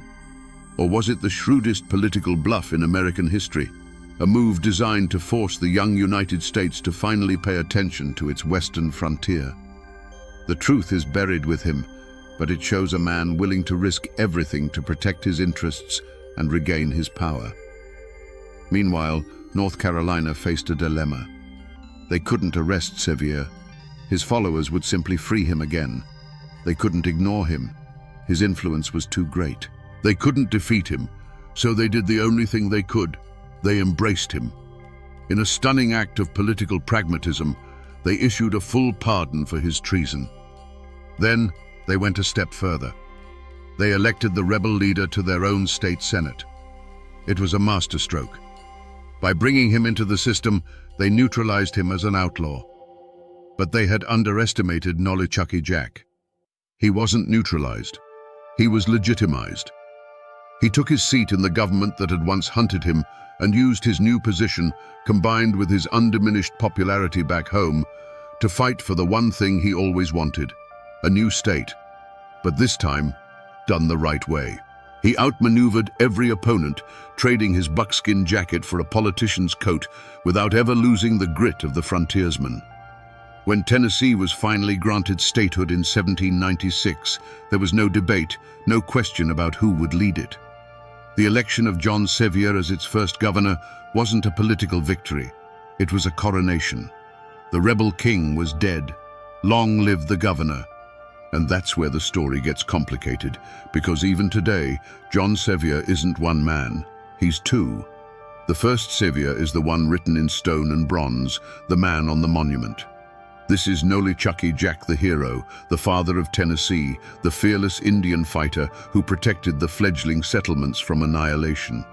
To this day, if you ask the descendants of the Over-Mountain men, they will tell you he was a patriot who risked everything at Kings Mountain and a statesman who carved a civilization from a savage wilderness. This is the Sevier of public record and popular legend. But then there's the other John Sevier. This is the man whose story isn't written on monuments, but whispered in the shadows of history. To understand this Sevier, you have to stand on the other side of the Nolichucky River, on the land that was once the sovereign territory of the Cherokee Nation. From that perspective, Sevier wasn't a hero. He was the leading edge of an invasion. He wasn't a protector. He was a conqueror. Every acre of land he settled was an acre of land he took. His 35 battles weren't heroic skirmishes. They were a relentless campaign of ethnic cleansing. And it wasn't just about land for a home. The second Sevier was a ruthless speculator, a man whose patriotism and personal profit were always tangled together. His renegade state of Franklin looks less like a noble experiment in democracy and more like a massive land grab, an attempt to secure his and his cronies' illegal claims. His flirtation with Spain wasn't a bluff. It was the act of a man whose ultimate loyalty was to his own ambition. So who was the real Nolichucky Jack? Was he the courageous patriot or the greedy opportunist? The community builder or the dispossessor of a people? The truth is, he was all of it. He was a man who contained the violent, contradictory, and deeply flawed soul of the American frontier itself. And to this day in Appalachia, the version of the story you hear still depends entirely on which side of the mountain your family came from. When a man's life is as large and loud as John Sevier's, it doesn't just end when he's laid in the ground. It seeps into the soil. It becomes part of the mist that hangs in the hollows. The hard facts of his life, the battles, the politics, the betrayals, began to soften over the decades, smoothed over by time like river stones, until a new shape emerged. The shape of a legend. The most powerful legends are often the ones people needed to be true. Take the story that he fought in over 30 battles and was never once wounded. Historically, it's an incredible feat of luck and skill. But in the telling and retelling around a hearthfire, it became something more. It became proof. In a world of constant, random violence, where a snakebite or a fever could kill as surely as a tomahawk, the belief that their leader was untouchable, that he was shielded by Providence itself, wasn't just a story. It was a shield for their own hearts. But every bright legend casts a long shadow. There's another kind of story you'll hear in East Tennessee, one told in a hushed voice after the children are in bed. They say that on certain nights, when the moon is hidden and the river fog is thick, you can still hear the echoes of his forgotten wars down by the Nolichucky. They say it isn't Sevier's ghost you have to worry about. It's the ghosts of those he fought, the Cherokee spirits still bound to the land he took, their whispers of anger and loss carried on the water. It became a cautionary tale, a way for the mountains themselves to remember the price that was paid for the state he built. And so, the man became a myth. He is both the invincible hero protected by heaven and the haunted figure whose deeds left unquiet spirits in his wake. The history books tell you what John Sevier did, but it's the folklore, the ghost stories, and the tall tales whispered from one generation to the next that tell you how the mountains remember him. So we find ourselves back where we started, here on the banks of the Nolichucky. The river still speaks its ancient language, tumbling over the same stones, but we hear it differently now. We can no longer see this as just a quiet valley. We see the ghosts. We see the raw frontier, the smoke of the cabin, and the determined figure of a man who took the river's name and made it his own, bending a wilderness to his will. The journey to understand John Sevier is to understand that our heroes are never simple. It's easy to want the man on the monument to be the whole story, a flawless patriot cast in bronze. But the Appalachian frontier was no place for simple men. It demanded men who were as complex and contradictory as the land itself, men who could be both courageous and cruel, builders and destroyers, heroes and villains, sometimes all in the space of a single day. Sevier wasn't a good man who did bad things, or a bad man who did good things. He was a man of his time, and his time was a storm. So the next time you pass a forgotten ruin on a lonely road, or see an old name carved into a county courthouse, remember that it's not just a pile of stones or a word on a map. It's a library filled with stories of love, loss, and the brutal choices that define us. The story of Nolichucky Jack is a reminder that our history is not a clean, straight line. It's a tangled, bloody, and glorious thicket, and it's in those shadows and contradictions that the truest stories are found. The people are gone. The houses are gone. The world they fought for has vanished. But the story remains. In the autumn of 1806, a stunning proclamation from President Thomas Jefferson sent a shockwave across the young United States. It warned of a conspiracy, a secret expedition of armed men forming on the western rivers with a purpose unfriendly to the peace of the Union. It called for the immediate arrest of the plot's ringleader, a man whose name was known in every household from the drawing rooms of Philadelphia to the log cabins of the frontier, former Vice President Aaron Burr. The news was unthinkable. This was a man who had stood just one heartbeat from the presidency, a hero of the revolution, a founder of the nation. Now he was a fugitive, accused of the ultimate crime, treason. What had happened? What dark ambition could drive a man of such stature to raise a private army in the Appalachian wilderness? Was he a patriot preparing for a secret war against Spain, or a would-be emperor plotting to shatter the fragile American Republic and carve out his own kingdom in the West? Today, we will become detectives of the past, sifting through the forgotten clues of this grand and shadowy plot to finally answer the question, who was the real Aaron Burr? To understand the tragedy that unfolded, you first have to understand the world that was at risk. Not just the lives of a few men, but the very soul of a young nation. In 1805, the United States was less a single unified country and more a fragile alliance between the settled, powerful East and the wild, restless West. The Appalachian Mountains were the great dividing line, and the people who lived in their shadow felt like a nation unto themselves. They were veterans paid in land they had to fight for, Scots-Irish settlers who bowed to no authority but their own, and pioneers who saw the federal government not as a protector, but as a distant collection of politicians who neither understood nor cared about their struggles. Their lifeline, the mighty Mississippi River, was choked off at its mouth by the Spanish, who held New Orleans. To them, the Union felt like a promise broken. At the heart of this volatile frontier, there was a literal paradise, a place that symbolized everything that stood to be lost. On an island in the Ohio River, a wealthy Irish aristocrat named Harmon Blennerhassett had built a dream. Fleeing scandal in Europe, he and his brilliant wife, Margaret, had constructed a stunning white mansion, a beacon of European culture in the American wilderness. It was filled with telescopes, lavish libraries, and fine art. From its portico, one could hear music and scientific debate instead of the cry of the panther. Blennerhassett was a dreamer, a romantic, a man more at home with a chemistry experiment than a rifle. He sought a life of refined intellectual peace, far from the intrigues of the old world. His wife, Margaret, was his equal in every way, a poet, an accomplished horsewoman, and a gracious host who made their island a legendary oasis of hospitality. They had 2 young sons and a fortune they believed was secure.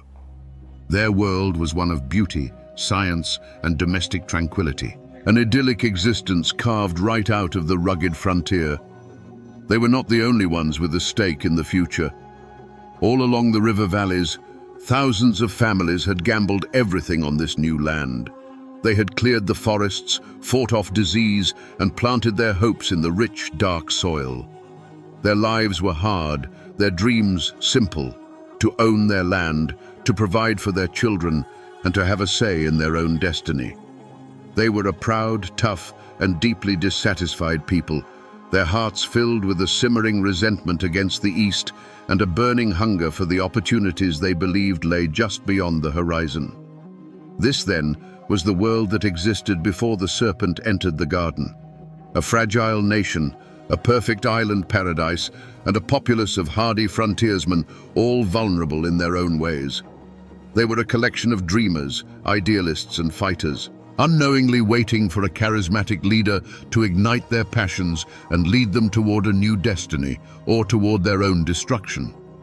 The crime, in this case, was not discovered with a single gunshot or a body in a ravine. It was discovered in pieces, a slow dawning horror that spread through the Appalachian territories like a fever. The crime scene was the entire Ohio River Valley, and the clues were not stains of blood, but the sounds of hammers and the whispers of restless men. The epicenter of it all was Harmon Blennerhassett's idyllic island. The once peaceful estate had been transformed. The music and philosophical debates were replaced by the ring of blacksmiths' anvils and the thud of axes. Locals paddling past the island in their skiffs saw things that made no sense. A fleet of 15 massive keelboats was being constructed, far more than any group of simple settlers would need. Harmon Blennerhassett, the gentle scholar, had turned the grand halls of his mansion into a workshop, using his fireplaces to kiln dry the wood for the boats.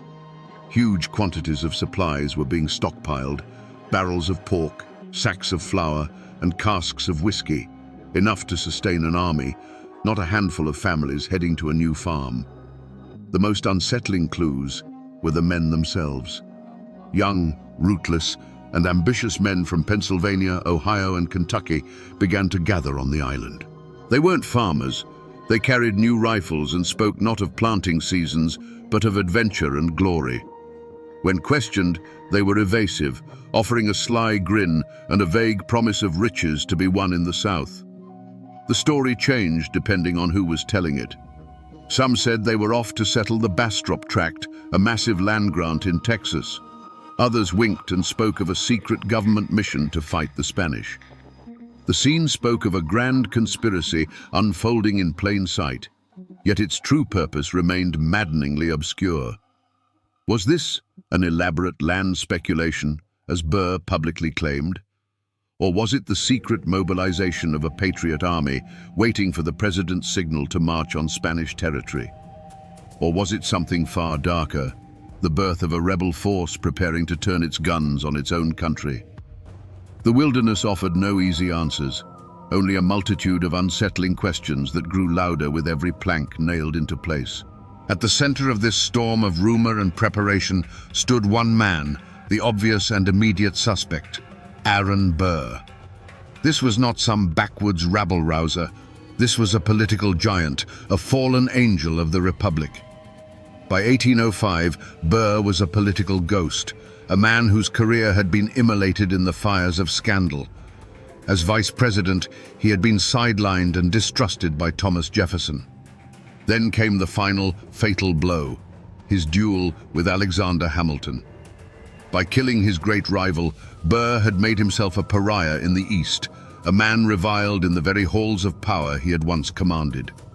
His motive, whispered from the taverns of Pittsburgh to the halls of Congress, was not simple greed, but something far more potent, a burning desire for revenge. This entire Western enterprise was seen as a grand and audacious act of personal vengeance against the nation and the man who had cast him out. Burr felt betrayed by the American political system, and his ambition was to build a new empire in the West, so powerful and glorious that it would dwarf the United States. He would show Jefferson, he would show all of them, what a mistake they had made. To the people in the East, his actions weren't about settling land. They were about settling a score. The initial evidence was Burr himself, and the godlike manner in which he traveled through the wilderness. He journeyed down the Ohio not in a humble canoe, but on a magnificent 60-foot barge, a floating mansion complete with a dining hall and wine cellar. Imagine the spectacle, this vessel of Eastern luxury gliding past the rough log cabins of the frontier. It was a statement of power and intent, the procession of a king, not the humble transport of a pioneer. Whispers followed him everywhere, born of his almost hypnotic personal charm. Witnesses described a man with piercing dark eyes who could hold a room captive with his words. He didn't just ask for support, he seduced men into his vision. He made every farmer, every militia captain, every wealthy planter feel as though they were the single most important person to the success of his grand and secret enterprise. The sheer number of influential men who flocked to his banner was damning evidence in itself. From the moment his grand barge appeared on the river, there was no doubt who the leader was. Every rifle purchased, every boat built, every secret oath sworn in the dead of night pointed directly back to one man, the disgraced Vice President, Aaron Burr. But as grand as Burr's ambition was, he wasn't acting alone. He couldn't be. To seize New Orleans and control the West, he needed more than a few dozen frontiersmen in keelboats. He needed a military man on the inside, a powerful ally who could deliver the U.S. Army itself into his hands. He had such a partner, a man whose position made the entire scheme seem not just possible, but destined for success. General James Wilkinson, the commanding general of the entire United States Army and the governor of the Louisiana Territory. He was Burr's most trusted confidant, his co-conspirator, the sword that would carve out their new empire. And here, my friends, is where the story twists from a simple tale of ambition into a shadowy labyrinth of deceit. For what no one in Burr's inner circle knew, what the frontiersmen flocking to his banner could never have imagined, was that General Wilkinson, the highest-ranking soldier in the United States, was living a lie. For years, he had been a secret agent on the payroll of the Spanish government, known to his handlers only as Agent 13. Wilkinson's loyalty was not to Aaron Burr, nor was it to President Jefferson. His true master was himself, and his motive was a toxic cocktail of greed and a desperate instinct for self-preservation. He was playing the most dangerous game imaginable, promising support to Burr's conspiracy while feeding information to his Spanish masters, all while maintaining his position as America's top general. With this horrifying truth in mind, all of Wilkinson's actions snap into a darker focus. His letters to Burr, filled with encouragement and bold promises of delivering New Orleans, were not the communications of a loyal partner. They were the calculated words of a master manipulator, luring Burr deeper and deeper into the trap. He fanned the flames of Burr's ambition, assuring him that the army was ready, that the Creole population of New Orleans would welcome him as a liberator. Each promise was another thread in the web he was weaving around his supposed friend. His apparent support was pure theater, a performance for an audience of one. Re-examined, every action reeks of a darker truth. Wilkinson was not helping Burr build an empire. He was helping him build a gallows. He waited, letting Burr invest his money, his reputation, and the lives of his followers.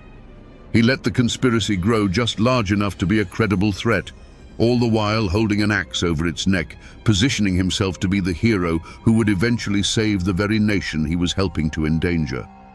The greatest threat to Aaron Burr wasn't the president in Washington, but the trusted brother-in-arms standing right beside him. But the conspiracy wasn't just a drama between American titans. The Appalachian frontier was not some isolated stage. It was the explosive friction point between competing empires, a grand chessboard where the players were not just ambitious individuals, but entire nations. Beyond the personal vendettas and internal betrayals, there was a third looming force at play, the shadowy hand of foreign powers, particularly Great Britain and Spain. They were the external threat, the silent partners whose interests stood to be served by chaos on the American frontier. Their motives were as cold and impersonal as they were powerful. Great Britain, still stinging from its defeat in the Revolution, saw in Burr's plan a golden opportunity to fracture and weaken its upstart rival. A new, independent Western republic, hostile to the United States and friendly to the Crown, would be a strategic masterstroke. It would halt American expansion and give Britain effective control over the Mississippi River and the heart of the continent. The British minister in Washington, Anthony Merry, listened with great interest to Burr's proposals, seeing a chance to undo the results of the war. Spain, on the other hand, was a crumbling empire motivated by pure fear.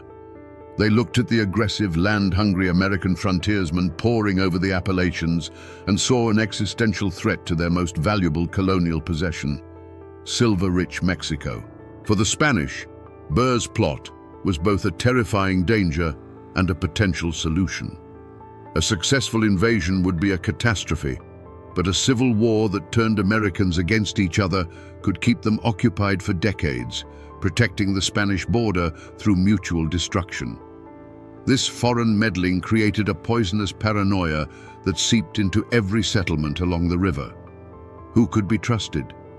Locals spoke of well-dressed strangers with European accents appearing in frontier taverns, men with heavy coin purses and too many questions. Rumors spread that the incredible sums of money funding Burr's expedition were not coming from his own ruined fortune, but from the coffers of a foreign king.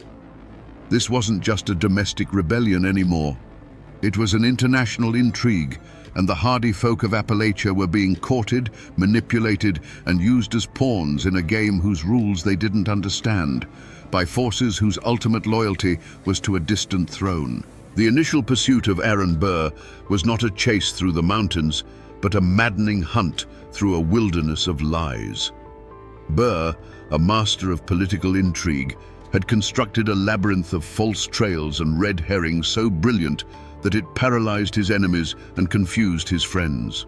The investigation, led from a distance by a deeply worried President Jefferson, repeatedly crashed against the wall of Burr's plausible deniability.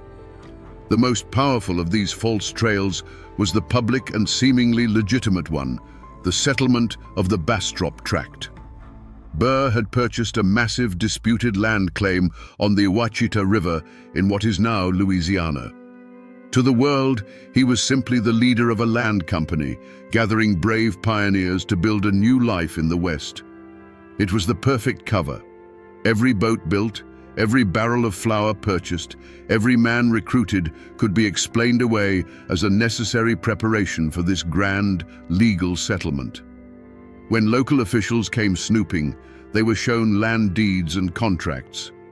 Burr would greet them with the disarming charm of a respectable businessman, asking, "Gentlemen, is it now a crime in this republic to seek one's fortune?"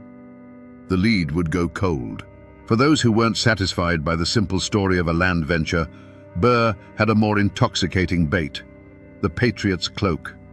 He would take a man like Andrew Jackson aside and, in a low, confidential tone, hint that this entire expedition was a secret plan, tacitly approved by the administration in Washington. War with Spain was imminent, he'd suggest, and his force of hardy frontiersmen was meant to be the vanguard of the American army, ready to seize Texas or even Mexico the moment hostilities began. This masterstroke of misdirection turned potential accusers into enthusiastic allies. How could you arrest a man who was carrying out the president's secret orders?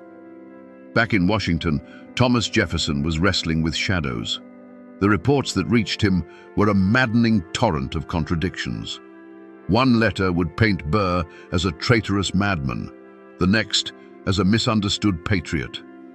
The vastness of the Appalachian frontier swallowed the truth. Messengers took weeks to travel, and by the time Jefferson could act on a piece of intelligence, the situation on the ground had already changed. He dispatched agents to the Ohio, but they too became lost in the fog of rumor. The investigation was dying a death of 1,000 dead ends. The posse would gather, ready to act on a damning rumor, only to find Burr had already sailed downriver, leaving behind a camp of men who swore they were just simple farmers. Promising leads evaporated in the Appalachian mist. This growing frustration in Washington and the rising confusion on the frontier was exactly what Burr intended. His campaign of misdirection was his greatest weapon, allowing his conspiracy to grow in plain sight, shielded by a brilliant wilderness of lies.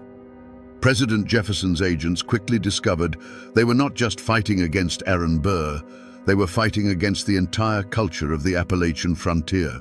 When they arrived in the bustling river towns and isolated homesteads to ask questions, they were met with a wall of silence, as thick and impenetrable as the mountain laurel. Doors were politely shut in their faces. Men in taverns would suddenly fall quiet, turning to stare into their mugs of ale. Neighbors who saw everything suddenly saw nothing. Those who heard the feverish preparations heard only the wind in the trees. You see, this was not the silence of simple ignorance.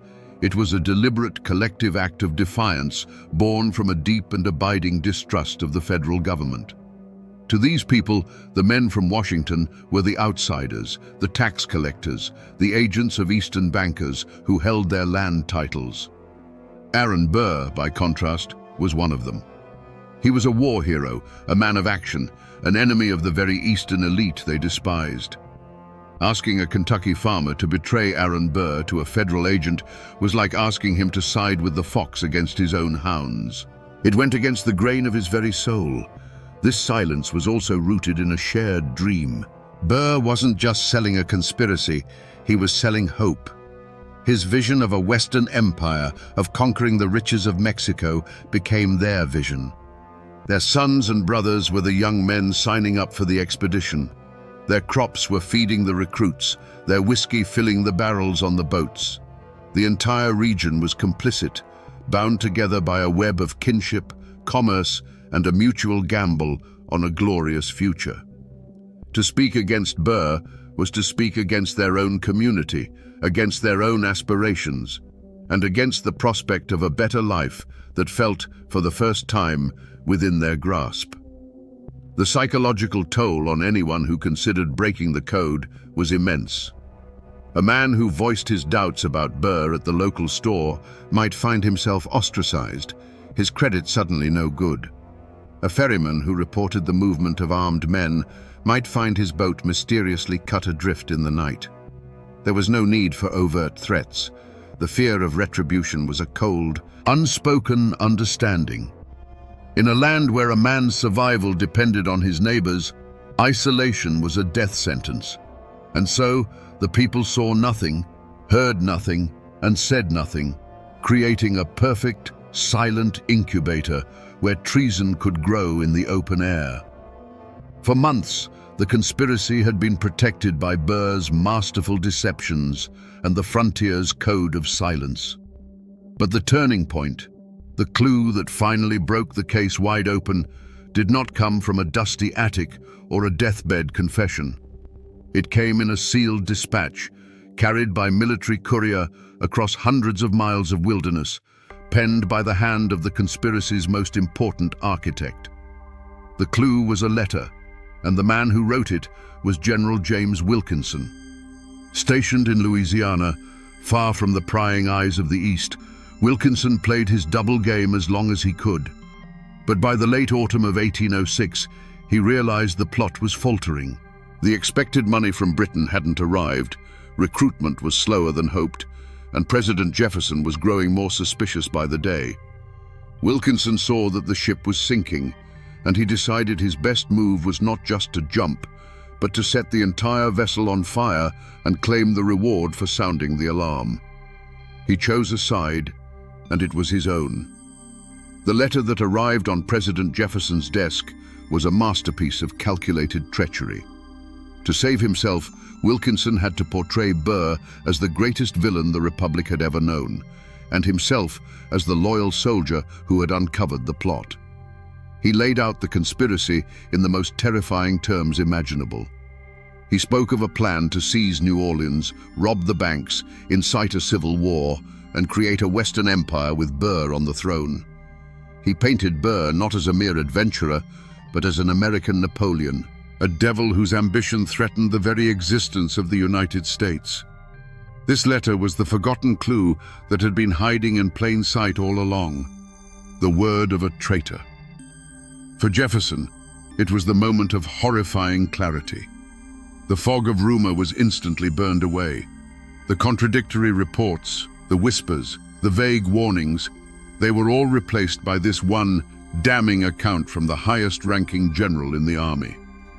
The labyrinth of lies that Burr had so carefully constructed collapsed in an instant. The letter changed everything. There was no more room for doubt, no more need for cautious investigation. The threat was real, it was imminent, and its full, treasonous scope was finally laid bare.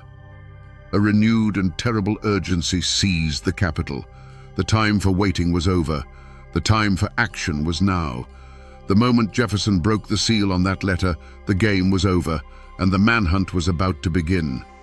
With Wilkinson's damning letter in hand, President Thomas Jefferson acted. He issued a presidential proclamation that swept down the Ohio and Mississippi rivers like a flood, a single sheet of paper that tore away the web of lies and unmasked Aaron Burr before the entire nation. The proclamation ordered all civil and military officers to seize the illegal expedition, its boats, its supplies, and its leader. There was no more ambiguity, no more talk of secret government plans or peaceful settlement. The President of the United States had officially branded Aaron Burr a traitor. The news shattered the conspiracy. For the young men gathered on Blennerhassett Island and in camps along the river, the unmasking was a moment of brutal awakening. The dream of Mexican silver and grand adventure evaporated, replaced by the cold, stark reality of treason.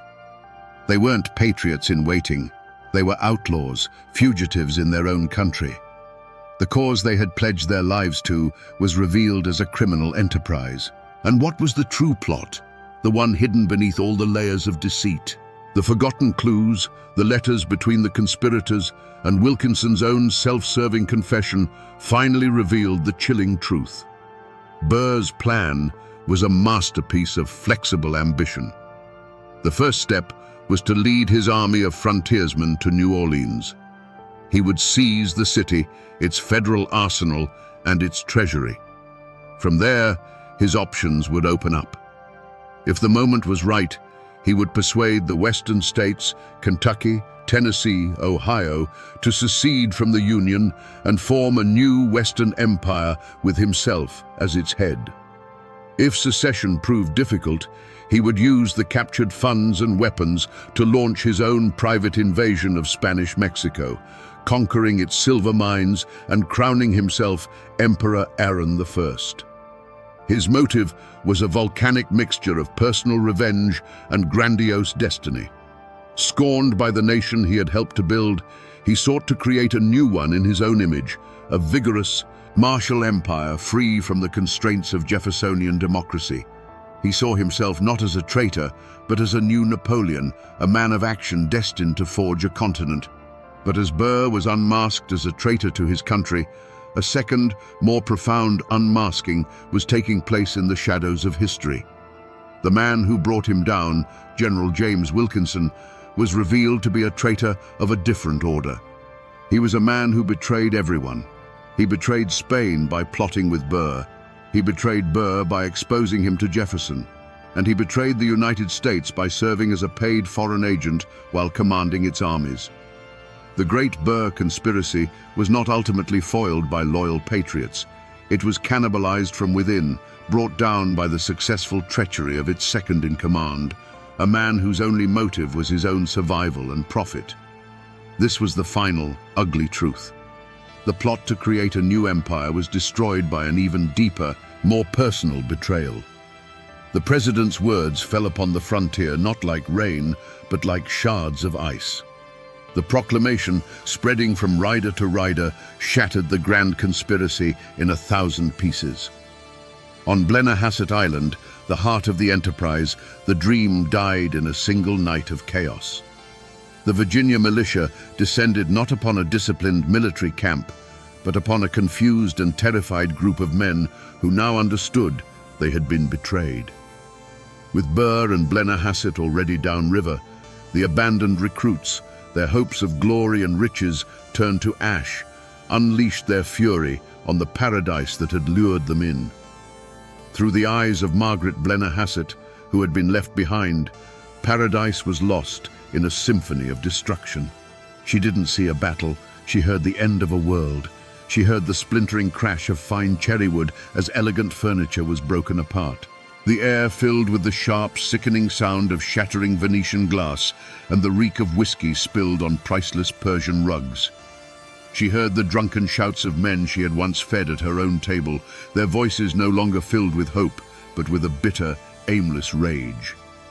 In the main hall, dark, ragged holes began to appear in the fine linen draperies, the silent witnesses of a dream being shot to pieces. Forced to flee with her children into the freezing December night, her only transport was an open riverboat. As it was pushed out into the icy current, she looked back at her magnificent home, its windows blazing with light, not from a joyous party, but from the fires set within by the rampaging men. The world had turned into a hell of screams, followed by a ringing silence as her home, her dream, and her future were consumed by the darkness.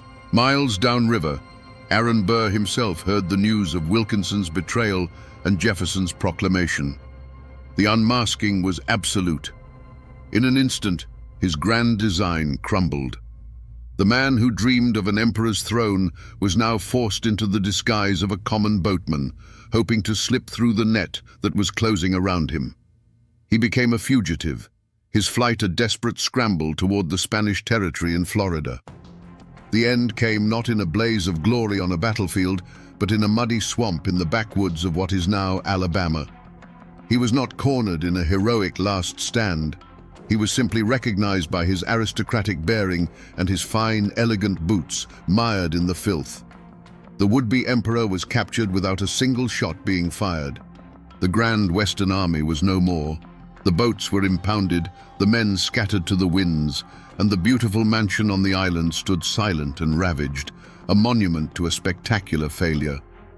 The conspiracy was over, ending not with a bang, but with the hollow echo of a dream breaking.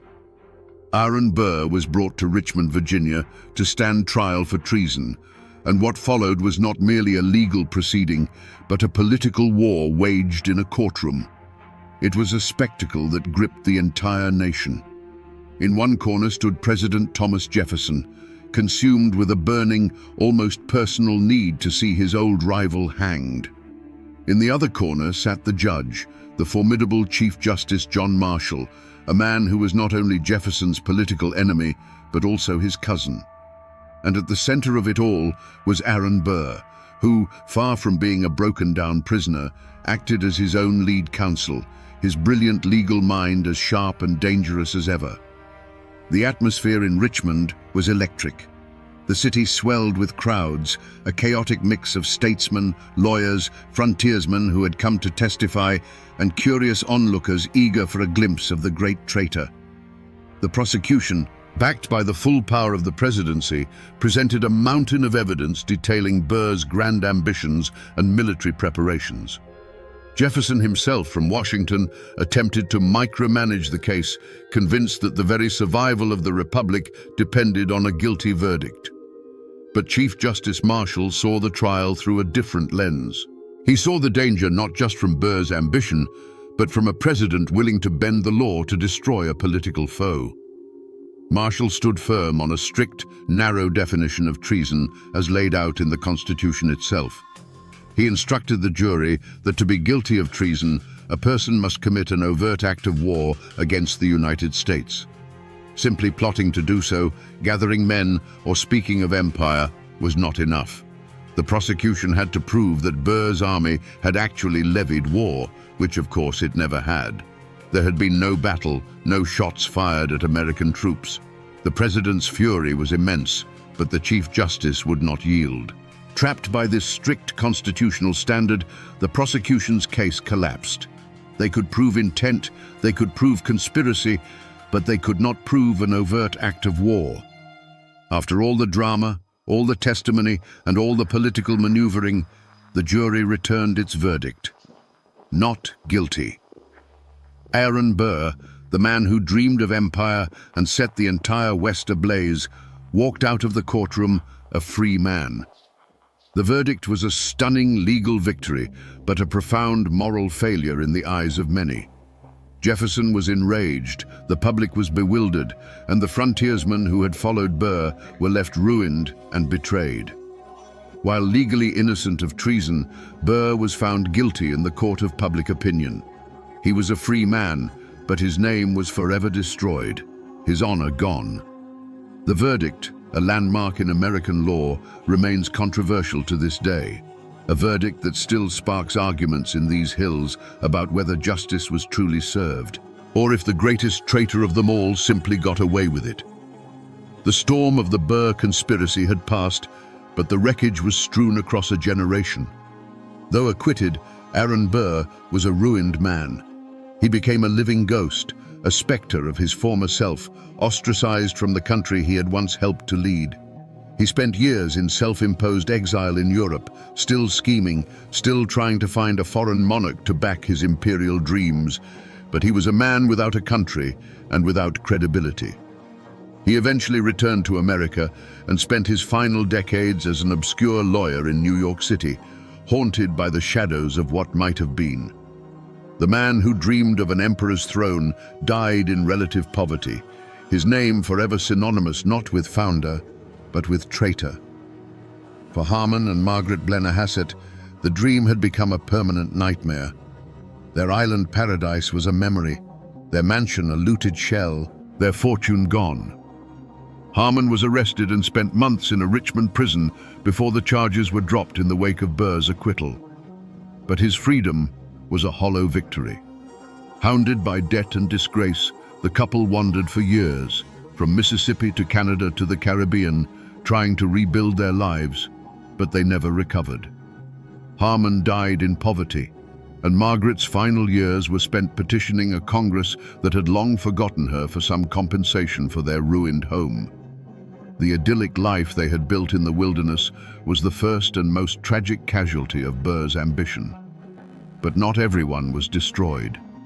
In Tennessee, Andrew Jackson, the fiery general who had been so taken with Burr, emerged from the scandal not only unscathed, but strengthened. He had been cautious, demanding proof that Burr's plans were sanctioned by the government. When that proof never came and Wilkinson's betrayal was revealed, Jackson swiftly and publicly distanced himself from the plot, positioning himself as a loyal patriot who had been misled. The affair taught him a valuable lesson in political survival and reinforced his reputation as a shrewd and decisive leader. His brush with Burr's treason did nothing to slow his own meteoric rise to power. And the arch-traitor himself, General James Wilkinson, the man who had betrayed Spain, Burr, and the United States, he was never held to account. Despite a congressional investigation that uncovered his long history as a Spanish spy, he was exonerated, his web of lies and influence proving too thick to penetrate. He retained his command, continued his career, and died years later, the ultimate survivor of the web of lies he himself had spun. His fate was perhaps the story's bitterest lesson, that in the murky world of power, the greatest crimes are sometimes the ones that go unpunished.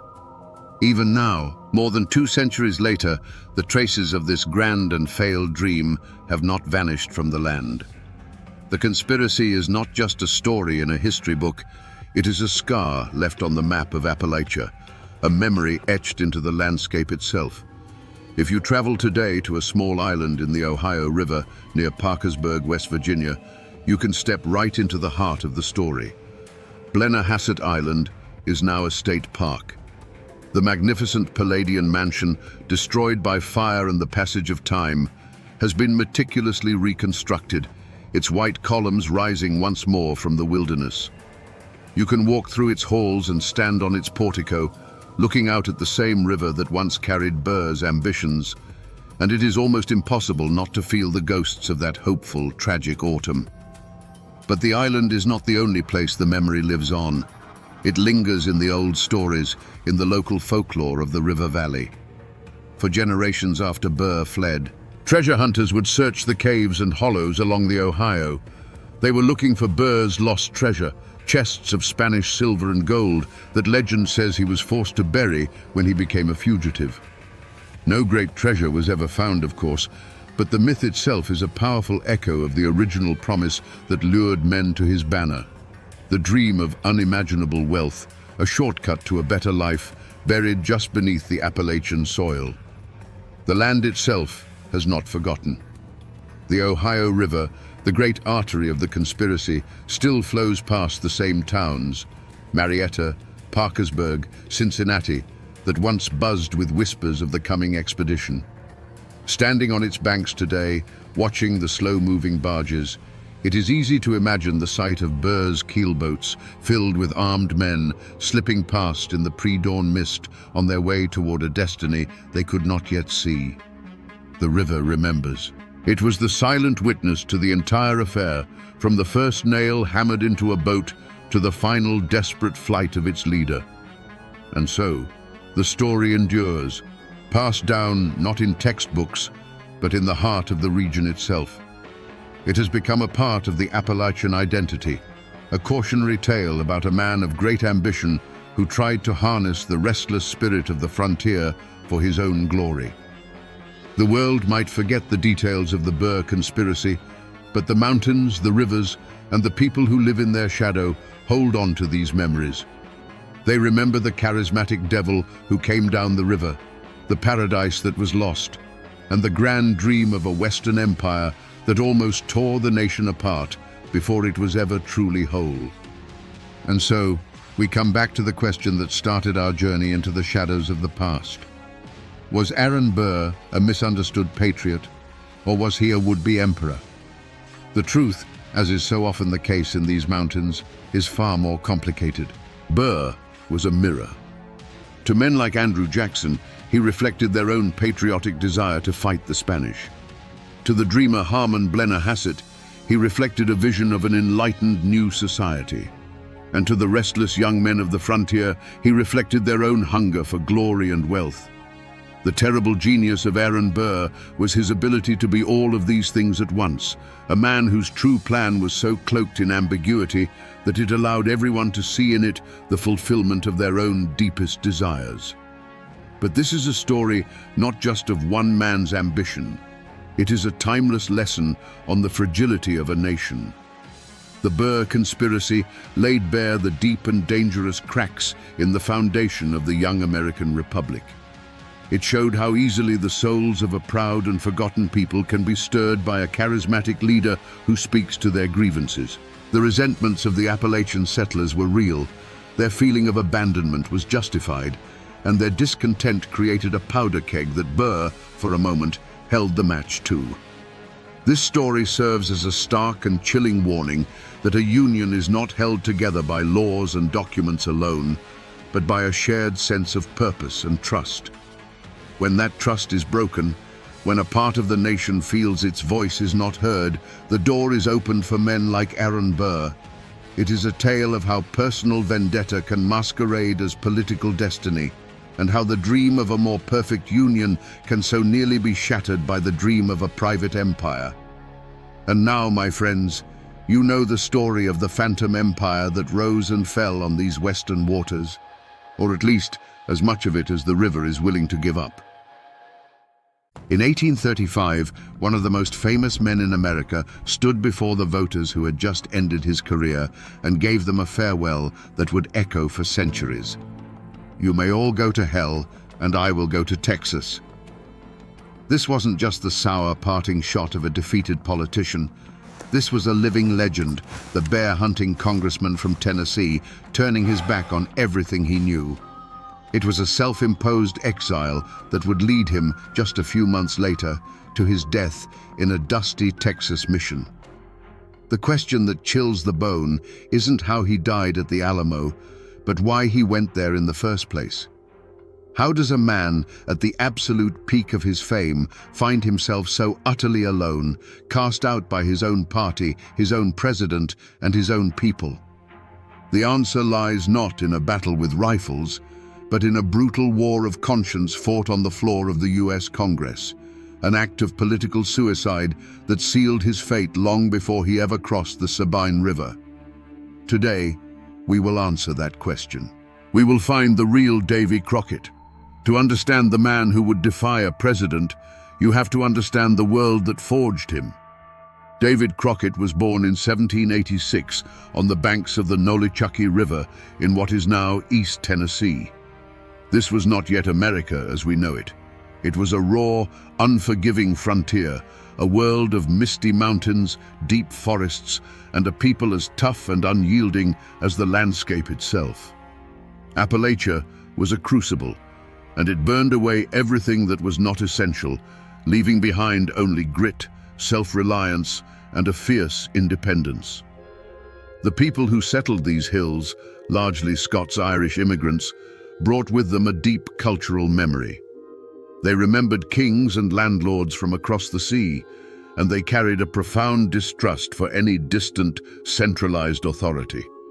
Their laws were simpler, etched into their hearts rather than written in books. A man's word was his bond. Your loyalty was to your family, your clan, and your neighbor. Justice was swift and personal.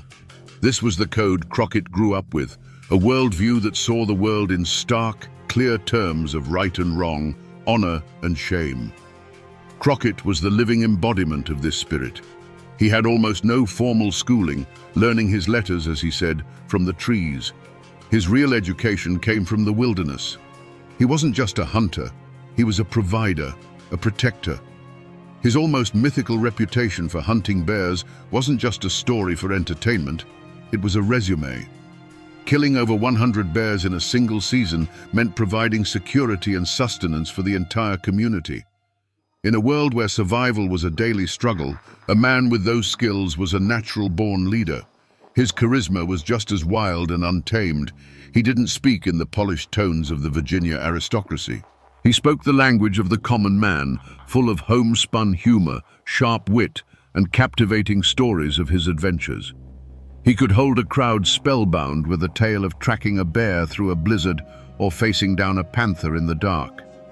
He was one of them, a man who understood their struggles because he lived them every single day. But this very world, the source of all his strength, also contained a fatal vulnerability. Crockett's character was like Appalachian oak, strong, solid, and completely inflexible. He was governed by that simple frontier code of honor. He believed a promise was a promise, whether made to a white settler or a Cherokee chief. He believed that a man's integrity was his most valuable possession, worth more than land, title, or political power. This man, this living piece of the American frontier, was about to be transplanted into the serpentine world of Washington, D.C.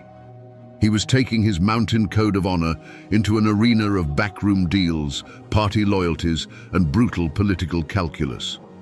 He didn't know it yet, but the very principles that made him a hero in Tennessee would make him a target in the nation's capital. His own unshakable sense of right and wrong was the shadow that was beginning to gather, unseen and unspoken, over his entire future. When Davy Crockett arrived in Washington, D.C., he entered a wilderness far more dangerous than any he had known in Tennessee. This was a political swamp, thick with ambition, veiled threats, and hidden allegiances. And at the center of this swamp, a storm was gathering around one single, explosive piece of legislation: President Andrew Jackson's Indian Removal Act of 1830. On paper, it was a proposal to relocate the 5 civilized tribes, the Cherokee, Creek, Choctaw, Chickasaw, and Seminole, from their ancestral lands in the southeast to new territory west of the Mississippi. The scene itself was charged with a heavy, ominous energy. The first and most powerful clue was the president himself. Andrew Jackson was not a man to be trifled with. His will was iron, and his temper was legendary. This bill was not just policy to him. It was a personal crusade, the culmination of a lifetime spent fighting Native American tribes.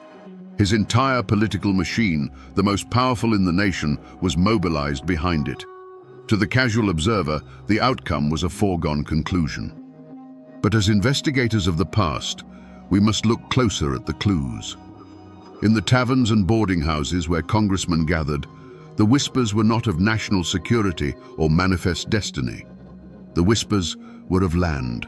Fertile, black soil in Georgia and Alabama, perfect for cotton. Land that was legally owned by the Cherokee and Creek, but desperately coveted by white settlers and wealthy speculators. The air was thick with the scent of greed, a motive far older and more powerful than any political ideology. The initial findings pointed to an open and shut case. The president wanted the land, the party wanted to please the president, and a powerful coalition of land-hungry states demanded action. The political mathematics were simple and brutal. There was no room for dissent. The scene spoke of an unstoppable force, a political juggernaut that would crush anything in its path. And yet, this is where the mystery truly begins. The wilderness of Washington offered no easy answers, only a multitude of unsettling questions. Chief among them, who in their right mind, and especially who from Jackson's own party, would be foolish enough to stand in the way? As the battle lines were drawn over the Indian Removal Act, all eyes in Washington turned to the most obvious source of opposition: the president's sworn political enemies. This was the anti-Jackson coalition, a formidable group of political titans like Henry Clay of Kentucky and Daniel Webster of Massachusetts. They were the established Eastern elite, men who viewed Andrew Jackson not as a hero of the common man, but as a dangerous backwoods tyrant trampling on the Constitution.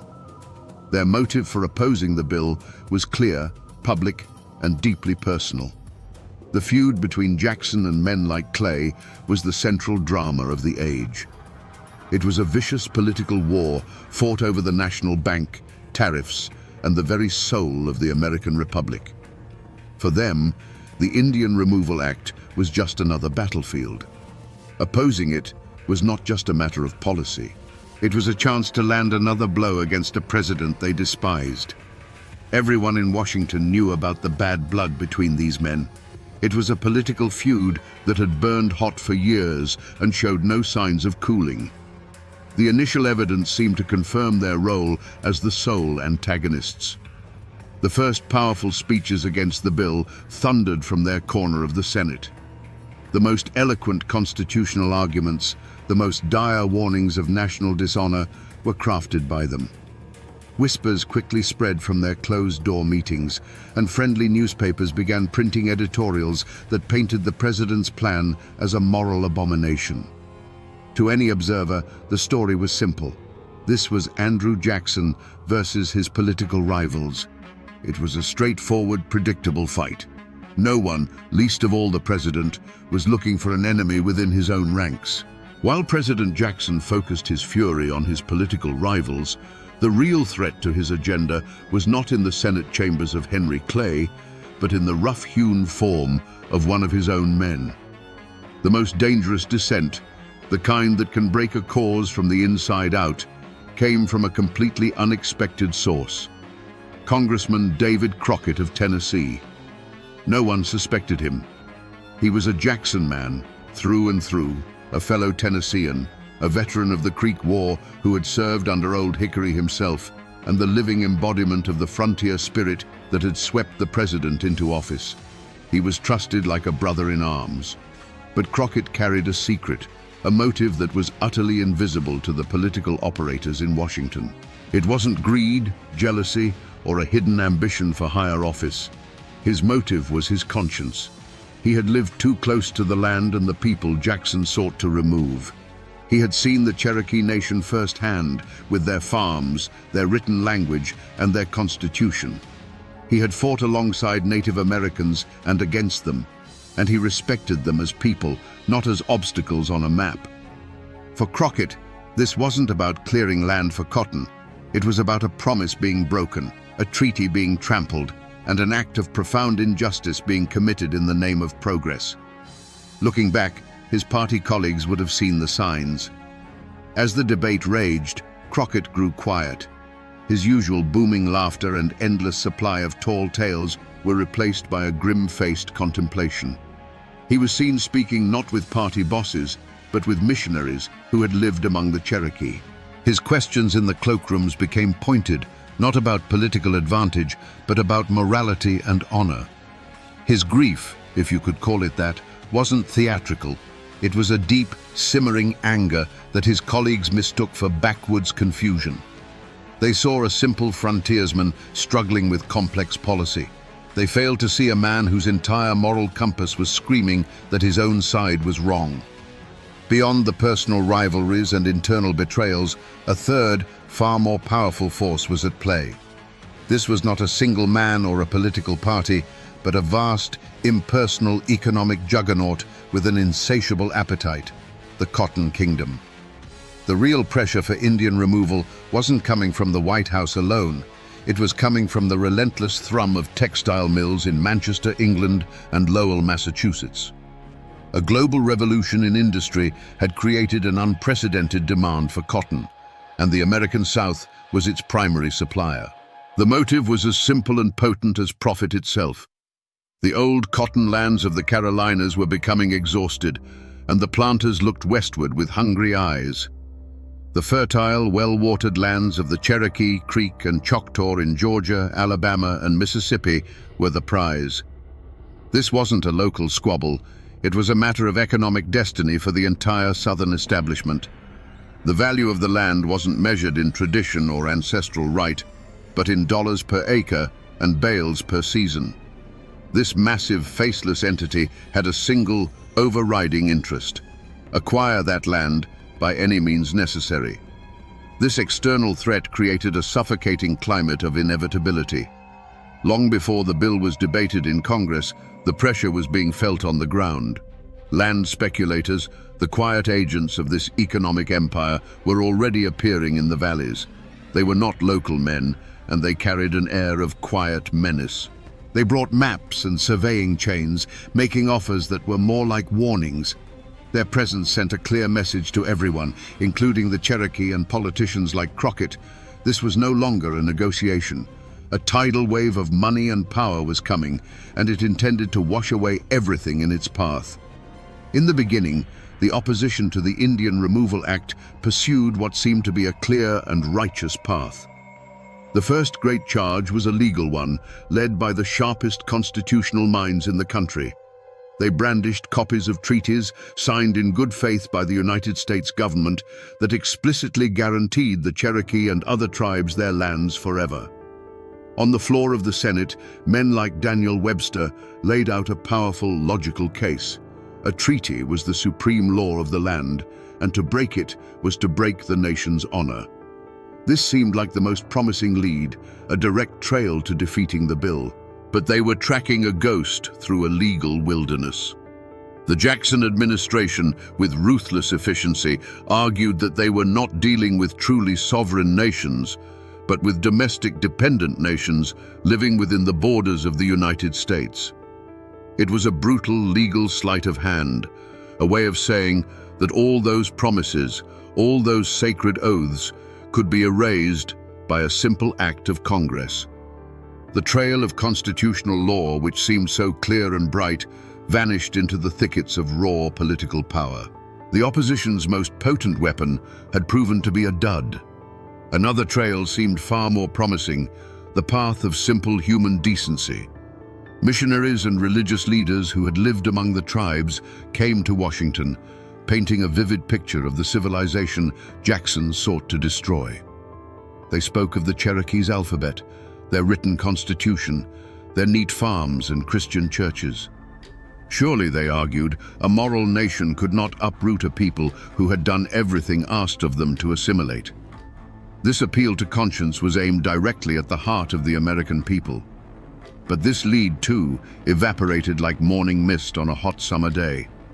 Against the deafening roar of progress and the siren song of free land for white settlers, the quiet voices of conscience were drowned out.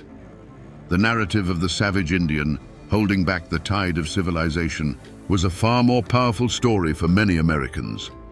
The moral high ground turned out to be a swamp of public indifference and racial prejudice. With every failed argument and every evaporating lead, a deep frustration set in among the bill's opponents. For a man like Crockett, watching his own party orchestrate this assault on reason and honor, the feeling must have been one of growing desperation. They were firing paper bullets at a stone wall. The fear in the Cherokee Nation grew into outright terror as they watched their powerful allies in Washington fail one by one. The air in the capital grew heavy and cold. The investigation was going nowhere, and the monster was getting closer. As the vote on the Indian Removal Act drew near, a suffocating silence fell over President Jackson's Democratic Party. This wasn't the quiet of contemplation. It was the chilling silence of a political omerta. Within the party ranks, a brutal and unspoken code was enforced. You were either with the president or you were against him. There was no middle ground, no room for debate, no space for a troubled conscience. Congressmen who had private doubts saw nothing wrong with the bill. Those who questioned its morality heard nothing of injustice, and those who knew it was a betrayal knew nothing but the importance of party loyalty. The primary reason for this silence was fear, pure and simple. The fear of one man, Andrew Jackson. His reputation for political vengeance was as legendary as his military victories. To cross Old Hickory was to be marked for destruction. It was said that upon hearing of Crockett's wavering, the president flew into a white-hot rage, vowing to see the Tennessean politically buried in a graveyard of his own making. This was no idle threat. The Jackson machine was a weapon, and it was aimed directly at anyone who broke ranks. Party leaders, acting as enforcers, would quietly remind a wavering congressman of the patronage jobs, the committee appointments, and the campaign funds that could vanish overnight. But it wasn't just fear. For many, it was a deep-seated loyalty to their own kind and a profound suspicion of the opposition. The men arguing against the bill were the Eastern elites, Henry Clay, Daniel Webster, the very establishment figures Jackson had been elected to fight. For a Western Democrat to side with them against their own president felt like a betrayal of the entire frontier movement. It was seen as siding with the bankers against the farmers, with the city lawyers against the common man. They believed their form of justice was to secure a future for white settlers, and the Indian Removal Act was the necessary tool. In this atmosphere, Davy Crockett became a pariah. The psychological toll was immense. Former friends and allies, men who had swapped stories and shared drinks with him just weeks before, now averted their eyes in the hallways of the capital. He was shunned like a man carrying a plague. Private messages were sent, begging him to reconsider, warning him that he was throwing away a brilliant career for a lost cause. Every handshake he was denied, every conversation that stopped when he entered a room was a reminder of his isolation. Like old Martha in the mountains whose barn was burned for speaking the truth, Crockett was about to have his entire political life burned to the ground. And still, he refused to be silent. The political battle had been fought to a standstill. Arguments had been made, threats had been whispered, and loyalties had been tested. The Jackson machine, confident in its power, believed it had crushed all meaningful dissent. They assumed that in the final moment, party discipline would prevail. They had overlooked the most critical clue of all, a detail hidden in plain sight: Davy Crockett's unbending Appalachian character. It wasn't a piece of paper or a hidden object. It was the man's soul, and it was about to be laid bare for the entire nation to see. The turning point came not in a secret meeting, but in the full public glare of the House of Representatives. As the final debate on the Indian Removal Act took place, Crockett rose to speak. The chamber fell into a hush. This was the moment of truth. He wasn't supposed to speak. He was supposed to fall in line, to cast his vote with the party and save his career. Instead, he unleashed the one piece of evidence that would change everything, a verbal confession, not of a crime, but of a conviction. He looked directly at his fellow congressmen, men who had shunned him and pressured him, and he spoke not of politics, but of honor. "I have been charged with not representing my constituents," he declared, his frontier drawl cutting through the tense silence. "I did not come here to represent my constituents alone. I am a servant of the American people. Justice and honor are my guides." In that single moment, the forgotten clue of his personal code was slammed down on the table. He was stating, unequivocally, that his conscience was a higher authority than his party, his president, or even the people who elected him. The effect was electric. It was a stunning public rebuke of the president from within his own ranks. Suddenly, the perception of Davy Crockett shifted dramatically. He was no longer just a quirky backwoodsman. He was a rebel. The words he spoke were more damning than any secret diary or misplaced letter. They exposed the truth not of a conspiracy, but of one man's solitary, defiant stand. For the Jacksonians, the revelation was horrifying. Their simple story of party unity was shattered.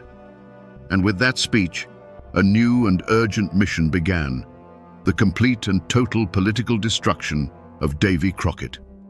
The air in the House of Representatives was thick enough to cut with a knife. The final vote on the Indian Removal Act had arrived. This was the moment where whispers ended and legacies were forged in iron. The roll call began, a death march of names echoing in the tense, silent chamber. One by one, Jackson's men, many with visible reluctance, answered yea. They chose their party. They chose their careers. They chose their president. The wall of silence was holding. Then the clerk's voice cut through the air. "Crockett." For a heartbeat, there was nothing. Then, a voice clear and steady filled the room with a single defiant word: nay. It was more than a vote. It was the sound of a political career committing suicide. It was the roar of an Appalachian conscience that refused to be silenced. In that instant, every man in the room understood the price Crockett had just willingly paid. But it was not enough. The bill passed by a razor-thin margin, just 5 votes. Davy Crockett's personal honor was intact, but the fate of the 5 tribes was sealed. And with the smoke of that final battle still clearing, the true culprits behind this national tragedy were finally and irrevocably unmasked. The mastermind was, and always had been, President Andrew Jackson. His motive was not a fleeting political whim, but the culmination of a lifetime of frontier warfare and a chillingly clear vision of an expanding white America built on the ashes of broken treaties and displaced peoples.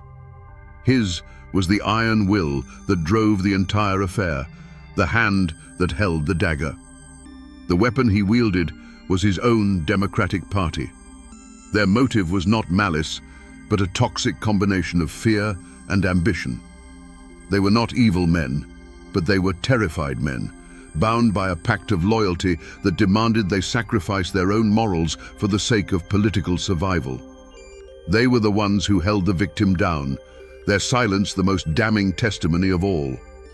But the true dark heart of the matter, the motive that fueled both the president's vision and the party's fear, was the vast, impersonal hunger of the Cotton Kingdom. It was not a feud, not a personal vendetta, but the cold, relentless logic of profit. The land was valuable, and the people living on it were in the way. That was the simple, horrifying truth that had been unmasked. In defying all three, Davy Crockett had not just lost a vote. He had made an enemy of the most powerful forces in America, and they would now see him destroyed. The passage of the Indian Removal Act was not a sudden explosion. It was the slow, deliberate turning of a key in a lock, sealing tens of thousands of people inside a tomb. The ink on the law was barely dry when its poison began to seep into the red clay soil of Georgia, Alabama, and Tennessee. The America that Davy Crockett had fought for, a land he believed was founded on honor, was about to commit a crime in slow motion, a crime whose consequences would stain the pages of history forever. To understand what was lost, you must first see what was there. The Cherokee Nation was not a collection of primitive huts in a dark wilderness. A traveler passing through their lands in 1830 would have seen a nation mirroring the one that was about to destroy it. They would have seen neat, prosperous farms with squared log cabins and smoke curling from stone chimneys. They would have seen fields of corn and cotton with plows that cut straight, proud furrows in the earth. They had their own schools, their own churches, a written alphabet, and a constitution modeled on that of the United States. This was the world that was declared illegal. Then the soldiers came.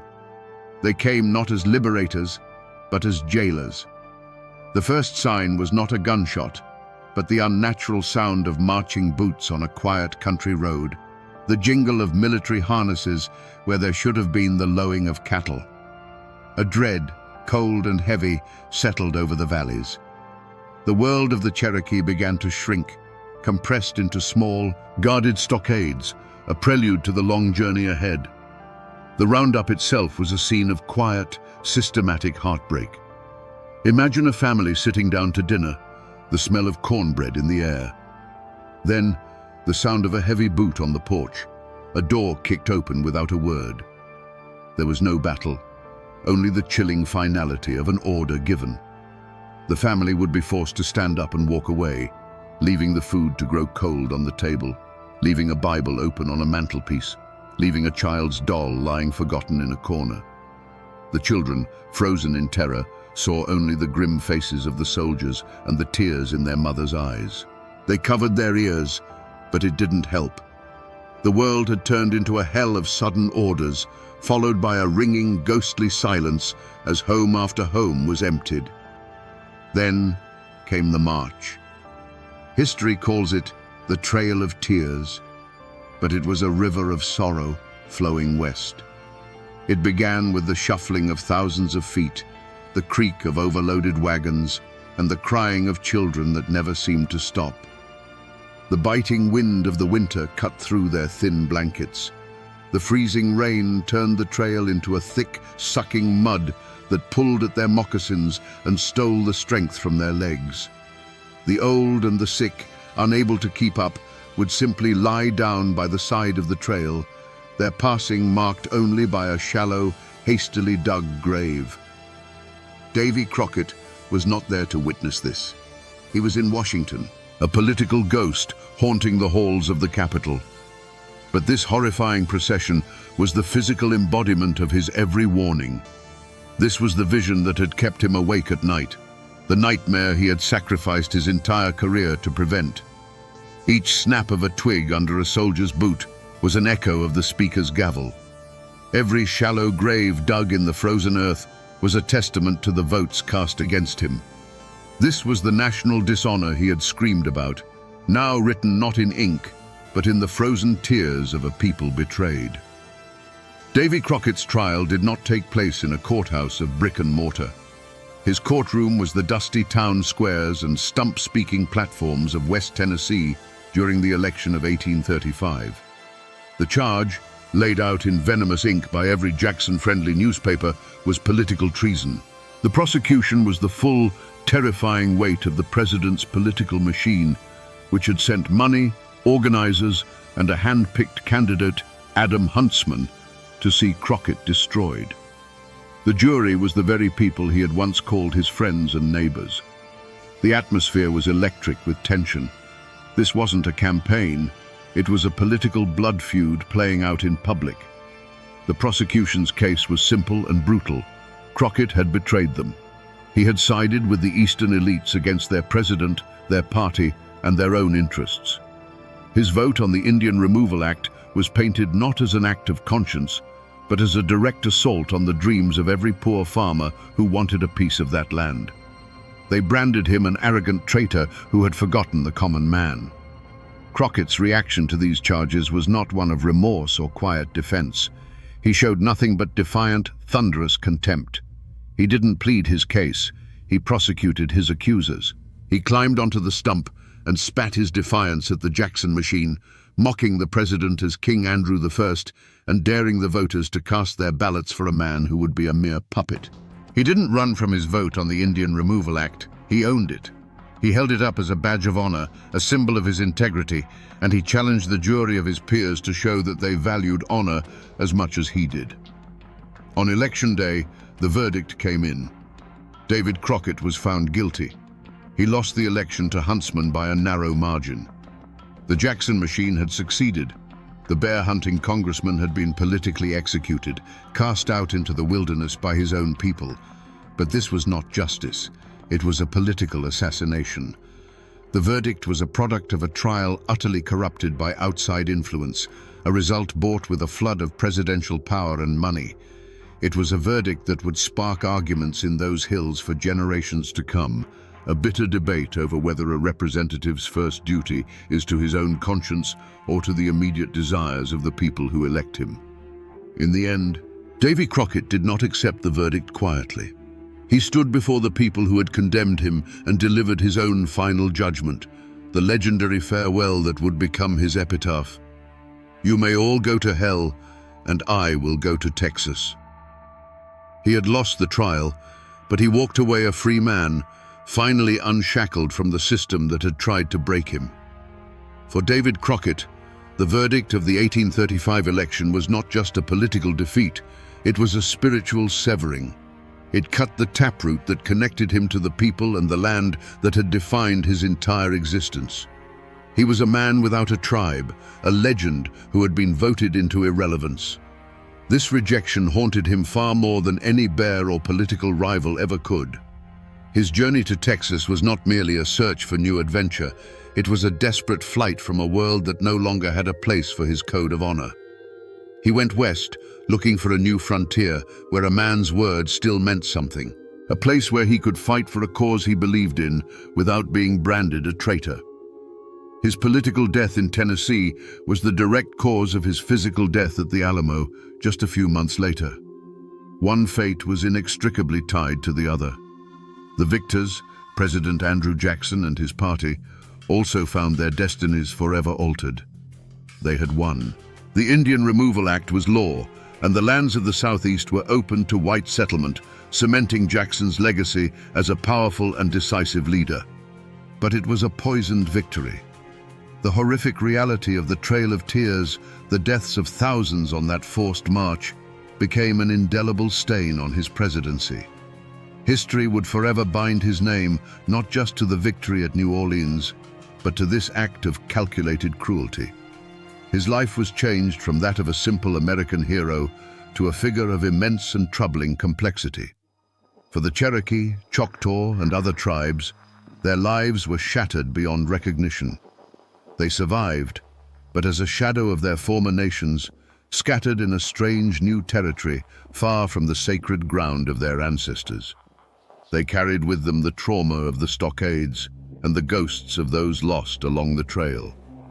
The political decision made in Washington became a wound carried in the hearts of their people for generations, a story of betrayal and loss that would be told around their own campfires for a century to come.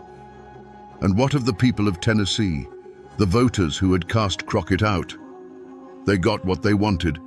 The land was opened and a new wave of settlement and prosperity followed.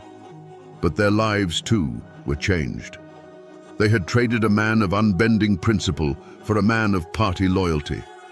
In local law, some say a quiet shame settled over those hills, a lingering memory of the great man they had rejected. They had silenced the one voice who dared to tell them a hard truth, and in doing so, they became complicit in the tragedy that followed. No one, from the president in the White House to the smallest farmer in a Tennessee holler, escaped the consequences of that fateful vote. Even now, nearly 200 years later, the echoes of this story are not hard to find. The name Davy Crockett is carved into the American landscape. You can walk through his replica birth site cabin in East Tennessee, a humble structure of rough-hewn logs that feels charged with the energy of his spirit. Statues in his likeness stand in town squares, often depicting the mythical hero, rifle in hand. But the most powerful and most tragic, tangible remnant of this era is the land itself. The Trail of Tears is now a national historic trail, a scar of memory that stretches for more than 2,000 miles. It is marked by quiet roadside plaques, preserved segments of old roads, and lonely, often unmarked graves that lie just beneath the surface of the modern world, silent witnesses to an epic of sorrow. Culturally, the story has been told in two vastly different ways. One is the roaring campfire legend of Davy Crockett, king of the wild frontier. It's a story immortalized in song and on screen, a comforting myth of a simple, grinning hero in a coonskin cap. That legend, powerful as it is a shadow. The true story, the one we have told today, is the one whispered in the halls of Congress and preserved in the dry, brittle pages of the official record, the story of a man's lonely, costly stand for his own conscience. For the descendants of the 5 tribes, the story is not a legend.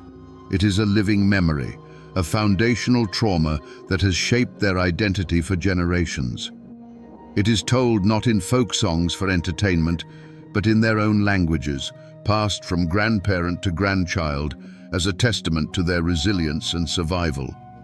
It is the story of who they are, where they came from, and what they overcame. It is a fire that has never gone out. The world might remember the cartoon, but the Appalachian mountains themselves hold the memory of the man. His story is etched into the very character of the place, a permanent reminder that deep within these hills, a code of honor can sometimes grow that is stronger than politics, more unyielding than a president's will, and more enduring than a man's own life. The mountains remember the man who stood alone, and they do not forget. So we return to the question that started it all. Why did one of the most famous men in America turn his back on his country and march toward his own death in Texas? The answer, we now know, is far more complex than a simple thirst for adventure. Davy Crockett didn't just go to Texas. He was driven from a United States that had broken his heart.